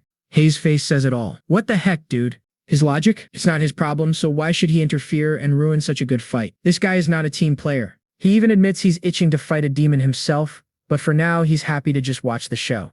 He's treating this like pay-per-view. Poor Hayes is completely floored. His brain just short-circuited. This is not how a hero is supposed to act. While they're having that little chat, the battle of light versus darkness rages on, ending in another spectacular explosion. A C-tier parries another blow and sneers. So you really are God's hunting dog. She's back to the dog insults.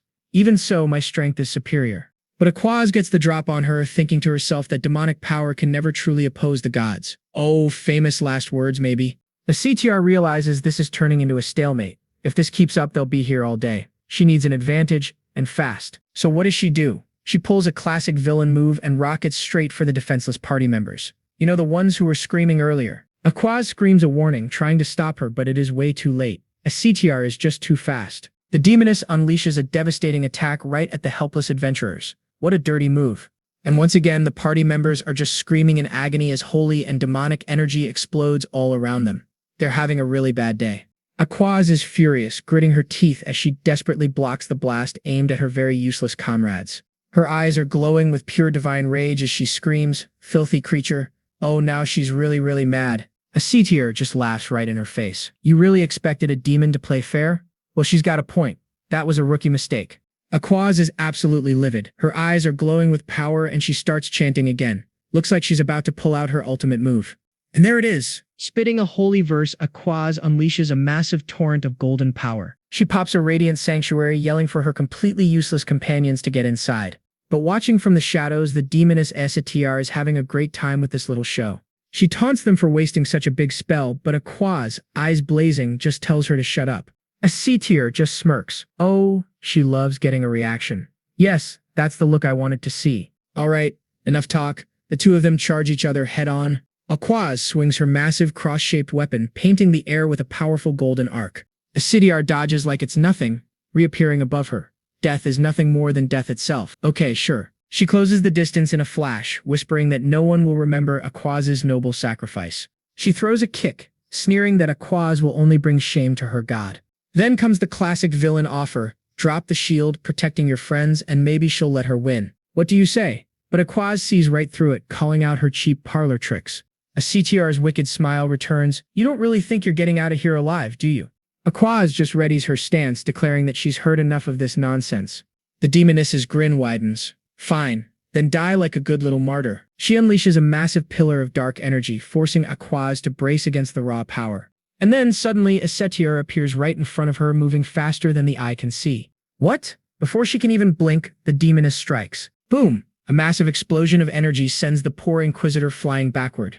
Aquaz looks up in shock and pain as a CTR closes in for another attack, way too fast to stop. Tendrils of dark energy whip around Aquaz, trapping her completely. She doesn't get it. Her sanctuary should be pushing back the darkness, but it's being totally overwhelmed. A C-tier's voice cuts through the chaos. Enough. I'm sick of hearing your god's boring verses. She smashes a fist right into Aqua's stomach, shattering her golden aura. As a CTR moves in for another hit, Aquaz barely manages to raise her shield to block. But it's no use. His shield can't hold and explodes into a shower of golden glitter. Asediar's energy blade slices through her armor. She catches the shield's crystal core as Aquaz screams in pain. And just like that, Aquaz is completely defeated, bound by dark magic and writhing in agony. With the Inquisitor down, the golden dome protecting the others begins to crack, then shatters completely. The party is exposed and terrified. Welp, looks like it's game over for them. Asura grins at them. Don't worry, I'll save you all for dessert. But first, she turns back to Aquaz. I wonder what a noble hound of God tastes like. Just as she opens her fanged mouth to take a bite, a calm voice commands, stop. A hand clamps down on her face, stopping her cold. It's Kettle, that's far enough. The demoness is completely stunned. She's just like, what? How? Kettle stands there, effortlessly holding her back. She's in disbelief. She couldn't even sense his presence. With a casual flick of his wrist, he sends the powerful demoness flying across the square. Bam! Kettle just stands over the fallen Inquisitor, asking, are you all right? Aquaz looks up, completely stunned. She remembers this is the guy who defeated Swordmaster Kane. But even as she's processing this, a menacing presence makes itself known. Oh, she's back. The demoness Asura glares at the two of them, and she is not happy. Picking herself up from the rubble, she growls, insolent barbarian. Her eyes are burning with fury as she screams, how dare you interfere with my meal? Kettle coolly crosses his arms. She's my friend, I can't just let her die. Asura scoffs, saying she was going to keep him as a toy, but Kettle just deadpans, I have no intention of becoming your toy. With a wicked grin, she asks, really? Before summoning a massive purple scythe, then you'll just have to die. But just then, someone commands, step aside. It's Aquaz, and she's insisting that Kettle can't beat a demon. He assures her he's strong, but she argues back, no, this is not about being strong or weak. She explains that only divine power can banish a demon. It's like a fundamental rule of the universe. Especially inside a demon's territory, she warns. You can't just hope for a lucky miracle. Kettle just murmurs to himself, so only gods can oppose demons? He glances at her weakened state and points out, but even if that's true, you don't look like you're in any condition to fight. Despite her fatigue, she grits her teeth, but I must do it. I serve the gods, and I stand against evil. Kettle watches her, looking genuinely impressed. So this is the will of someone who serves the divine. Impressive, he says with a smile and a pat on the head, but leave this to me. Aquaz is completely bewildered. Kettle just grins. I've been wanting to fight a demon myself. Asura is not impressed. You really don't get it. I told you that you cannot defeat me. Kettle's smile just widens. Would you care to test that theory? Asura licks her sharp teeth, loving this. I want to see your eyes twist in agony. She leaps into the air and vanishes. In a split second, a wormhole opens right in front of Kettle, and there she is. She plummets towards him, claws out, and a crazy look in her eyes. Watching in horror, all Aquaz can do is scream, no. Asura grins triumphantly as if thinking, I've got you now. But hold up. Kettle's fist connects squarely with Asura's face. Bam! The demoness is sent flying, her head obliterated. And Aquaz just stands there, her brain completely short-circuited. Huh? Aquaz is still trying to process what just happened. Did my guy Kettle really just one-punch a demon's head into next Tuesday? Kettle, on the other hand, looks almost bored. He's just standing there like he's wondering if what he did was even possible. He glances over at the headless demon, and his eyes suddenly go wide. Wait a minute. In a flash of dark energy, her entire body regenerates from absolutely nothing. She's back. But Kettle just grins, finding this whole thing fascinating. So even if your head is crushed, it regenerates. Asura is absolutely furious, but also confused. What are you exactly? Kettle scratches his head and gives the most troll answer imaginable. I am just an ordinary barbarian. Yeah, she's not buying that for a second. Don't make me laugh.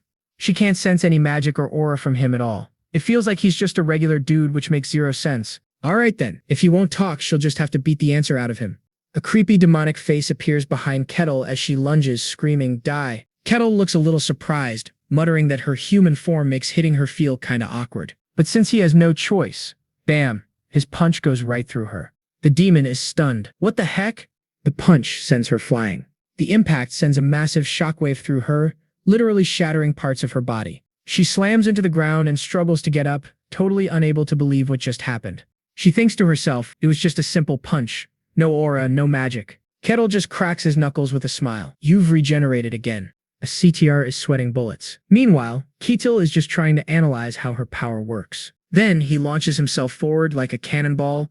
She barely has time to blink before he instantly appears right in her face. He unleashes another devastating punch, aiming right for her head again. Dark vapor oozes out of her body, transforming into dark tendrils that immediately start to pull her back together. Kettle just watches, looking impressed as she's fully reassembled.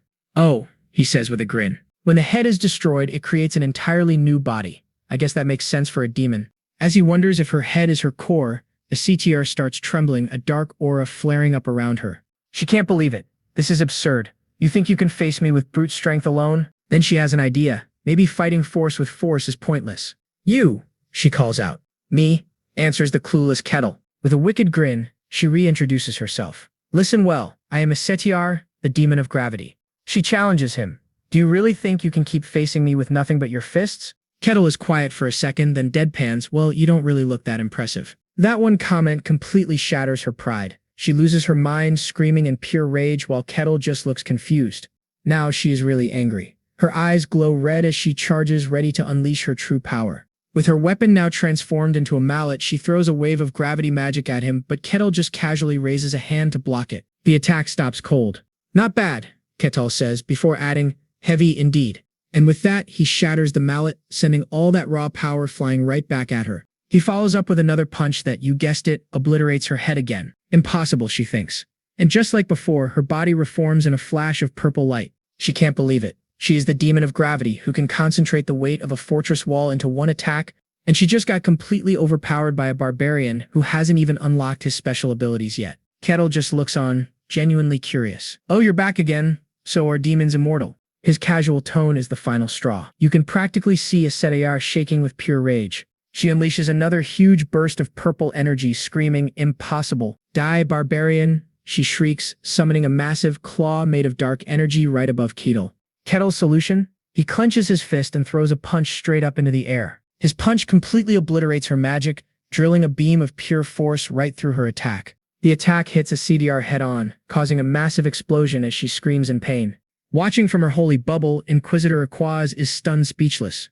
What on earth am I even watching, she wonders. She remembers the legends of Asetiar, a demon so powerful she wiped an entire kingdom off the map hundreds of years ago.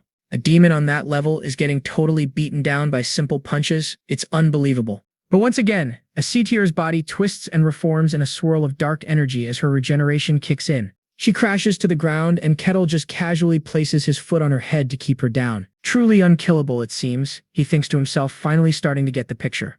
He comes to a conclusion. So it means pure physical force alone cannot kill her. Hearing him say that, a sharp, wicked grin spreads across Asetiar's face as she lies pinned under his boot. Asetiar can hardly believe it. She's thinking, this is the first time she's felt such pressure. Pinned under Kettle's boot, she realizes his strength is on another level. So what does she do? She just starts laughing maniacally. Asetiar screams, wanting to know what he is. And Kettle, cool as a cucumber, just says, an ordinary barbarian. Yeah, right. Asetiar is not buying that for a second. Don't make me laugh, she snarls. And there's just one more thing she'd like to try. A massive wave of dark magic erupts from her body, catching everyone off guard. The whole party just stands there, totally stunned. The energy forms a dense sphere, then boom. It explodes, revealing her new form. With a sinister grin, she tells the barbarian, I'll unleash everything with all the power I have. Suddenly, a whole barrage of dark energy spears appears. They shoot straight for Kettle, but look at Kettle. He just grins, totally excited about this whole thing. Aquaz, on the other hand, is freaking out. Brute strength alone can't win this, so she starts channeling her own divine power. Asetiar doesn't wait. With a final command, she unleashes her attack. Demonic spear, pierce and kill. The swarm of deadly spears closes in, ready to turn Kettle into a human pincushion. But Kettle deflects every single one of them without breaking a sweat. Asetiar is completely stunned. What kind of monster is this? She shrieks. And then in a total blur, Kettle launches himself at her. While the demon is still trying to process this, Aquaz begins chanting a holy verse. That radiance burned all wicked things, she cries.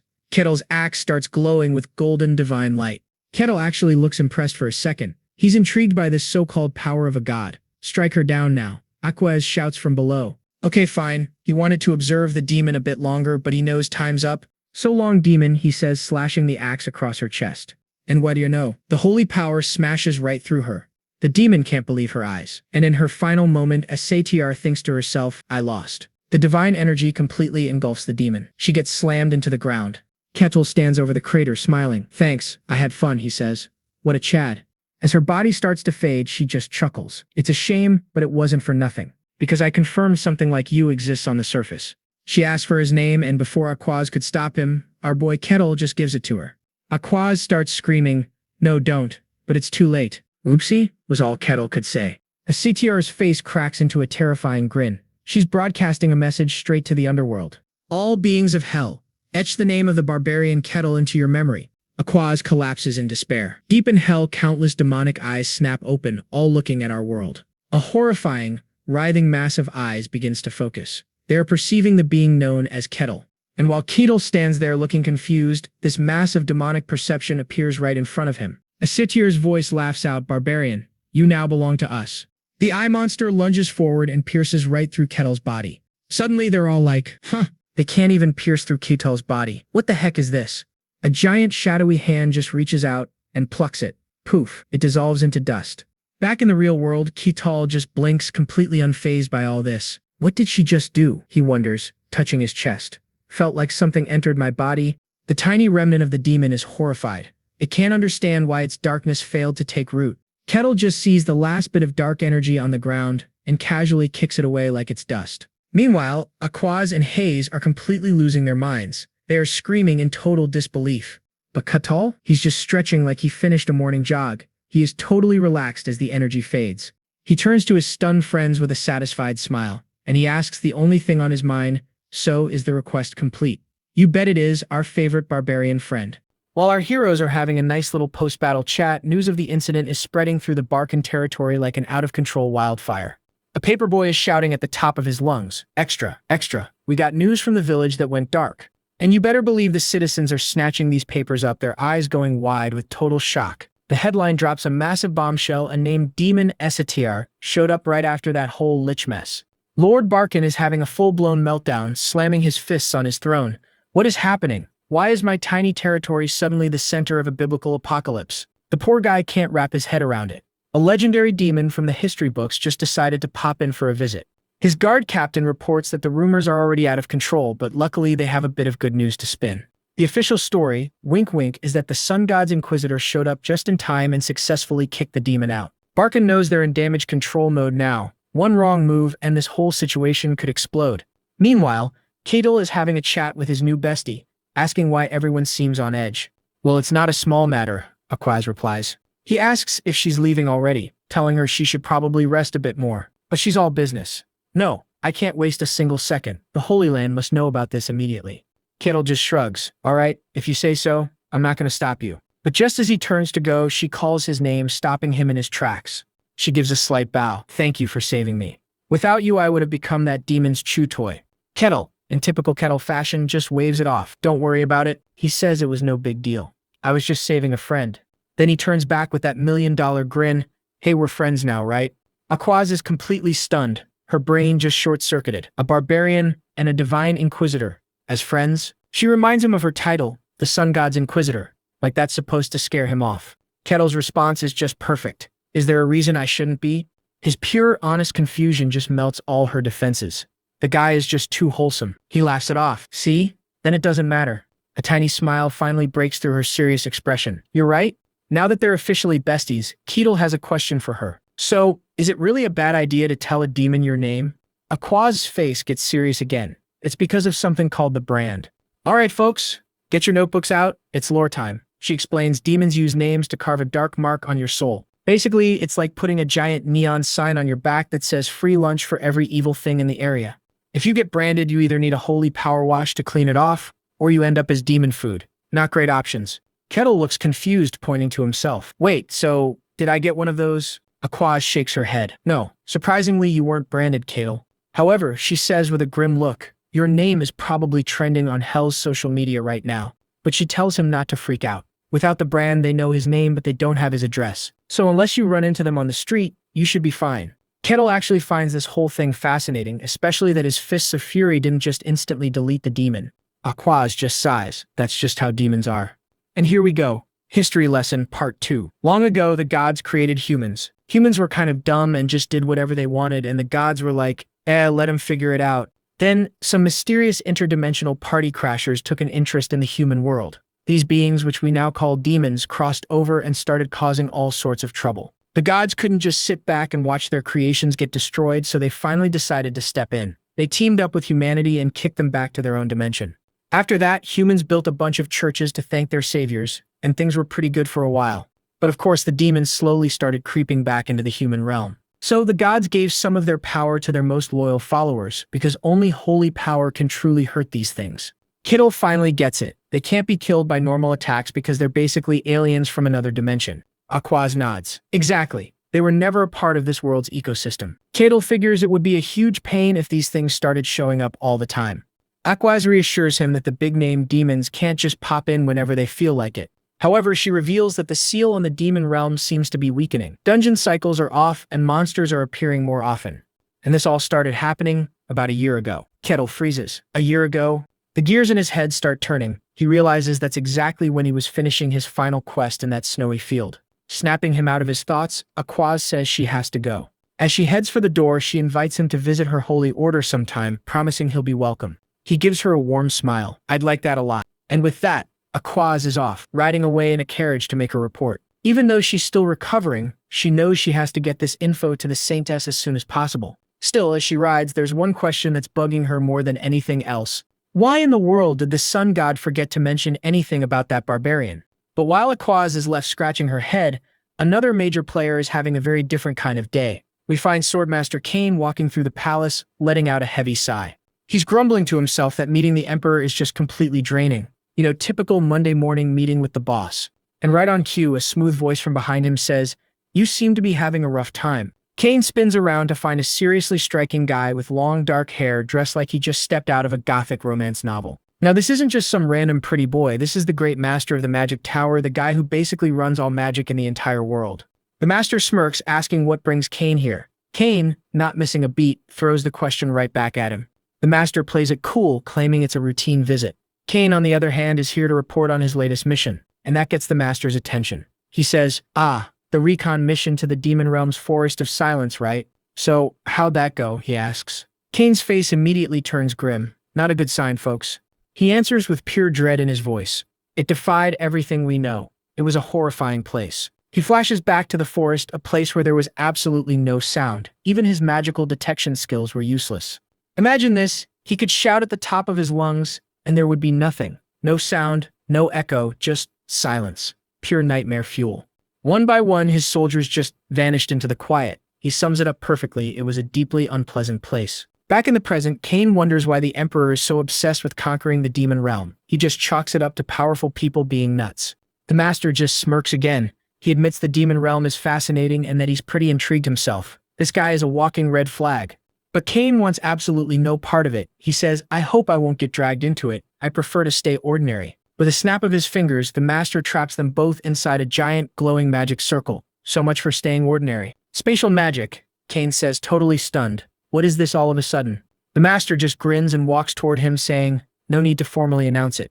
You met someone very special, didn't you? And that question hits Cain like a truck. The jig is up. Cain immediately realizes he's been spied on. The eye of observation. When did you put that on me? The master just laughs it off, saying it's a hobby. A hobby? Cain's response is basically go die, and honestly, same. But now the master gets straight to the point. He wants to know what Cain thinks about that barbarian from the White Snowfield. Cain plays it safe, admitting he's not really sure what to make of the guy just yet. So the master lays out the stats, a barbarian from the demon realm who defeated a sword master and a lich Kartos. That makes it pretty likely, doesn't it? Wait, hold up. Cain is shocked. He defeated Kartos? The master seems surprised that Cain is just now hearing about this. He explains that while it's not public knowledge yet, rumors of Kartos failing his resurrection are already spreading through the magic tower. And then folks, the master does a big reveal. He's a lich too and claims he even went to pay respects to his fallen friend. Cain is completely unfazed, dryly asking if a lich can even feel sad. The master insists that friends are important for people who've lived as long as him. But then he mentions Kartos' most valuable artifact was never found. He has no idea where it could possibly be. Sure, buddy. Setting that aside, he asks Cain the big question, do you really think that Barbarian defeated Kartos? Cain thinks it over for a second. I think it's possible. The Lich Master points out that Cain hasn't told the Emperor about this yet, and Cain just scoffs at the very idea. He calls the Emperor a madman, worried that if he learns about Kettle, a massive war is basically guaranteed. A wild barbarian versus a control freak emperor? Yeah, that sounds like a recipe for tearing the entire kingdom apart. The Lich Master finds this whole idea fascinating. Are you saying that Barbarian could take on the entire empire alone? Cain isn't sure, but he admits, I felt something similar to what I felt when I first saw you. The Lich Master's eye glows with interest. Don't tell me, a hero class? Cain says he's not qualified to make that call, but the Lich Master is already sold. He knows Kettle must be incredibly valuable. That look on his face has Cain worried. Meanwhile, the guy they're obsessing over is just strolling through a busy market in his brand new adventurer gear. Suddenly, a woman trips on a stone and with lightning reflexes, Kettle catches her before she can even hit the ground. He gives her his most charming smile and says, "Oh dear, you should be more careful. Are you all right?" The woman just stares at him, stunned. Kitel's first thought is that he's scared her again. Oops. But to his total surprise, she just bows, thanks him, and calmly walks away. No screaming, no running. Nothing. Our boy is completely baffled. This has literally never happened to him before. He's experiencing a normal human interaction for the first time. Another villager just walks by him calmly, and Kettle's brain just completely short-circuits. He is absolutely floored, his mind racing with one simple, unbelievable question: why aren't people avoiding him anymore? A while later, Kettle is having tea with Lord Barkin in his ridiculously fancy office. He's heard the news, asking if Kettle's alright after nearly getting branded by a demon. But Kettle just shrugs it off. He says there's no issue because he literally doesn't even know what a brand is. Barkin is absolutely speechless. He knew Kettle was strong, but this is a whole new level of clueless. Kettle mentions that things seem to have changed around him. "You mean the people?" the Lord asks. "Yes, the people in his territory." And with a sigh, the Lord drops the truth bomb. It's all because of the rumors. Apparently, every single guard and mercenary who survived the attack has been running their mouth non-stop. The story they're spinning is legendary. After the Aquaz was defeated, everyone else just collapsed. Everyone except Kettle. And when they woke up, his axe was practically humming with divine power, glowing like a holy beacon. So now the whole town is convinced Aquaz personally blessed him with her power, and they're calling him the hero who fought the demon right alongside her. Finally, the single light bulb in Kettle's brain flickers on. So that's how it turned out. Barkin apologizes, explaining the rumors had already become a full-blown legend by the time he could even try to set the record straight. Kettle connects the dots. So that's why people weren't running away from him anymore? Barkin agrees. They don't see a monster anymore. They now call him the Demon Opponent. Our boy mulls over his cool new nickname. Demon Opponent, huh? So this is what it feels like to have a reputation. Over at the Mercenary Guild, Rosa has some massive news. With a huge smile, she congratulates Kettle on his promotion. He's a C rank now. Kettle is genuinely stunned. C rank? That means he just skipped 3 entire ranks. Rosa just beams, telling him he accomplished something worth the massive level up. A slow, satisfied smirk spreads across his face. Rosa keeps the good news coming. His badge is getting reissued, but since it's a custom job, it'll take a little while. Our boy is hyped. A custom-made badge just for him? Rosa confirms it. From C rank up, you're considered a real mercenary certified by the guild. She adds that as a C rank, he'll have no problem waltzing into most capital cities and churches. Except for the imperial capital, of course. Kettle notes that the empire sounds pretty strict. Rosa agrees. Only people recognized by nobles can get inside the empire. She leans in, lowering her voice. Honestly, nobody even knows what's in there. All they hear are creepy rumors, even less than what's known about the demon realm. Kettle looks genuinely concerned. That bad, huh? Rosa quickly clears her throat, getting back to business. She explains he can now take on almost any request available. He can even enter A-rank dungeons as long as he has a party. Kettle's eyes practically light up with dollar signs. The thought of all that new loot and adventure brings a classic smirk to his face. We cut to Alessandro, who suddenly spits out his drink in shock. He can't believe something like that even happened. He asks if everything was okay. Kettle replies that the demon's gone and the Inquisitor gave the all-clear, so he assumes it's settled. The cleric, Hayes, sighs in relief. She's sitting with them and their other party member, Kesson. Kassan is super impressed, talking about how amazing the Inquisitor was, but Hayes slams her hands on the table and screams, "No!" See, here's a little secret, folks. Hayes didn't actually pass out during the fight. She saw everything. Kettle completely overpowered that demon. Aquaz just swooped in at the very end to steal the credit for a battle that was already won. Trying to change the subject, Kassan asks Kettle what his plan is now that he's a big shot C rank. Kettle just replies coolly that nothing changes. He'll just keep doing his job, but as a C rank now. Kassan is totally blown away by his humility. He thinks that's the most badass thing he's ever heard. But Hayes is having a full-on panic attack, thinking, don't be fooled, that thing is not human. Kettle then turns the question around, asking the rest of them about their plans. Kassan just shrugs. As F-rank scrubs, there's not much they can really do yet. He admits that, honestly, his original life plan was to just be a freeloader until he died. But now he wants to try living his best life, just like Kettle. Alessandra just scoffs, calling him a bottom feeder for only thinking that now. As those two start bickering like an old married couple, Kettle turns his attention to Hayes, asking for her plan. Flustered, she claims she'll just follow the will of her goddess. Kettle remembers something Aquaz mentioned, and the moment he says Aquaz's name, Hayes completely short-circuits. Kettle continues, recalling that most servants of Calosia are on a break and only the high-ranking ones are still active. Hayes starts sweating bullets. What? She frantically denies everything, insisting Aquaz must have been mistaken. Kettle just calmly accepts her terrible, terrible lie. But internally, she is having an absolute meltdown. She's convinced he knows everything. Is he waiting for her to confess, or is he just messing with her for fun? The poor girl is completely 100% terrified of him now. Much later that night at the Mercenary Guild, Rosa is happily packing up her things, finally ready to clock out and go home. But suddenly, the door creaks open. A pair of worn-out boots steps inside. Rosa's good mood instantly vanishes. "You've got to be kidding me." A mysterious old man in a hood speaks up, saying he has a request. All Rosa can think is one word: overtime. She sighs, trying to hide her annoyance. She asks what kind of request he has. The man clears his throat. He needs an escort mission for 2 people, himself, and a young girl. Rosa starts typing up the details.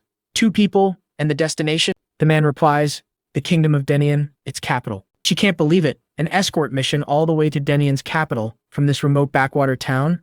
That's insane. Her mind starts racing. He speaks elegantly, but he's dressed in rags and he's hiding his identity. This guy is extremely suspicious. She cautiously agrees to accept the request for now, but first she tells him she's going to need to see some form of identification. The mysterious old man calmly slides a metallic token across the table. Rosa's eyes practically bug out of her head. It's a Mercenary Guild token. That's like the VIP pass of their world and not easy to get. She stamps it verified and gets right down to business. "All right," she says, "time to collect the fee." The old man reaches into his shabby cloak and pulls out, wait for it, 1 single, gleaming gold coin. Rosa looks at the coin, then back at him. "For this amount, we can provide 1 person." The old guy is stunned. "Only 1? She breaks it down for him. This is a high-risk, month-long bodyguard gig all the way to Denian. It's not a walk in the park. He desperately pleads for at least 2 people.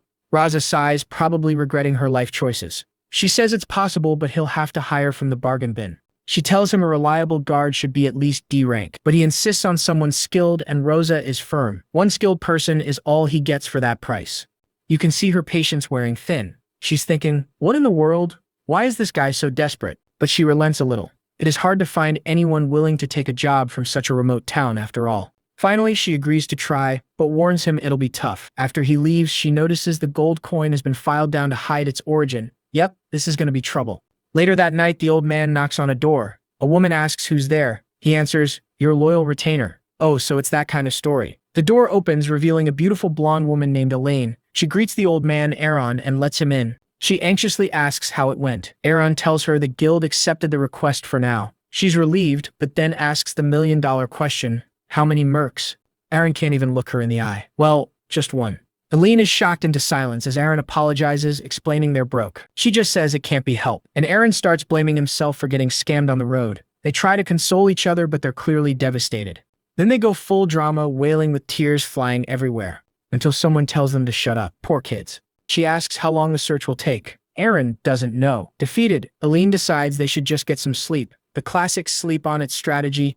Aaron bows, drowning in shame. Just another fun night of waiting and dread.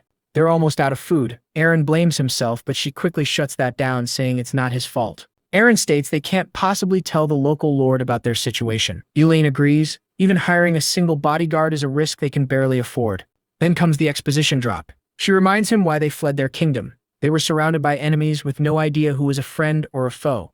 Aaron apologizes again for being weak. Elaine asks if he's sure the Denian kingdom is safe. He reassures her that it is. He explains that the king of Denian made an oath to protect her, but he also warns that their enemies might come after Denian for helping them. And then he drops the bomb. You must survive, Elaine Mavrochi. Our princess. Bam. She's royalty on the run. If she's lost, their kingdom is finished. The princess is still worried, but can we really trust a mercenary? Aaron takes her hands, promising that their gold guarantees a trustworthy choice. So who will be her guard? A blush creeps onto her face as she imagines a handsome, charming hero. Oh, you sweet summer child, you have no idea. Meanwhile, that handsome hero is just our boy Katal, sprawled on his bed and bored out of his mind. He's thinking about his old companions in the white snowfield. He remembers they were the only ones who didn't keep their distance from him. He sighs, betting they're still off living their usual stupid lives. He suddenly wonders if his quest is over now. The system window that was with him since he arrived in this fantasy land is nowhere to be seen. He recalls his very first quest. Just survive for 1 week in that frozen hellscape. Yeah, just survive. Back then, that little blue quest window was his only guidepost, his only companion in the freezing cold. But after he finally escaped the snowfield, the quest just stopped. And now that things are quiet, he's actually getting bored. He sits up with a jolt, a sudden thought hitting him. Wait a minute, was the system only for the white snowfield? Looking out at the night, he decides it doesn't matter. Thanks for everything, system window, he thinks. Now I'll enjoy this world however I want.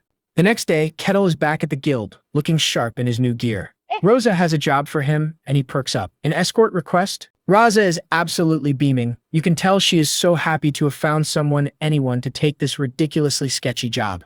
So naturally, Kittle wants to know what's so special about this job Rosa is so excited about. She lays it out. It is a D-rank request to escort one woman and an old man to the capital of the Denian kingdom. Sounds easy enough, right? Kettle is not impressed. Rosa warns him it is a long trip and he will have to handle all the preparations himself. He figures it will be a pain, but the pay is unusually high. But there is always a catch. And that ominous tone she is using? Yeah, that definitely gets his attention. With a grim face, Rosa just says it. This request stinks. She even tells him he can refuse it, no questions asked. But Kettle just flashes this massive, sparkly grin. He tells her that is exactly what makes it a good job. Rosa's brain just short-circuits. She will never understand this guy's logic, not in a million years. He glances back at the request form. The destination, Denian Kingdom, rings a bell. A little light bulb goes off in that thick skull of his. He remembers Melina Akasha, the noble lady he rescued from the White Wasteland. She did say to come visit if he was ever in her kingdom, and she even gave him that fancy family crest. With a huge smile, he slams his hand on the table. This is perfect. He will take the request. But the moment he accepts, he sees something from the corner of his eye. And bam! The holographic blue window pops up right in front of his face. Well, look who decided to show up again. It is a new system quest, escort the client to the Denian Kingdom. Our boy is completely stunned. Why did it pop up again? Why now? Of course, Rosa cannot see it. She just sees him staring blankly into space like a weirdo and asks if he is okay. Meanwhile, elsewhere in town, an old man named Aaron bursts through a door to find a young woman. This woman, Elaine, immediately panics, thinking their enemies have finally found them. But Aaron has good news. He announces that the one and only C-rank mercenary in the entire area accepted their job. Elaine's face lights up with pure hope. A C-rank. He tells her the meeting is set for tomorrow. Back with Kettle, he is still trying to process the return of the system window. He sits alone in his room, wondering why the quest stopped when he left the demon realm, only to start up again now. He wonders if the system was not just for the white snowfield after all. Or maybe, just maybe, there is something much bigger going on here. The next day, a dramatic storm rolls in as Elaine and Aaron arrive at the guild to meet their mysterious protector. Elaine nervously wonders what he will be like. She is picturing a sharp, handsome hero. Or maybe a battle-hardened warrior covered in awesome scars. Either way, she has a feeling he is going to be super cool. Just then, the door creaks open. Showtime. Rosa greets the newcomer, and Elaine looks up with breathless anticipation. And her fantasy instantly shatters. Standing in the doorway is not a hero, but a terrifying, hulking monster with glowing white eyes. Kittle calmly introduces himself, but Elaine is completely frozen in pure terror. The shock is too much. Her eyes roll back into her head, and she faints on the spot. Good thing Aaron was there to catch her. Her guardian glares up at Kettle, demanding to know who the heck he is. Kettle finds this pretty amusing. It has been a while since anyone here looked at him with that much fear. He was getting used to being a hero. Aaron frantically asks Rosa if this is really their guy. She calmly confirms it and begins the formal introduction. She announces this is the one who will be in charge of your escort, Barbarian Kettle Nim. Aaron cannot believe it. A barbarian? He immediately demands a different mercenary. This is just ridiculous. Rosa's expression turns to ice. So you are questioning the decision of our mercenary guild? She asks. Aaron immediately starts to backtrack, but Rosa is not having it. She tells him if he doubts them, the contract is void. As they argue, Kettle sighs. This is becoming a train wreck. Suddenly, a voice cuts in. I'll accept it. Elaine's now conscious and ready to take control. Aaron tries to reason with her, but she is decided. She extends a hand to Kettle, formally introducing herself as Elaine. And with that incredibly awkward handshake, the journey officially begins with Kettle taking the lead. His clients, however, are practicing some extreme social distancing, like a lot of distancing. Kettle finally stops, turning around to ask if they're maybe a little too far back. He figures it's probably a good idea to stay close, for protection. But the two of them immediately start waving their hands like they're trying to land a plane. We're totally fine, really. No one is around, so this distance is perfect. Kettle just shrugs. If they want to be weird about it, that's their problem. So he just turns around and keeps walking, leaving them to eat his dust. Helene watches him go, wondering how in the world she got into this mess. Her mind flashes back to the disaster that was the mercenary guild last night. Kettle had introduced himself with this huge, goofy smile, completely unaware of their sheer terror. Elaine, meanwhile, was pretty sure she was about to have a heart attack. Just trust me, he'd said with a grin. Your safety is 100% guaranteed. All she could do was squeak out a tiny yes while dying on the inside. And back in the present, she's still not convinced this wasn't a terrible, terrible mistake. When night finally falls, Kettle announces it's time to make camp. He checks in on his petrified clients, asking if they're holding up all right. He points out that it's getting too dark to see, which is exactly what they wanted when they left so late. Aaron just nervously agrees, clinging to Elaine's arm like a security blanket. Kettle finally realizes that the fear people have of his kind is pretty deep. Anyway, he casually reaches for a pouch on his belt to set up camp. And then, poof, he throws out a magical item and a full-size tent just appears. Aaron and Elaine's brains just completely short-circuit on the spot. An artifact? They scream. How does a barbarian have something like that? Kettle's just confused. Oh, this thing, he asks, looking at the tent. I got it after grinding a bunch of requests, he explains, like it's just some common loot drop. His casual answer only makes them freak out even more. You can almost see the smoke coming out of their ears. He offers them the tent, but Elaine nervously asks what he's going to do. Kettle just scoffs. He's used to sleep outside. Compared to the white snowfields, this was paradise. He then grins and says he'll stand watch all night, mentioning that one time monsters hunted him for a month straight without sleep. Okay, that's a bit too extreme. So he just smiles and tells them to sleep peacefully. Elaine immediately insists they take turns on watch, telling him not to push himself. Kettle tries to refuse, but they are not taking no for an answer. He thinks he's failing to earn their trust. My friend, they're just terrified you'll murder them in their sleep. The next morning, Elaine crawls out of the tent looking like she just wrestled a bear and lost. Aaron didn't do any better. He's basically just a lifeless husk propped against the tent. She stumbles out of the tent, clutching her stomach as it growls loud enough to wake the dead. Kettle overhears her. Hungry? He asks. Hang on, I'll whip something up for you. Elaine just stares at him, her brain buffering. It does not compute. And to her absolute shock, the walking mountain of muscle starts cooking with the skill of a master chef. She can't believe what she's seeing. A barbarian cooking? Is this a prank?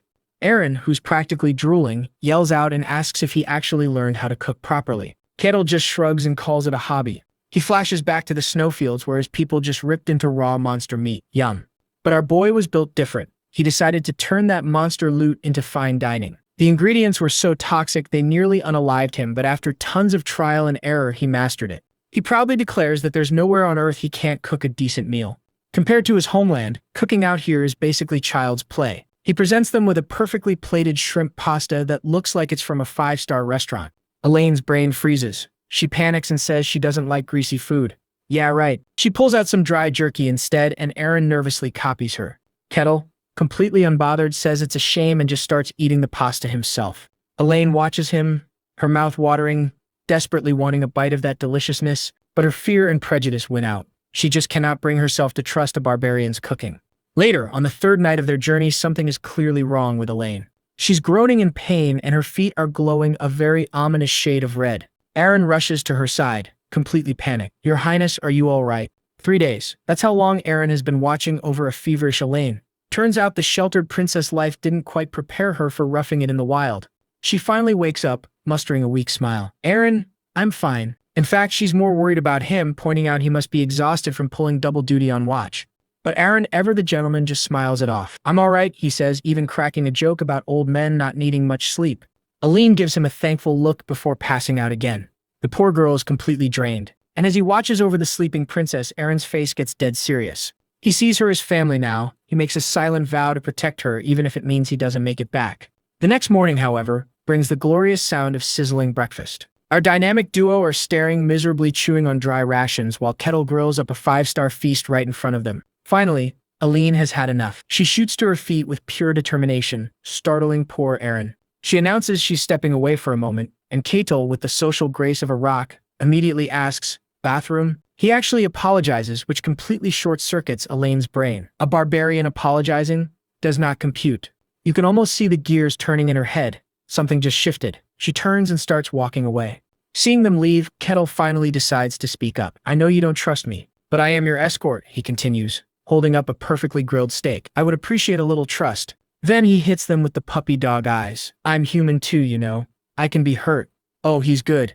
And boom! The guilt trip hits Aaron like a truck. He's totally flustered, stammering that he understands. With that, Kettle presents the masterpiece. Here, it's venison. Will you eat it? Aaron is completely hypnotized. You can literally see the steak reflected in his eyes. The man has folded.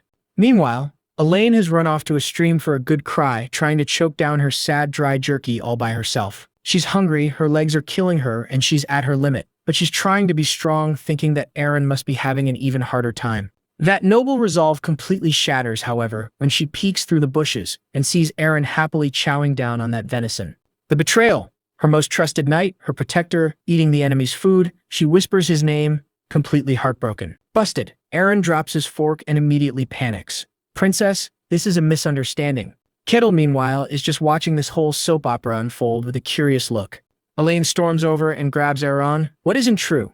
We promised to be wary of barbarians. Eren tries to explain that maybe, just maybe, Kettle isn't such a bad guy. But Elaine is not having any of it.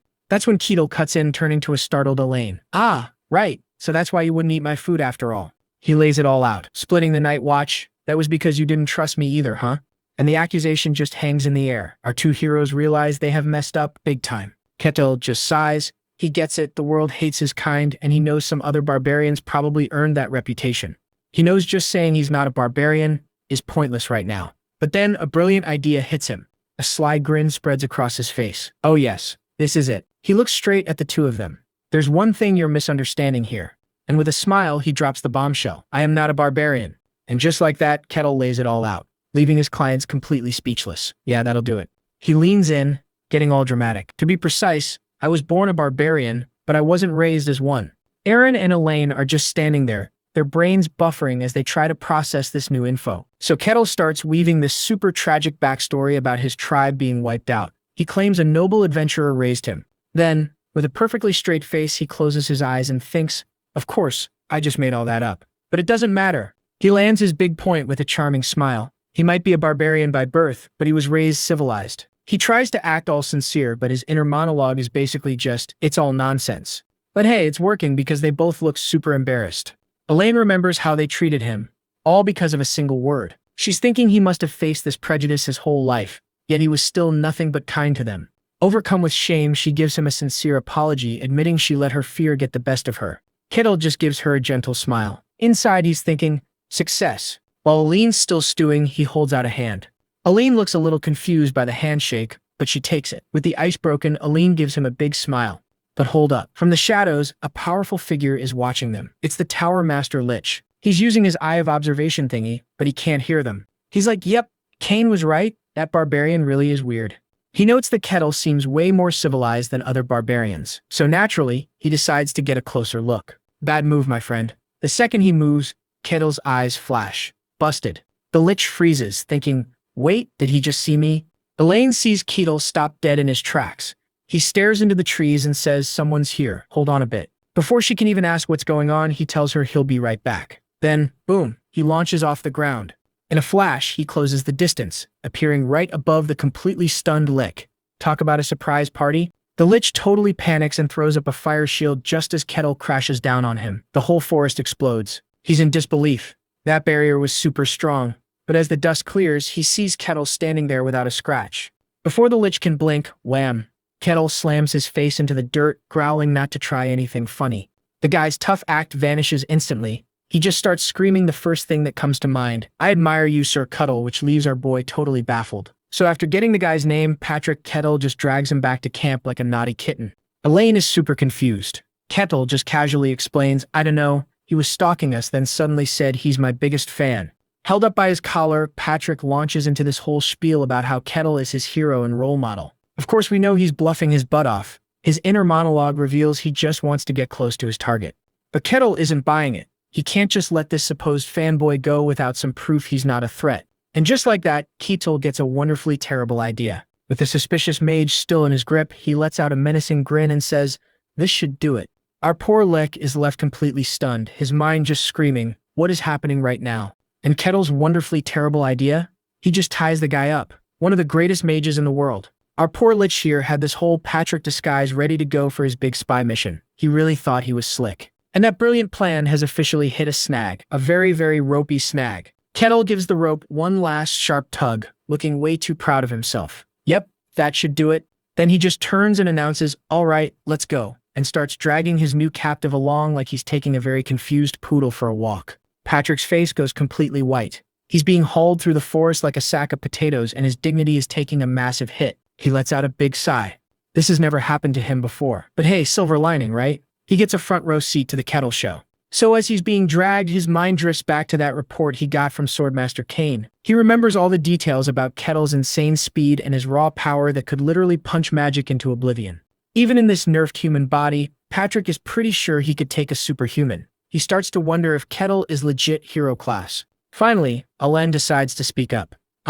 Lord Kettle, I have something to tell you. Kettle looks back. Ah, so you're finally ready to spill the beans? Elaine is surprised that Kettle knew she was hiding something. All the sneaking around at night was a dead giveaway.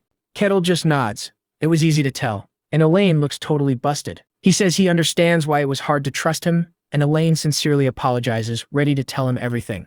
She even gives him an out, saying he can totally bail on the quest if the full story is too much for him. But just as she's about to spill all the tea, Kettle cuts her off. Wait, we have company. Right on cue, there's a rustle from the bushes nearby. Elaine flinches. They are definitely not alone. And popping out of the foliage are two heavily armored knights. As more knights surround them, Kettle just looks at Elaine. Seems they're here for you. Elaine is completely stunned. The head knight introduces himself as Captain Lucento Edenheimer and greets her as Princess Elaine of the Lucian Kingdom. The mage, still tied up on the sidelines, hears this and it clicks. The Lucian Kingdom? This just got way more interesting. Captain Lucento steps forward, explaining that they've been searching everywhere and the king is worried sick. He asks her to please come with them. But instead of relief, Elaine's face fills with pure, unadulterated terror. The captain then turns to Kettle, basically saying, "Thanks for babysitting the runaway princess, we'll take it from here." But Elaine just says one word, "No." This shocks everyone, but Elaine just continues, "Who are you?" Lucento looks completely confused. Elaine clenches her fist, demanding again, "Who the hell are you?" He starts to stammer his name, but she screams, "Don't make me laugh. I know the real captain, and you are not him." She accuses the imposter of taking over the castle, of replacing her friends and family, and demands to know what he did with her real parents. Meanwhile, Patrick does some tiny gestures behind his back and weaves some magic to check the knight, but he's shocked to find that he's completely human. Elaine is still screaming at the knight, "You want to devour me too and take over our kingdom, don't you?" Tears stream down her face, but her voice is pure steel. "I will never let that happen. I will avenge everyone who disappeared." The knight captain just listens to her whole speech in silence, and then he lets out this big dramatic sigh. He turns to everyone. "Did you hear that? The princess is delusional." Elaine explodes. "Delusional?" But he just calmly tells her to think about it rationally. "Are you saying everyone except you has changed? Do you really think that's possible?" And just like that, her certainty starts to crack. He tells her she needs immediate treatment and holds out his hand. "Your Highness, let's stop this and come with us." Trapped and out of options, Elaine's hope just crumbles. She whispers a desperate plea, "Please someone." And right on cue, a voice cuts in. "What are you doing?" Elaine looks up to see Kettle stepping right between her and the knight. The captain glares at him. "Step aside." But Kettle just smirks, standing his ground. "Yeah, afraid I can't do that." Elaine just watches, completely stunned. Lucento is not impressed. He glares at Kettle, demanding he step aside right now. But Kettle just holds his ground. "I'm afraid I can't do that." Lucento's face goes grim. He warns, "If you won't move, I'll have no choice but to use force." He doesn't wait for a reply. The commander charges, swinging his massive sword right for Kettle's head, but the attack is stopped cold as Kettle grabs his face. Then with a casual flick, he sends the commander flying.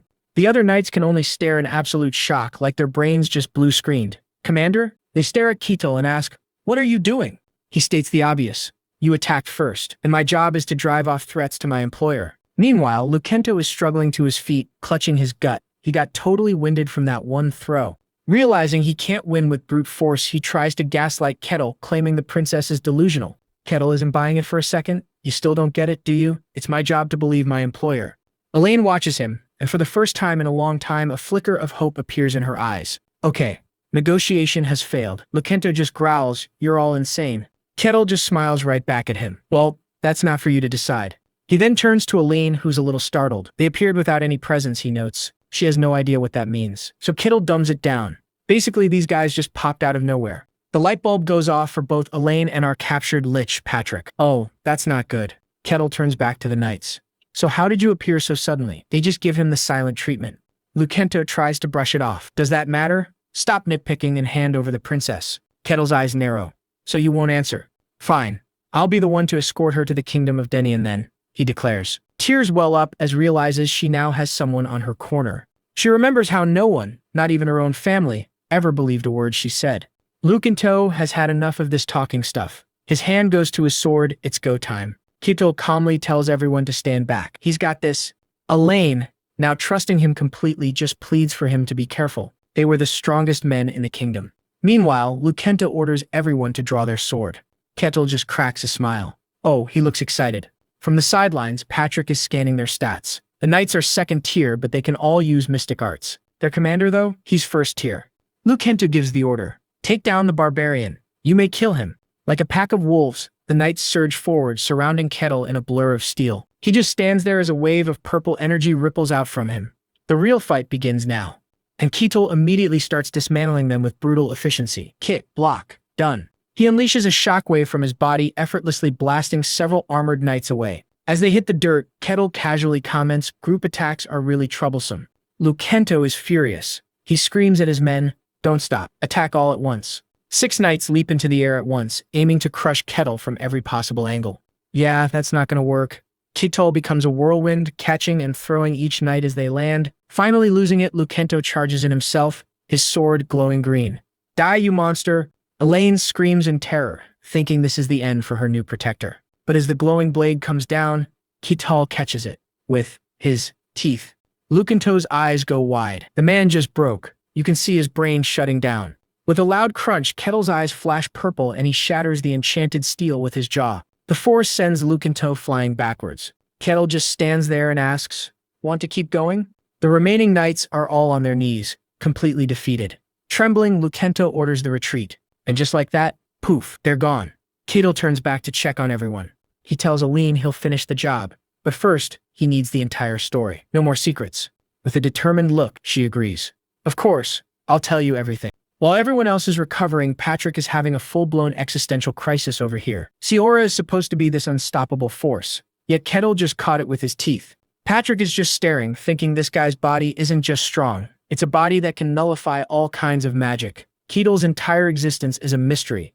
Later, once they've all settled around the campfire, Kettle finally pops the question. "All right, spill it. What's the story?" Aaron's face gets grim and he drops a bombshell. He tells Kettle their entire kingdom has been replaced. He says by the time he and the princess figured it out, the whole place had already been taken over. Kettle connects the dots immediately. "So that's why you guys booked it out of there." Aaron confirms it. If they had stayed, they would have been next on the list for a body snatcher makeover. He says this weirdness all started about a year ago, and that exact timing makes Kettle's ears perk up. 1 year ago? Kettle thinks back. The Inquisitor Aquaz mentioned that exact same time frame. He remembers her warning. The Demon Realm's seal is leaking, dungeons are popping up like crazy, and evil things are appearing. All starting 1 year ago. Yeah, that's way too specific to be a coincidence. That's what that weird guy was also rambling about on his last quest. He wrote it off as just crazy talk back then, but now, maybe there was something to it. Aaron keeps going, explaining they had no clue where this distortions even started. They even brought in powerful mages and mystics for help, but every single one of them got replaced too. Kettle seems fascinated by all this. He then asks how Aaron himself was able to spot the fakes. Aaron admits it's hard to explain, he just feels it. The very air around the replaced people feels wrong. There's this deep sense of wrongness he can't shake, even when they're acting perfectly normal. He didn't believe the princess either at first. Not until impossible things started happening. And so begins story time, folks. Aaron takes us back to when he was managing the castle servants. He brings up this one maid, a shy girl named Kathy, who was scared of pretty much everything, especially ghost stories. He admits he used to prank her and tease her with scary stories all the time. But then one day, Kathy just stopped reacting. No more screaming, no more fear. At first, he just figured she'd finally grown a spine and gotten over it. The real red flag came later. Part of Kathy's job was cleaning the huge castle statues, which terrified her. One day, her worst nightmare came true. A massive stone statue crashed down right on top of her. By some miracle, she wasn't seriously hurt, but it was a situation where she absolutely should have died. And here's the creepy part. Kathy showed zero fear. She was only worried about getting punished for breaking the statue. In that one moment, Aaron knew. The person in front of him was not the real Kathy. Kettle sums it up perfectly. A girl who was scared of everything suddenly stopped being scared of death. Very interesting. Aaron says that on the outside she acted the same, but he knew the real Kathy was just gone. After that, he started testing other people in the castle and realized most of them were already fakes. Kettle asks, "And that's why you ran?" Aaron confirms it. They knew they'd be next if they stuck around. So Kettle asks the next logical question. Why run specifically to the Denian kingdom? Elaine finally speaks up. Because only the king of Denian can issue something called a human declaration. She begins telling an old legend from a time when humans lived among many other races. Apparently, one man wanted a kingdom just for humans, so he made a deal with some nameless god. The god granted him a single, powerful ability, the power to know what is human and what is not. After getting this power, the man built a kingdom which eventually became the Denaian kingdom we know today. Elaine finishes explaining that only the descendants of that founder can perform the human declaration. Kettle smiles. Something like that exists, huh? This world is never boring. He tells her it's a solid plan. Elaine looks up at him with tears in her eyes, asking if he's sure he wants to continue. He just gives her a warm smile. Nothing's changed. I made a promise to escort you, and I'm keeping it. Overwhelmed with relief, Elaine clasps her hands together and thanks him from the bottom of her heart. And then she makes a huge promise. If he completes the request, she will grant him any wish his heart desires. Kettle just smoothly accepts, saying he'll look forward to it. This makes Aaron's jaw hit the floor in sheer panic. Later that night, Patrick sidles up to Kettle and asks the million-dollar question. So do you actually believe her story? Kettle glances at him. Not 100%, but I think she's telling the truth. Patrick pushes back, pointing out that those turquoise knights they fought were definitely human. Kettle quietly agrees with him. I think so too. Patrick lays out the stakes for Kettle. He's making an enemy of an entire nation. Just knowing their secret is a death sentence. He asks him straight up, are you really just doing this to fulfill a simple contract?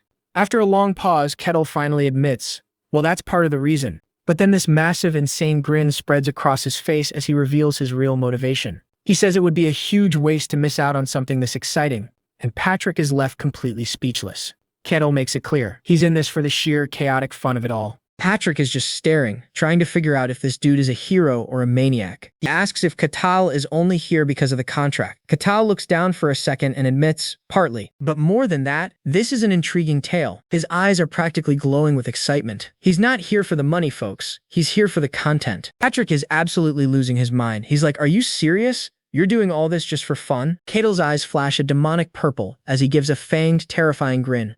What more does one need? My man is an adrenaline junkie. Catal is just hyped for the adventure, a being that replaces another without anyone noticing. How peculiar, he observes. Patrick is having some other thoughts. Yeah, see, underneath that fanboy act, the leech's true nature comes out. He desperately wants to study Catal, and by study he means he wants to dissect the barbarian piece by piece to figure out his power. Totally normal thoughts, right? The next day, the journey continues. Patrick has just accepted his fate. For now, he'll just sit back and watch the story unfold like the rest of us. Suddenly, an arrow slices through the air, but Catal, being the absolute unit he is, just snatches it out of the sky. This surprise attack sends Aline and Aaron into a full-blown panic. Tal, on the other hand, is completely unfazed. He just smirks. Guerrilla warfare, huh? Not a bad strategy. Just then, bam! 4 knights drop from the trees. He calmly remarks, that said, it's not exactly the correct answer either. The shade is real, my friends. With a single, powerful pulse of energy, he sends all 4 knights flying. Kaboom! They crash so hard their armor cracks. One even spurs out blood from his mouth. That's gonna leave a mark. The battered knights scramble to their feet and retreat, calling him a monster. Well, they're not wrong. Catal has this subtly proud look on his face. Elaine tells him he's incredible, but Catal just shrugs it off. Were they not weak? Elaine nervously pushes him for an answer. Still, why are you letting them live? She's worried he's holding back for their sake, but Catal just says, it's not because of you lot, leaving her totally confused. With a sly grin, he turns back to the battlefield. There's something I want to confirm. And right on cue, another group of identical knights appears, demanding he hand over the princess. Catal just watches them, completely unimpressed. It's like they're NPCs stuck on a loop. In a flash, he's holding one knight by the throat, the others already knocked out on the ground. He examines the knight's pristine armor. That armor, I destroyed it a few hours ago. Companions are baffled, but Catal points out the faint scratches on the chestplate. It's perfectly identical. How interesting. He casually drops the knight and lets the whole group retreat once more. Eileen is lost. Catal explains the impossible. Their broken armor and swords have been restored completely. Aaron confirms that level of restoration magic would need at least a full day and a massive setup. This is way too fast. Catal agrees. Something else is going on. He's finally starting to put the pieces together. He's figured it out. The knights are basically respawning. They're defeated, turn into red spirits, and then just reappear, fully reset. Now then, only one final confirmation remains. And like clockwork, the knights show up again with the same battle cry. Ignoring them completely, Catal turns to his client, Aline. With his final test in mind, he grips his axe, and the next moment, the blade is dripping with blood. Catal stands over the fallen knight, noting that because they have human forms, his axe meets a slight resistance. He glances at his horrified clients, stating that this bloody experiment should be enough to confirm his hypothesis. As Elaine steps forward, looking deeply troubled, Catal turns and asks her pointedly, Can you do it? Her mind flashes back to a time she watched the knights from a balcony, specifically a young man named Kay. She remembers how he changed, becoming someone she didn't recognize. But seeing him die for real was still traumatic. In her memory, she screamed for it to stop, but the corrupted knight just kept demanding she be handed over. Back in the present, the entire party is just stunned, trying to process what just happened. Aaron is aghast, and Elaine's horrified reaction is all the proof Catal needs. He smirks. His theory is confirmed. Later that night, the group sits around the campfire. Elaine finally breaks the tension, stating the obvious. They definitely died. Catal stares into the flames, his face grim. Indeed, he says. No sugarcoating it for this guy. The image of the knights with glowing purple eyes and creepy smiles flashes through Elaine's mind, causing her to tremble. Catal thinks back to the story about Kay not fearing death. He wonders if it's because they're beings that simply cannot die. Bro said maybe they just got plot armor like that. He concludes that whatever they aren't human anymore, and offers a bowl of soup to the shivering princess. He asks if she has any idea what's going on, but she can only admit that she doesn't know. She says coming back from death isn't really a form of life. Deep thoughts from our princess. Still, she offers one possible theory, that these beings are from the demonic realm. And at the mention of the demonic realm, Catal's entire expression turns deadly serious, his eyes flaring with that signature white glow. Playtime is over. Catal's whole demeanor changes. The demonic realm? He asks, and you just know things are about to get real. Elaine confirms it. She calls it some twisted, unknowable place. Basically, if these respawning weirdos are from there, it would explain everything. Right on cue, a quest notification pops up for Catal. Quest number 785. Time to get grinding. Our boy immediately thinks he's cracked the code. He wonders if his system only activates for demonic realm business. A bit full of himself, isn't he? But Aaron immediately shuts the theory down. He insists it's impossible for demons to just waltz into their world. Catal looks confused, but Aaron is dead serious. He claims no demon has ever crossed over since the dawn of time. Ever. Catal spots the plot hole. So that's just a guess based on old stories, not actual facts. Elaine reminds them that things have been super weird lately. A sweating Aaron has to admit he's right. Catal connects the dots like a true detective. He asks if those distortions from a year ago might have messed with the demonic realm too. The princess, who's been soaking all this in, displays a deadly serious look. She admits that is a very real possibility. Oh my, so those dreadful monsters seem to be invading from the outside. Catal ponders this deeply. Meanwhile, Patrick gives him the ultimate side-eye, thinking, that's rich, coming from you. The next morning, the welcome party is back. The knights have returned, demanding the princess be handed over. But Catal doesn't look worried at all. In fact, he's got a huge grin on his face. He's actually enjoying this. He casually walks past a corpse. He notes that's 3 deaths now, and they always come back good as new. Creepy. Elaine is absolutely disgusted, clenching her fist and calling them revolting monsters. She is not having a good time. The princess said, I did not sign up for this. Catal treats this whole thing like a puzzle. He's starting to wonder what their real objective is. Elaine has a theory. They're going to devour her entire kingdom, grow their army, and then take over the whole continent. A classic villain plan. But Catal isn't buying it. With a sly smile, he says he doesn't think it's something that simple. Our boy loves to be contrary. Points out that if they just wanted to destroy the kingdom, they would have finished her off ages ago. They've had plenty of chances. And here's another thing. They never attack at night, which is when humans are weakest and most vulnerable. Suspicious, right? He casually smacks another knight away while continuing his lecture. If you're immortal, why not just Zerg rush them? What's with the hit and run? These creatures don't act like monsters, he tells the stunned princess. It's almost like they genuinely believe they're still human. Which is why, he says with a positively wicked grin, he's had an excellent idea. The looks on Elaine and Aaron's faces just scream, oh no. And his brilliant idea is kidnapping. He's captured one of the knights, who is now tied up and screaming threats. This is fine. Catal claps his hands together with a big friendly smile. Now then, he says, let us have a conversation. Even Patrick, the captured lich, can only watch this madness unfold. His one thought, this guy is properly insane. Aaron absolutely loses it, asking what he's doing.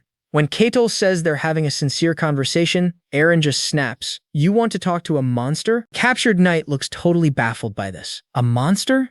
What are you talking about? I am human. Elaine screams at him to shut his mouth. She calls him a disgusting monster for even daring to imitate a human voice. She tells him she watched him die and come back to life over and over. And now he expects her to believe he is human? Not a chance. Bro's humanity card got revoked instantly. The knight keeps pleading his case. We are not monsters. We are human. Princess, you have to believe me. This is the last straw for Elaine. She absolutely loses it, screaming, don't treat me like I am insane. She accuses them of devouring her parents and reveals her deepest fear, that they plan to turn her into a monster too. The knight frantically denies it. No, that's not it. The princess will remain exactly as she is now. That specific phrasing stops her cold. What do you mean by that? Both Ketal and Patrick snap to attention. They heard it too. The knight admits he doesn't know the full plan. But one thing is certain, he declares. Both of you absolutely must return to the kingdom. Elaine has had enough. She turns away, saying there is no point talking to a monster that just spouts nonsense. But just as she's walking off, Ketal stops her. A look of realization dawns on his face.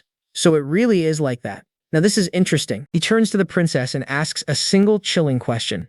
Elaine, do you consider yourself human? He really said, let me shake your entire worldview. The question just hangs in the air, leaving Elaine totally baffled. She scoffs at him, asking if that is not obvious. Katel's eyes glow as he just says, I see. But Elaine totally misses the point, thinking he is accusing her of becoming a monster. Before she can even finish her sentence, there's a sickening sound. Elaine's eyes fly open in absolute horror. Did she just get sucker punched by this monster of a barbarian? Ketal just watches with a grim, knowing expression. The princess stares down in utter disbelief at the blood spreading out, soaking her dress. So, was that horrifying chestburster scene all just a nightmare? Princess Aline jolts awake, gasping for air, looking like she's just seen a ghost. Aaron rushes to her side, checking if she's okay, but she's completely out of it, having no idea where she is. Then the memory hits her like a freight train. She remembers Katel's words and looks down, expecting to see a hole in her body. Speak of the devil. Katel's voice cuts in, so you've come to. Yep, he's just standing there, arms crossed, looking incredibly smug. Elaine freaks out, demanding to know what happened after that thing exploded out of her. Ketal just calmly explains she had a wound that would kill any normal person, but now she's perfectly fine. Not a scratch on her. As she tries to process this, Ketal drops the big one. She was completely restored, as if nothing ever happened, just like those nights. He even checked Aaron while she was out. Yep, he's the same. The horrible truth finally hits Aline. It's already too late. She's one of them. A little while later, Ketal steps outside and finds Patrick by the fire.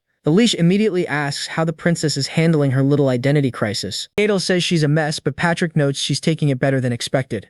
Then the leech cuts right to the chase, asking, since when did you know? Ketal admits he had his suspicions, but as for when he knew for sure? From the beginning, he says, being coy. Turns out, Ketal sensed a familiar, subtle presence on Aline and Aaron from the start, a detail that Patrick's own magic senses completely missed. Awkward. That wasn't the only clue, folks. He also noticed she refused his food, surviving on basically nothing but jerky for 3 whole days. He points out that a sheltered princess can't just tough that out with willpower. Patrick is seriously impressed. Who knew the barbarian was actually a detective? Just then, Aaron calls out to Ketal. Aline emerges from the tent, her expression now firm and full of resolve. The princess declares they're heading to the Denyan kingdom. Ketal smiles, glad she's finally made up her mind. But before they can pack up, he calls out to the empty woods. Isn't it about time you came out? He didn't sense any magic. His barbarian instincts were just screaming at him. He can't help but grin, impressed with his own gut feeling. And poof, a shimmering figure materializes from thin air. It's a powerful-looking old wizard with a classic pointy hat. Aline and Patrick are speechless. Ketal's only reaction is surprise at the invisibility spell. The wizard introduces himself as Adamant Rajesh, chief mage of the kingdom of Lutein. What a title. He says he's here to bring them home. Ketal grips his axe, ready for a fight, but the mage says that won't be necessary. The wizard turns to Aline, telling her it's time to go back to the palace. He warns that her little trip could cause a diplomatic incident. A single tear rolls down Elaine's cheek. She bitterly asks what any of that even matters now that she's just a monster pretending to be human. Yeah, this got deep way too fast. Monster, is it? The wizard muses. He says they've changed, sure, but that doesn't mean they've lost who they are. Looking her dead in the eye, he says if anything has changed, it's only this. Just leaving that cryptic statement hanging there. Adamant calmly tells Aline she is simply becoming more complete. He reassures her that she is still the princess of her kingdom. How comforting. Then his eyes narrow with this chilling look. He reveals her true destiny is to become their flawless queen. Okay, that sounds incredibly suspicious. Flawless queen? My friend, that's code for puppet ruler, if I've ever heard it. Ketal starts talking about the ship of Theseus, a ship preserved by the people of Athens. As its old wooden planks rotted away, they were replaced one by one with stronger ones. This continued until every single part of the original ship was gone. Not a single splinter was left from the old vessel. So Ketal poses the classic question. After all that, could you still call it the same ship? Dude, read the room. He then compares this to the Lutein kingdom, calling it one massive ship of Theseus. And you can see the look of pure horror dawning on Elaine's face. Just then, the old mage steps forward, his presence way too commanding for my liking. He looks Aline dead in the eye. Please return now, princess. Your place is in the Lutein kingdom. Yeah, I'm getting major stranger danger vibes here. Poor princess just stammers, completely intimidated by this guy's creepy demand. She has no idea what to do. Ketal leans in with a predatory grin. Want me to? I can make that man go away for you. The mage turns his glare to Ketal. Barbarian, you already know we're the same kind. There's no reason to stop me, is there? Ketal looks completely unfazed. So what about it? I honestly could not care less what you are. He stands firm between them, making his position perfectly clear. I'm only stopping you to protect my employer. Elaine is completely lost in her thoughts, her mind reeling from the fact that she isn't even human. She feels like a total fraud.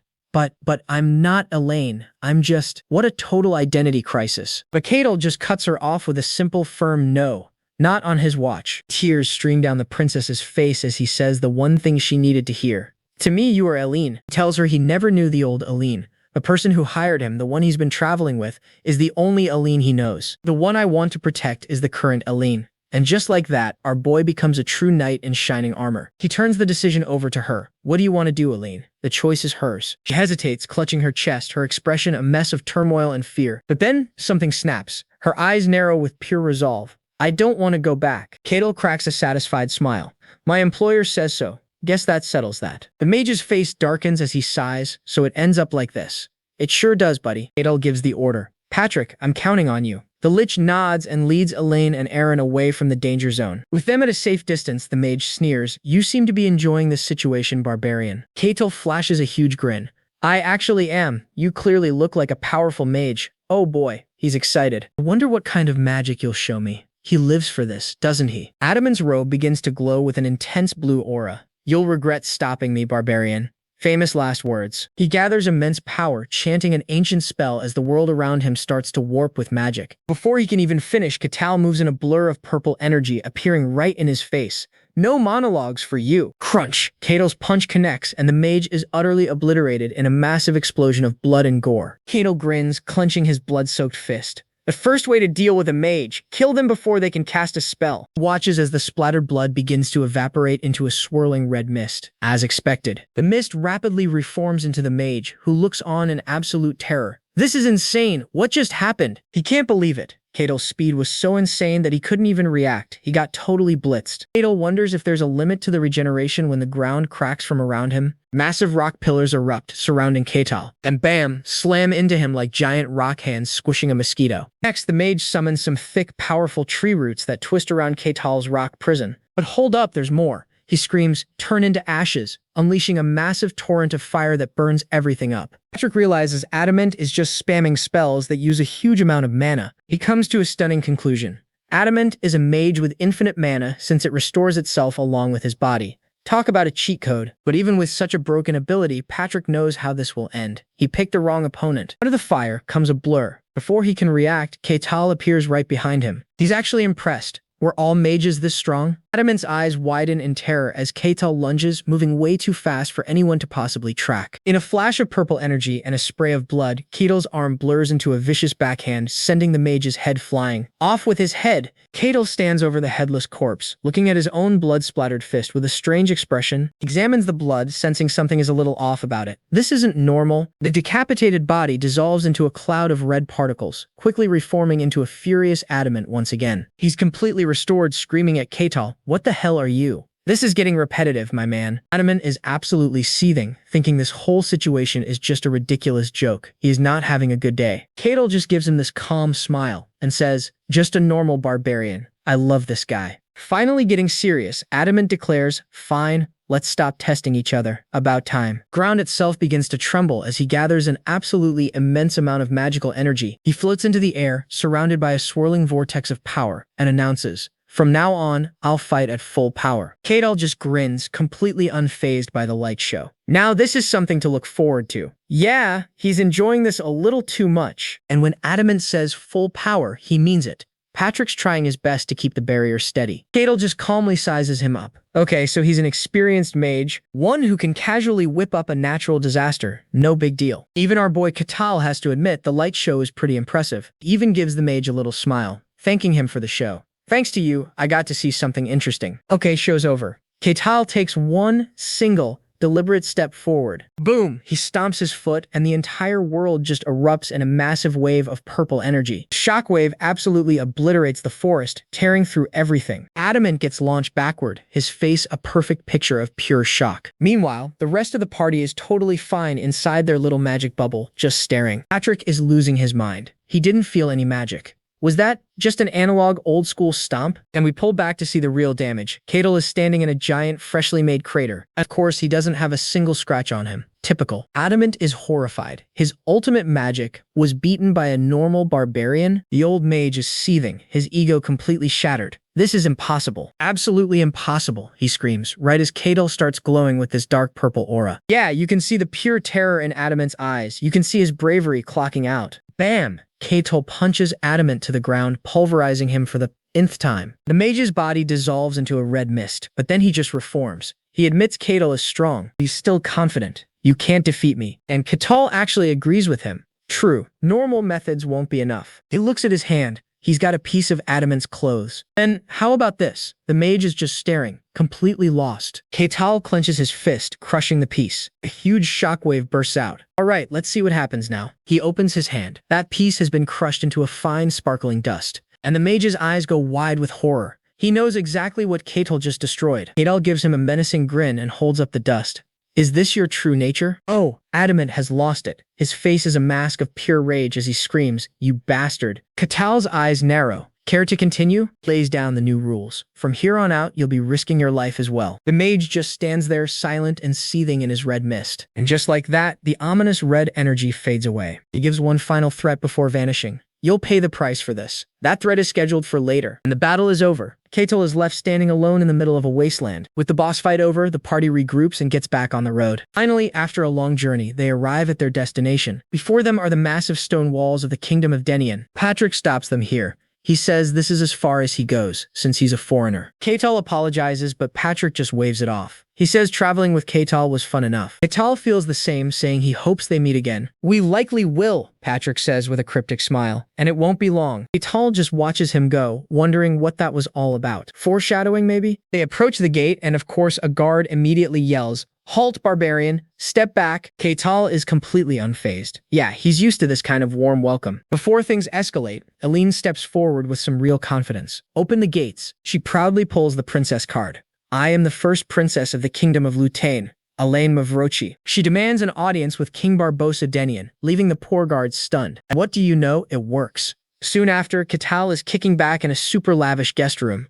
Bro went from struggle to sweet real quick. He's pretty happy with this upgrade. All thanks to Aline. This bed? Not bad. With the escort mission over, he figures the quest is finally cleared. And right on cue, the blue system window pops up. 758th quest complete. Then another message appears. Rewards will now be distributed. Catel's confused. He's wondering what the reward is, since he never gets them directly like this. Suddenly, a sharp knock at the door completely shatters his train of thought. It's Elaine, the noble he guided through the wasteland. She asks for a moment of his time, and Catel invites her to sit down. A bit later, Catel asks for an update on the situation. She tells him her audience with the king is set for tomorrow. She thinks this will solve everything. Catel, our resident realist, isn't so sure. He thinks this might just be the start of their problems. Elaine seems to agree. After a moment, she just says his name to get his attention. She asks him directly if he has any idea what really took over her kingdom. Catel closes his eyes, admitting he has some suspicions. Then he turns the question back on her. He asks if she can tell him what her kingdom has truly become.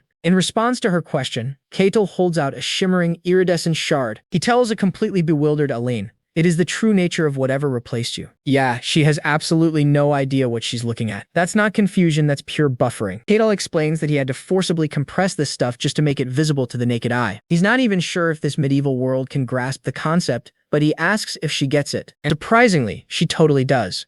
Aline compares it to things like mana and aura, invisible forces you can only see when they're gathered together. A light bulb goes off for Catel. He totally forgot that this place has mystic forces. Got it. But for Aline, the terrible implication of his words finally starts to sink in. Catel tells her to just think of herself as a huge collection of these tiny things. Her entire being, from head to toe, heart to brain, bones to blood, has been completely replaced. That realization hits her like a truck, and she instinctively recoils, hugging herself in disgust. Catel just asks if she's alright, admitting that yeah, it's not exactly a pleasant feeling. She nervously asks if these particles are dangerous. Catel actually smiles, reassuring her they're inactive and seem to break under strong physical force. He decides to just call them nano for short. Sounds cool, I guess. He explains that each nano is its own little entity, and together they just form a human shape. That's why they don't die when they get hurt. It's like trying to kill a lake by cutting the water. Immortality? Elaine asks, and she sounds horrified by the idea. Tal confirms it, which explains why they don't get the concept of death. But Elaine finds a flaw in his logic. She points out,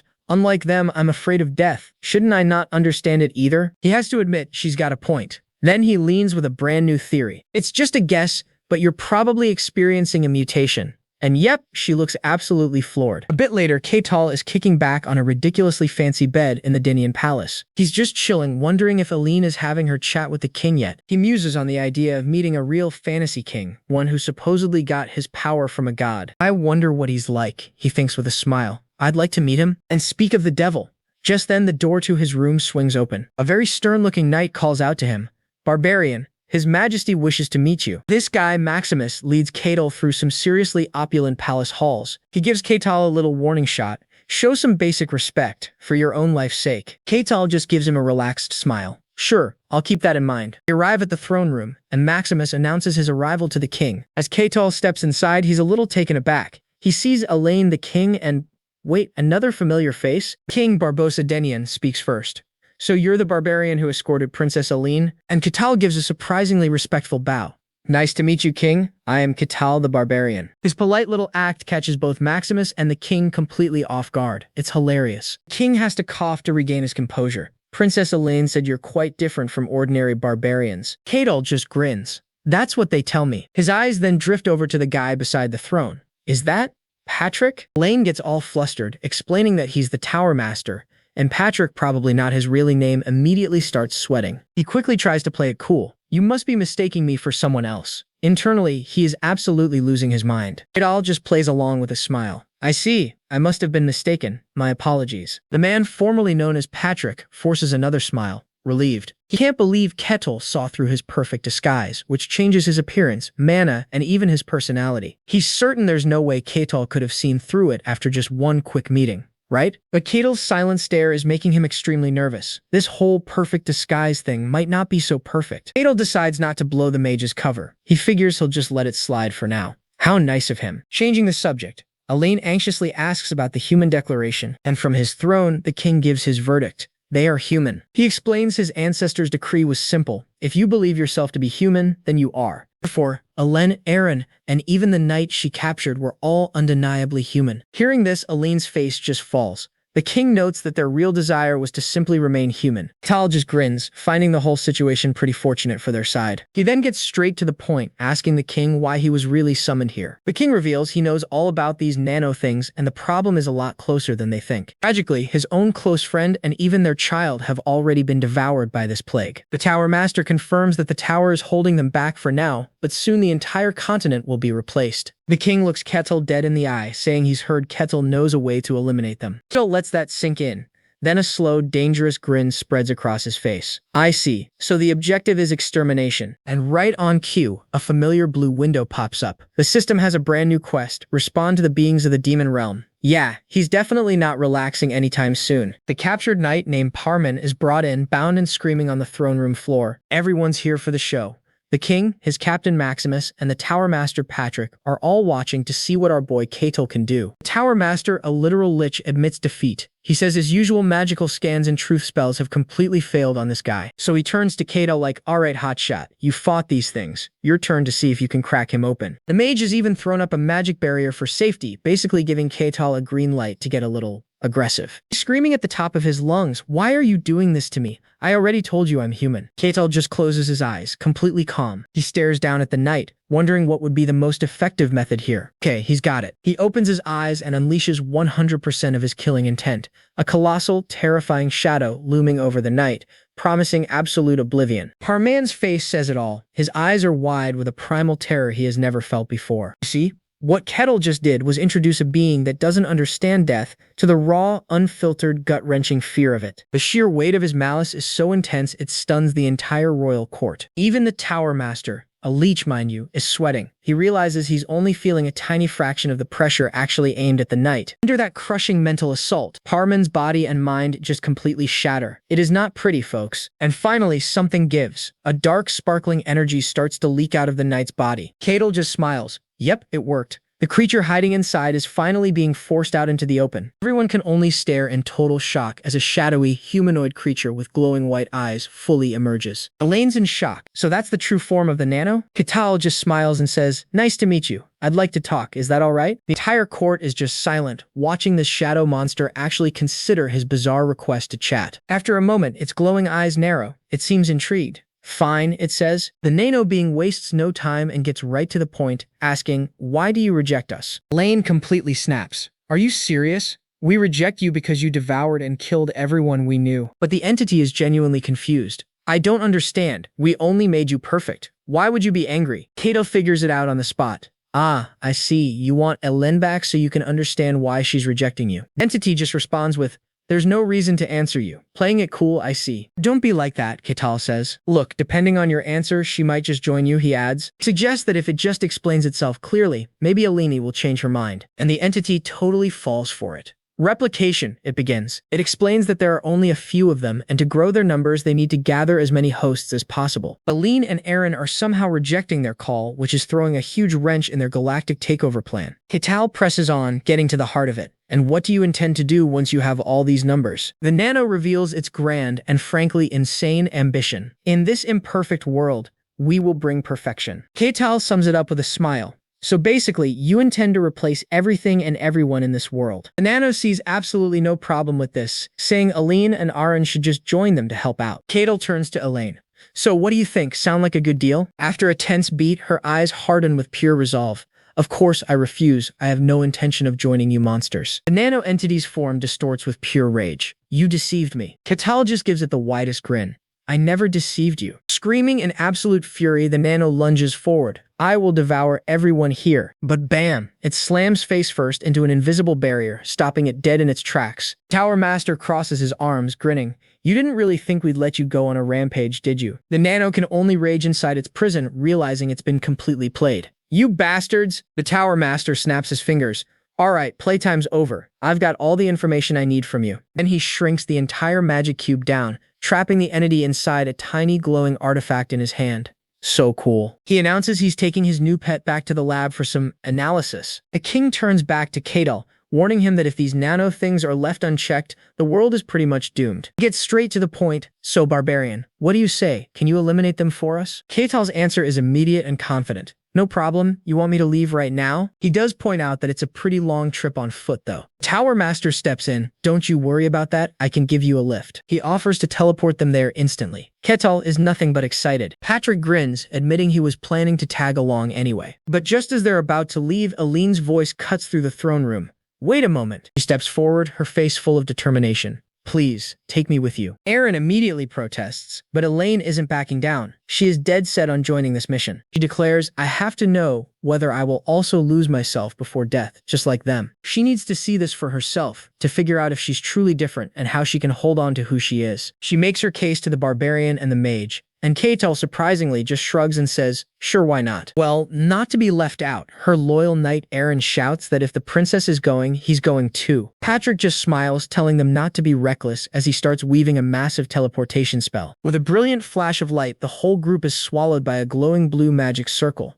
Next stop, enemy territory. Before they even know it, they'd arrived. "Now then," Patrick announces, as they stand before the Lutine Castle gates, "shall we begin?" Ki Tao, ever the pragmatist, questions if maybe kicking down the front door is a bad idea. But Patrick just scoffs. He'll just pop up a little barrier to hide them from sight and sound. Katal's inner nerd completely loses it. He's practically bouncing, shouting about how amazing magic is. Patrick closes his eyes, a single red one flashes open, and poof, it's done. Katal looks around, completely lost. He can't see a thing. "Did you do something?" Patrick calmly explains he just wrapped the entire castle in a massive barrier. He adds that not a single ant can get in or out now without his permission. He smugly notes that a spell of this scale is just a light warm-up. Kettle is totally starstruck. This Kettle thinks is the true power of a hero-class mage. A total magical sigma. A huge grin spreads across his face. Our boy is absolutely loving this world. The stealth part handled, Ketal confidently steps up. Patrick asks for the plan. Ketal gets a devious look in his eye. He says they should probably knock first. The ground explodes from his strength as he launches himself, and he unleashes a knock-knock that obliterates the castle gates. The impact is catastrophic, sending the castle guards flying like bowling pins. He looks over the chaos he just created. Excuse me. Tower Master Elena and Aaron just stare in absolute horror. What a freaking barbarian. He stands alone on the shattered bridge, admiring his handiwork. The old mage Adamant appears absolutely livid. This is absurd. Are you out of your mind? Ketal just grins at him. Good to see you. Adamant is not amused and starts charging up an attack. Too bad, Ketal says. I didn't come here to see you today. With a simple finger flick, Adamant's head is obliterated. How man times has this been now? As Adamant is reforming himself, Ketal calls out to the enemy to show themselves because he can do this all day. In response, red particles start to ooze out of literally everything. The Tower Master just watches as the entity of the demonic realm has finally shown its true form. Elaine is terrified, but Patrick notices something interesting. She and Aaron are totally fine. He realizes they aren't connected to this hive mind. Her hope of being different was actually true, because if they weren't, they would have already been absorbed, becoming part of that thing. A voice booms out, asking how they dare interfere with its mercy. Ketal finds this hilarious. Mercy, huh? That's one way to put it. The entity claims it was granting everyone freedom to live the lives they desired. It was happy to live in the shadows. It says it was showing them mercy. The others can only stare, horrified by this twisted logic. Ketal puts it all together, so that's why it stayed hidden. But what does any of that matter now? You're just a monster mimicking the dead. Its eye glows with terrifying power. I will erase your very existence from this world. Ketal, completely unbothered, just smiles. Well, that would be a bit difficult. The entity doesn't take that well, and summons dozens of glowing red spears. With a single command D, it fires the entire volley straight at him. The spears converge in a massive, earth-shattering explosion. Right in the middle of it all, Ketal casually swings his axe, deflecting the entire blast. The entity is stunned as its own attack is reflected. Meanwhile, Ketal is already charging up his counter. He unleashes his massive punch, slamming a shockwave right into the cosmic being. Ketal looks over the destruction with a playful smile. Oh, did I miss? The entity is absolutely furious, screeching, "You monster!" Ketal just dusts off his hands. That's rich, coming from an actual monster. The insult pushes it over the edge. It calls him a loathsome creature as it begins transforming itself. It changes into a hulking cosmic beast, roaring that it will tear him to shreds for the sake of the world. Ketal just stands there, watching the whole power-up sequence. In fact, he's practically giddy. His eyes are sparkling as he shouts, "Whoa, phase 2. So the cosmic horror leaps and attacks Ketal. He's super fast, spinning around Ketal, showing off his moves. Bam! Ketal gets sent flying into the rock wall. Before he can even move, the monster is on him with another wave of attacks. It blitzes him with a massive energy scythe. Monster goes for a point-blank blast, with a torpedo shooting out of torso. Gotta love the imagination of this author. It is a direct hit. A massive explosion rocks the entire battlefield. You know the drill. When the smoke clears, Ketal is just standing there without a single scratch. Okay, so plan A did not work. The creature pulls out plan B, transforming into a giant dragon that swallows Ketal. Chomp! Oh, the horror. Elaine is completely freaked out. Meanwhile, the Tower Master is just watching from the sidelines, calmly analyzing the fight. What is really baking his noodle is that Ketal is doing all this with pure muscle. No magic at all. Ketal just tells the monster he is having fun, then flexes, unleashing his own shockwave that easily counters the monster. The creature has no idea what just happened, but suddenly, Ketal disappears from right in front of him. He zooms in and lands a solid punch right on the face. The thing shatters into a million pieces, but of course, it starts to regenerate immediately. Ketal just laughs it off. He asks if that is all it has got, which really ticks the monster off. It warns Ketal it is about to get serious, charging up a massive ball of nasty-looking energy. Should have done that from the start, buddy. This is a suicide attack. The monster plans to wipe Ketal from existence, even if it destroys itself in the process. Ketal recognizes the final boss desperation move. He grabs his axe, thinking that this is nothing compared to the beasts from the White Wasteland. The ultimate attack flies towards him. Ketal cracks a grin. He admits this was actually pretty fun. He swings his axe once. A massive energy wave cuts the monster's attack clean in half. His attack does not just stop there. It carves a literal canyon into the ground. Elaine and Patrick are completely floored. As the monster fades, it has some final words for Ketal. It whispers that he is a being that should not exist in this world. And with that, it turns to dust. The system window pops up. Quest complete. Patrick walks up, remarking on the absolute mess Ketal has made of the place. Lennon and Aaron wonder if their ordeal is over. It seems so, he declares, looking at the crystal remains of the monster. With a massive grin, he asks the Tower Master if he is okay. Points to the new canyon and the slice-in-he barrier. Looks like your barrier broke in the end. The Tower Master just chuckles nervously, but inside he's still reeling that a simple swing broke his spell, but says he contained the fallout for now. Cadel is genuinely confused how he did that. So Patrick explains his grand plan for the capital city. Turns out he just put the entire city to sleep so they would not notice the apocalypse happening next door. Sheer scale of that spell leaves Elaine and Aaron completely speechless. Even Keital is impressed. He did not think something like that was even possible. His confusion turns right back into fanboy mode. He starts gushing about how incredible the Tower Master is, which catches the old lich off guard. Master tries to play it cool. He says the threat is gone, but cleaning up Keital's mess is going to be a pain. He suggests they all head back for the time being. But before he can leave, Keital grabs his shoulder. This completely freaks Patrick out, who yelps like a kicked puppy. Keital just points at a pile of shimmering goo on the ground, the monster's leftovers. He turns back to Patrick with puppy dog eyes and asks, "Can I have that?" Totally defeated by the absurdity, Patrick just tells him to do whatever he wants. Turns out, being king sucks. Just ask Barbosa, who is currently having the worst day ever. The Tower Master strolls in with some grade A observational skills. "You look like you're having a rough time." The king complains that the kingdom is a total mess, and the nobles, they aren't listening to a word he says. It's gotten so bad they've stopped with the political games. Now they're just calling him a murderer. Patrick just shrugs it off. I mean, the entire royal castle was replaced by an entity of the demonic realm. Excuse is a little hard to swallow. Then he switches gears completely. "By the way, how's that kid doing?" The king knows he means Eleni. He says she's actually holding up surprisingly well. Think about it. She's facing her own people, her enemy, and the fact that she's now a demon herself. He admits that even though she's confused, the girl has got some serious grit. Patrick agrees, but he wonders if something or someone is helping her get through it. He gets a strange look in his eye. The king has to ask what's on his mind. All that talk about entities of the demonic realms got him thinking. That barbarian, just how strong is he? Before the king can even try to answer, Patrick cuts him off. "Actually, I don't think I know the answer either." Elsewhere, Keital is about to head out when Aline catches up to him.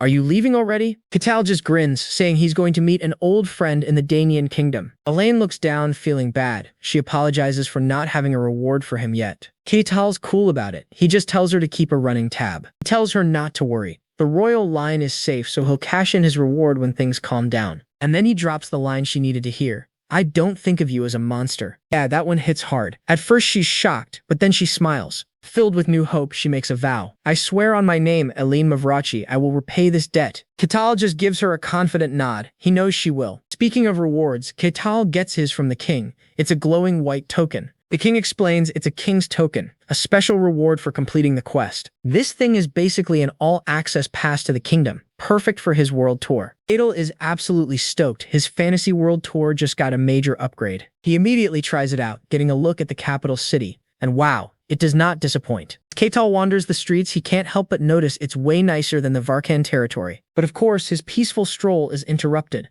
A guard's spear slams down right in front of him. Two guards step up, demanding to know who he is. Keital looks at them curiously. These guards look like they mean business. He sighs. Looks like he's got no choice. He whips out his shiny new token with the most aura-maxing look. The guards are shook. They hit the deck, begging for forgiveness. Keital thinks to himself, yep, that worked. With the guards out of his hair, he continues on his way. He's heading for a large, fancy-looking building. Inside, a tense meeting is going down. A promissory note is slapped on the table. The bottom line? No money. Some guy in a purple suit confirms it with way too much confidence. And across from him, it's our girl, Melina Akasha. The dude puffs out his chest. "I'm the head of House Diablos. I won't beg over a little bit of cash." Melina's eyes narrow. "And yet, isn't your house about to collapse because of that little bit of cash?" The noble sputters. "How insolent." Melina cuts him off. "I should be the one saying that." She completely roasts him for borrowing a fortune for parties, then losing it all gambling. She even brings up how he beat up his own servants who tried to stop him.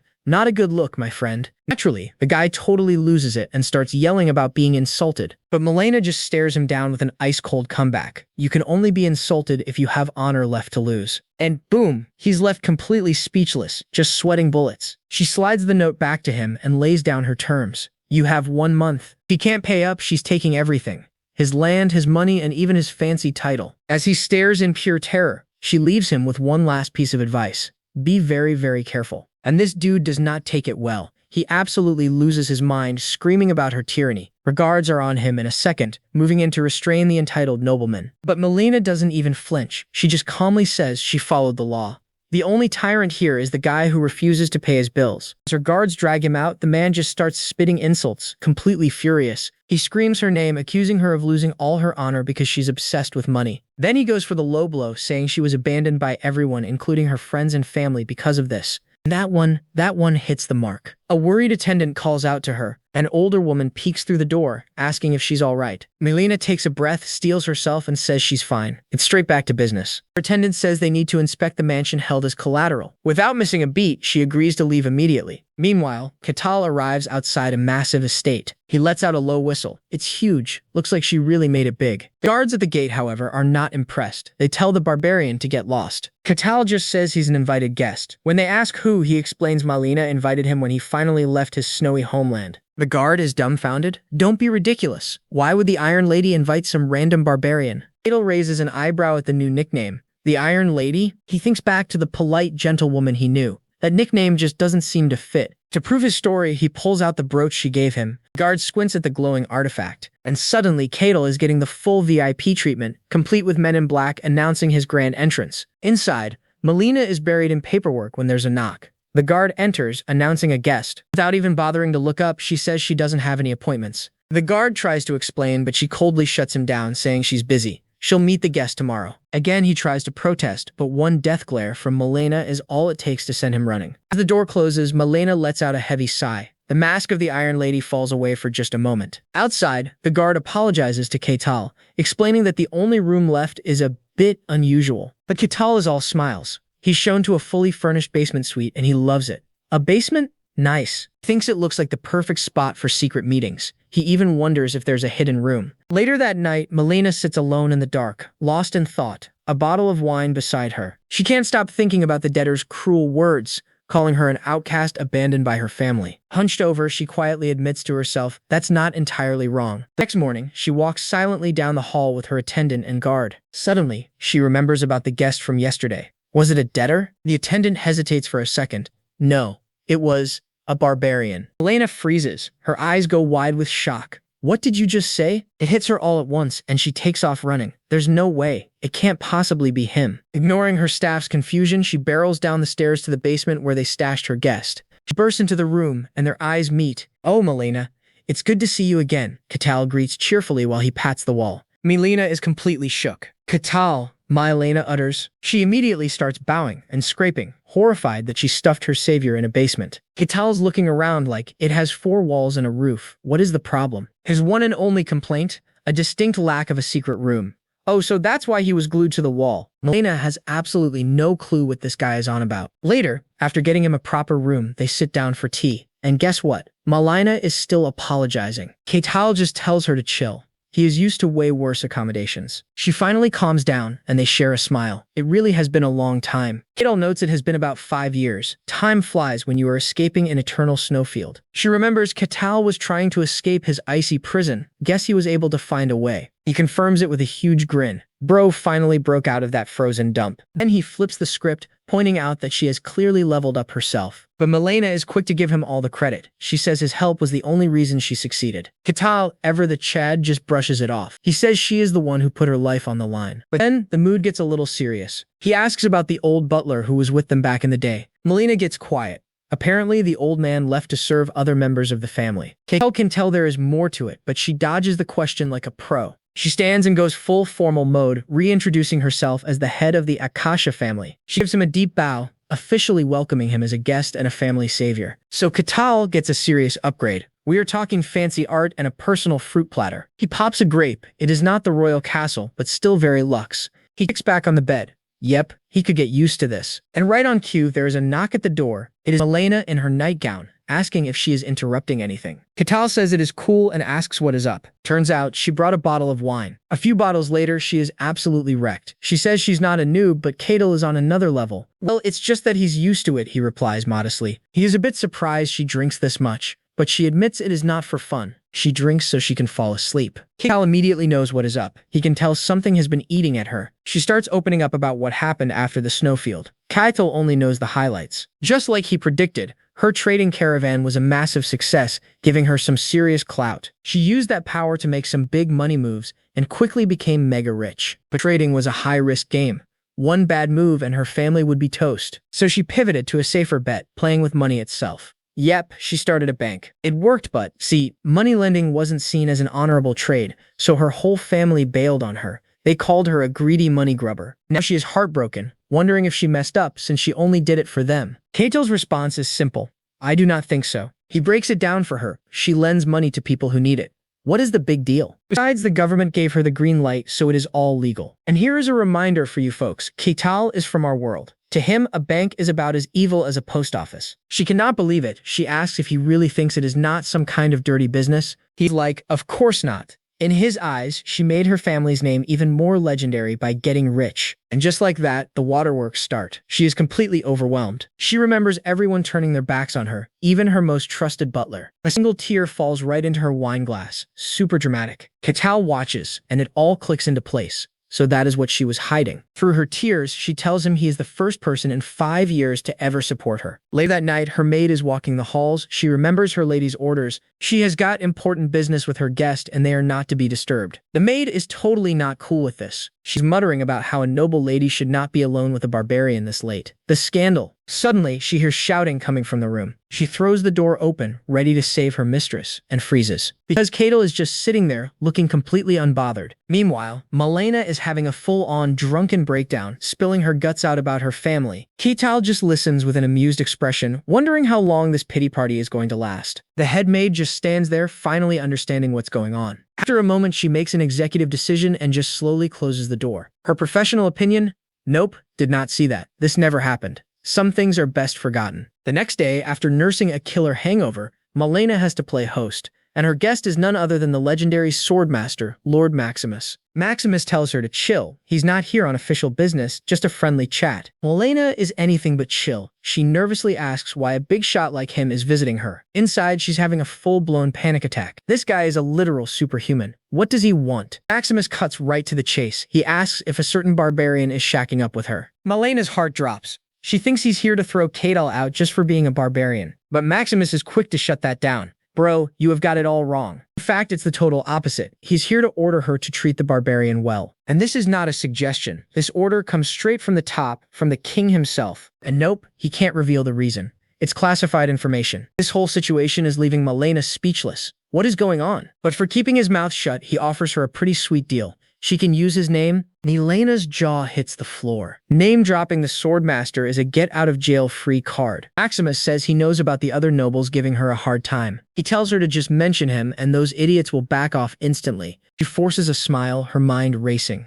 Just what did Ketal do to get this kind of attention? As soon as Maximus is gone, Malena hunts down Ketal for some answers. He turns as she walks up, asking her what is up. She starts by asking about his mercenary days. He confirms it without a second thought. So she pries a little deeper. What kind of jobs did he actually do? Oh, you know, just the usual stuff, he replies. Escorting people, patrolling villages, and beating up various things. He finishes with a bright smile. Malena is just standing there, completely baffled. Yeah, that sounds totally normal. She quickly decides it is probably better for her sanity not to ask any more questions. Changing the subject real fast, she offers to give him a tour of the estate. Ketal's eyes immediately light up. He has an idea. Since Malena's family has a lot of businesses, he knows exactly where he wants to go. Next stop, the Akasha Trading Company. It is a massive, bustling building. Inside, Malena proudly shows off the main hall of her family's company. She explains that even nobles come here for business. It is a pretty exclusive operation. Cal looks around and immediately gets it. It is basically a fantasy world bank. He finds the whole thing hilarious.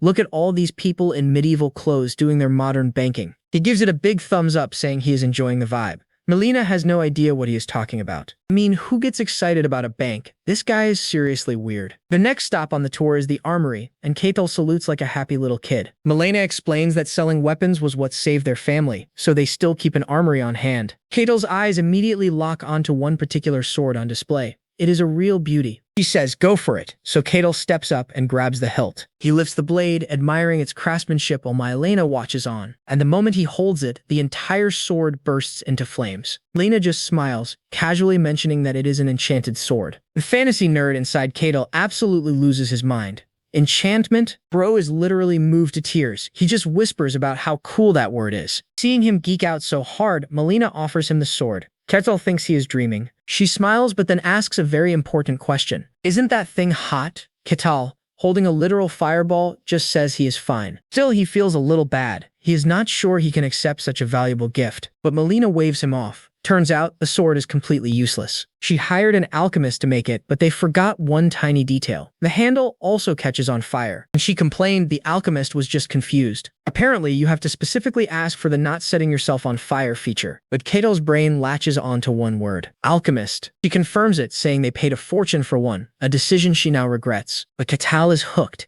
He needs to know everything about this alchemist. Melina looks a little worried. She says the alchemist is strange, but their skill is the real deal. They can supposedly turn a regular person into a superhuman. Katal is stunned. Now that is some serious power. He asks if the rumor is true. She says yes, but it is a well-kept secret. See, the Empire once tried to recruit superhumans, but they are incredibly rare. Most kingdoms only had one or two, and they were not exactly lining up to join. So the whole recruitment drive was a massive failure. But then a mysterious hooded figure shows up at the palace. This alchemist makes the Emperor an offer. He will create a superhuman for just one favor in return. Normally, he would be laughed out of the room, but the Emperor was feeling spicy that day. So he made a shocking request: turn my son into a superhuman. Kato cannot believe what he is hearing. The Emperor used his own son as a lab rat, and it worked. The prince became a superhuman in just 1 year. Kato's interest is officially piqued. He immediately asks if he can meet this legendary alchemist. Melina is completely caught off guard. Meanwhile, deep in a forest, a young elf is brewing a potion, but suddenly her ears twitch. She turns, sensing an extraordinary power approaching. That extraordinary power?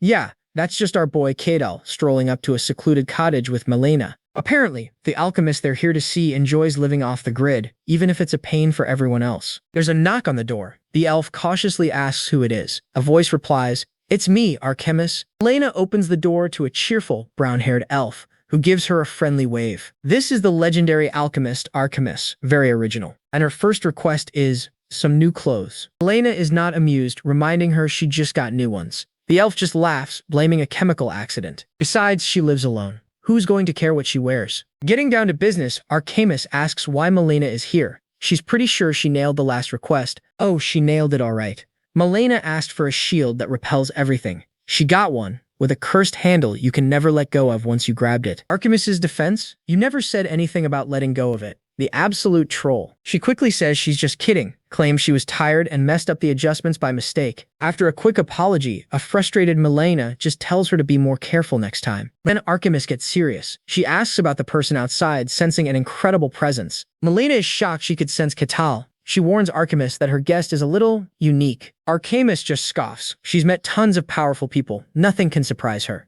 Famous last words, my friend. Elena just gives her a knowing smile. She knows exactly what's about to go down. She calls for Katal. He slides into the doorway, his eyes glowing ominously. "May I come in now?" The elf's confidence instantly shatters. Katal steps inside, introducing himself with a smile as she stares, completely petrified. He says he's heard all about her, but his overwhelming aura is too much. Katal looks back at Melina. Archemis is now on the floor, foaming at the mouth. "She fainted," Katal points out. "No kidding, buddy." Once she comes to, Archemis is completely mortified. Katal, ever the gentleman, just tells her it's fine. With everyone settled, Katal cuts to the chase. He wants to learn alchemy from her, which shocks everyone. Even Melina is surprised. Katal confirms it with a grin, adding there are other things he's curious about too. Of course, Katal's real goal is simple. He's hoping alchemy is the fantasy cheat code he needs to awaken his mysticism. He asks if it's even possible for someone who hasn't awakened mysticism to learn it. Archemis assures him it's no problem. Alchemy doesn't rely on internal power, it borrows power from external sources. To prove her point, she tosses a small mystic orb into the fireplace. In an instant, the flames are frozen completely solid. Tal's eyes sparkle with pure excitement. She didn't just put out the fire, she literally froze fire itself. Archemis proudly explains she used 0 mana, just a catalyst. She asks if he's impressed. Forgetting himself, Katal grabs her shoulders, absolutely gushing. He calls her skill a miracle, a genuine cheat code. Archemis is flustered but totally eating up the compliments. Katal declares this is exactly the skill he was looking for. This is a dream come true for her. This terrifying monster of a man is admiring her work. She wants more. "Praise me more," she chuckles greedily. Katal begs her to teach him everything. Overjoyed, she gives him a big okay, saying it'll be a piece of cake. Elena thanks her, but her smile is strained. She points out that the very expensive catalyst Archemis just used was bought with her money. The elf can only offer a very nervous laugh. Katal reflects that every other elf he's met has been terrified of him. He wonders aloud, am I really that frightening to elves? As Mylena continues to lecture the elf, Ketal decides that, given enough time, even they seem to get used to him. With the deal struck, Ketal announces he'll be back tomorrow for his first official lesson. Arcamus waves him off with a smile as he leaves and shuts the door behind him. The second he's gone, her composure completely shatters. She collapses, screaming at herself for falling for his flattery. But as she calms down, a serious thought hits her. She realizes with dread,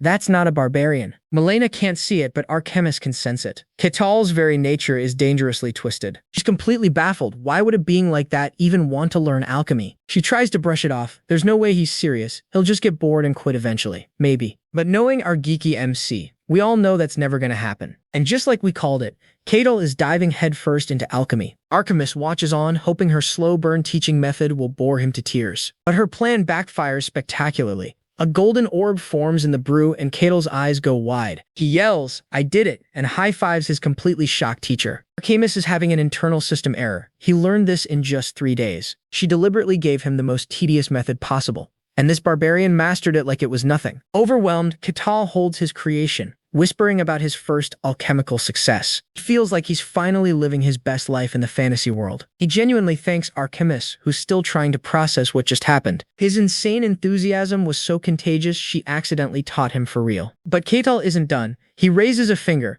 There's one more thing I'd like to learn. Arcamus is all ears, ready to teach her new prodigy absolutely anything. Can you teach me how to awaken to mysticism? And just like that, her smile evaporates. She gets super nervous. Teaching him is easy, but the materials are the real problem. She says it needs high-grade catalysts. It took the entire empire a whole year to gather enough for the prince. Ketal connects the dots, so that's why the prince's power-up took so long. Arcamus scoffs, saying a genius like her wouldn't need a year for something so simple. Before she can finish her victory lap, Ketal pulls out a large sack. He casually says he has some stuff that might work as materials and asks her to check it out. He opens a pouch, revealing a collection of shimmering, multicolored crystals. Arcamus goes completely silent. This is a priceless artifact. She grabs a handful, yelling, "Where did you get this? It's practically a philosopher's stone." Ketal's eyes light up. Ah, the stone that can become any material, right? Arcamus is sweating bullets, begging him to tell her where he found it. But Ketal just says no. She figures it must be from a top-secret location. He tells her, I kinda used it all up. Making more is literally impossible. Back at the estate, Ketal is hyped. Arcamus confirms his little space dust was more than enough to awaken him. However, she says she's still missing some other materials and asks him to get them from Mylena. Ketal is confident she'll agree. Everything's going according to plan. He closes his eyes, dreaming of his new powers, when suddenly he senses trouble. A massive fire is raging on the estate grounds. Mylena is already at the scene. She tells Ketal that someone set the warehouse on fire. Unfortunately, that's also where all the lumber was stored. Ketal tells everyone to stand back. Time to test out his new alchemy toys. He pulls out a small, swirling blue orb he must have made earlier. Flicks the orb into the air, winds up, and punches it with incredible force. His punch shatters the orb and releases a shockwave. It's so strong that everyone has to shield themselves. Ketal turns to Mylena with a huge grin. How was that? The fire's out. He flexes in front of the extinguished building. This is the power of alchemy. Amazing, right? Mylena trying to explain nicely that what he did was less alchemy and more like brute force, but Ketal interrupts. Looks like he senses the perp. I'll be back, he says, then launches into the air like a rocket. Mylena is left alone, completely dumbfounded by the whole situation. Hiding nearby, the arsonist is shocked. Did someone notice him? Oh, it was just a dumb-looking barbarian. How could anyone possibly track him without magic? He's confident. Against his great magic, Ketal is just a powerless meathead. Suddenly, Ketal stops mid-flight, surrounded by a thick, unnatural fog. He looks around, realizing it's fog magic. From a branch above, the mage watches him. He smugly explains that the fog doesn't just block vision, but confuses all the senses. Ketal just grins. In that case, I have an alchemical trick just for this. Here we go, folks. He pulls out another orb and winds up for another powerful punch. But this time, instead of throwing it, he slams his fist directly into the ground. The mage is horrified. The force of the punch is blowing away the fog. He struggles to stand against the wind, furious that a simple physical attack stopped him. Still reeling from the shock, the mage screams that he'll show Ketal a stronger fog spell. Bit too late, buddy. A few moments later, Ketal is already back in front of a worried Mylena. He triumphantly holds up the unconscious arsonist. This is the guy who started the fire. The smug look, Ketal gives all the credit to his new teacher, Arcamus. He says that without his alchemy skills, he never would have caught the mage. This dude is taking the word Delulu to a whole new level. Back in Mylena's lavish room, Ketal cuts right to the chase. He wants to know what happened to the arsonist he just handed over. Turns out the mage was just a hired hand. The real client, a salty nobleman with a grudge. Apparently, he owed Milena a ton of money and decided arson was easier than paying his debts. Milena promises they'll both face the music for their little stunt. She gives Katal a sincere thank you, admitting they were toast without him. But Ketel, ever the himbo, says he was just happy to test out his new alchemy skills. Milena has no idea what he's talking about. He then asks for one more favor, and she's so grateful she agrees instantly. Meanwhile, Arcamus is flabbergasted. She knew Milena would cave to Ketal's request, but she's shocked at the high-quality catalysts he got. She complains she begged for years and got nothing. Milena's logic: Arcamus would just use them for another stupid prank. Read her like a book. A little later, Arcamus confirms everything is ready for Ketal's big power-up ritual. Ketal is practically buzzing with excitement, ready to get started immediately. Soon enough, Ketal is shirtless in the middle of a glowing magic circle, surrounded by the expensive loot. Arcamus lays out the plan. They'll use the catalyst on a circle made from ground-up crystal. This energy will flow into his body and basically brute force a path to mysticism. She warns him it's going to feel weird, but Ketal is all for it. Bro loves a new sensation. Arcamus then gets a little shy, asking if she can have any leftovers if the ritual works. Ketal agrees without a second thought. She can have whatever is left. Her eyes practically sparkle. Ketal just tells her to hurry up and start the show. As she gets ready, Arcamus thinks back on meeting Ketal. At first, his raw power literally made her faint. And yeah, he's still a monster, but his pure, simple-minded quest for gains is actually kinda cute. Yeah, like your grandma's pet Rottweiler kinda cute? She blushes, shaking off the thought and focusing on the task at hand. She vows to make this ritual a success, no matter what. Arcamus begins the chant, commanding the very elements to obey her will. A massive torrent of blue energy erupts from the circle. He grunts as the raw power surges directly into his body. Suddenly, the candles blow out and one of the main crystals shatters. The ritual abruptly ends. An exhausted Arcamus nervously asks if it actually worked. Ketal just sits there, silent, as steam rises from his ridiculously muscular back. Then, he leaps to his feet with a wild, triumphant laugh. He roars that he feels a brand new power. So this must be mysticism. Seeing his explosive reaction, Arcamus figures it must have been a success. Overcome with joy, Ketal scoops her up and lifts her into the air like a rag doll. He smothers her with thanks while she frantically tells him to put her down. Later, once he's dressed, Ketal gives himself a quick check. Everything feels stable. He clenches a fist, relieved that the risky procedure didn't blow him up. Arcamus asks the million-dollar question: can he actually use it? She tells him to focus inward. Ketal closes his eyes and gives it a shot. Instantly, a bright blue aura flares to life around him, gathering in his hands. And then, poof, the energy just fizzles out into nothing. He looks over at Arcamus, confused. He tells her something is definitely wrong. He can feel the mysticism inside him, but every time he tries to use it, it vanishes. Arcamus is completely baffled. What? Meanwhile, at a nearby castle, a guard notices something odd. A shimmering, spectral figure materializes out of thin air. And folks, this is our first look at the wandering merchant. The guards immediately recognize him. This guy is legendary in this part of the woods. The cosmic being asks for entry, and the guards are practically tripping over themselves to agree. But the merchant stops them, a sly offer in his voice. He wants to make a deal first. See, this guy is a legend for a reason.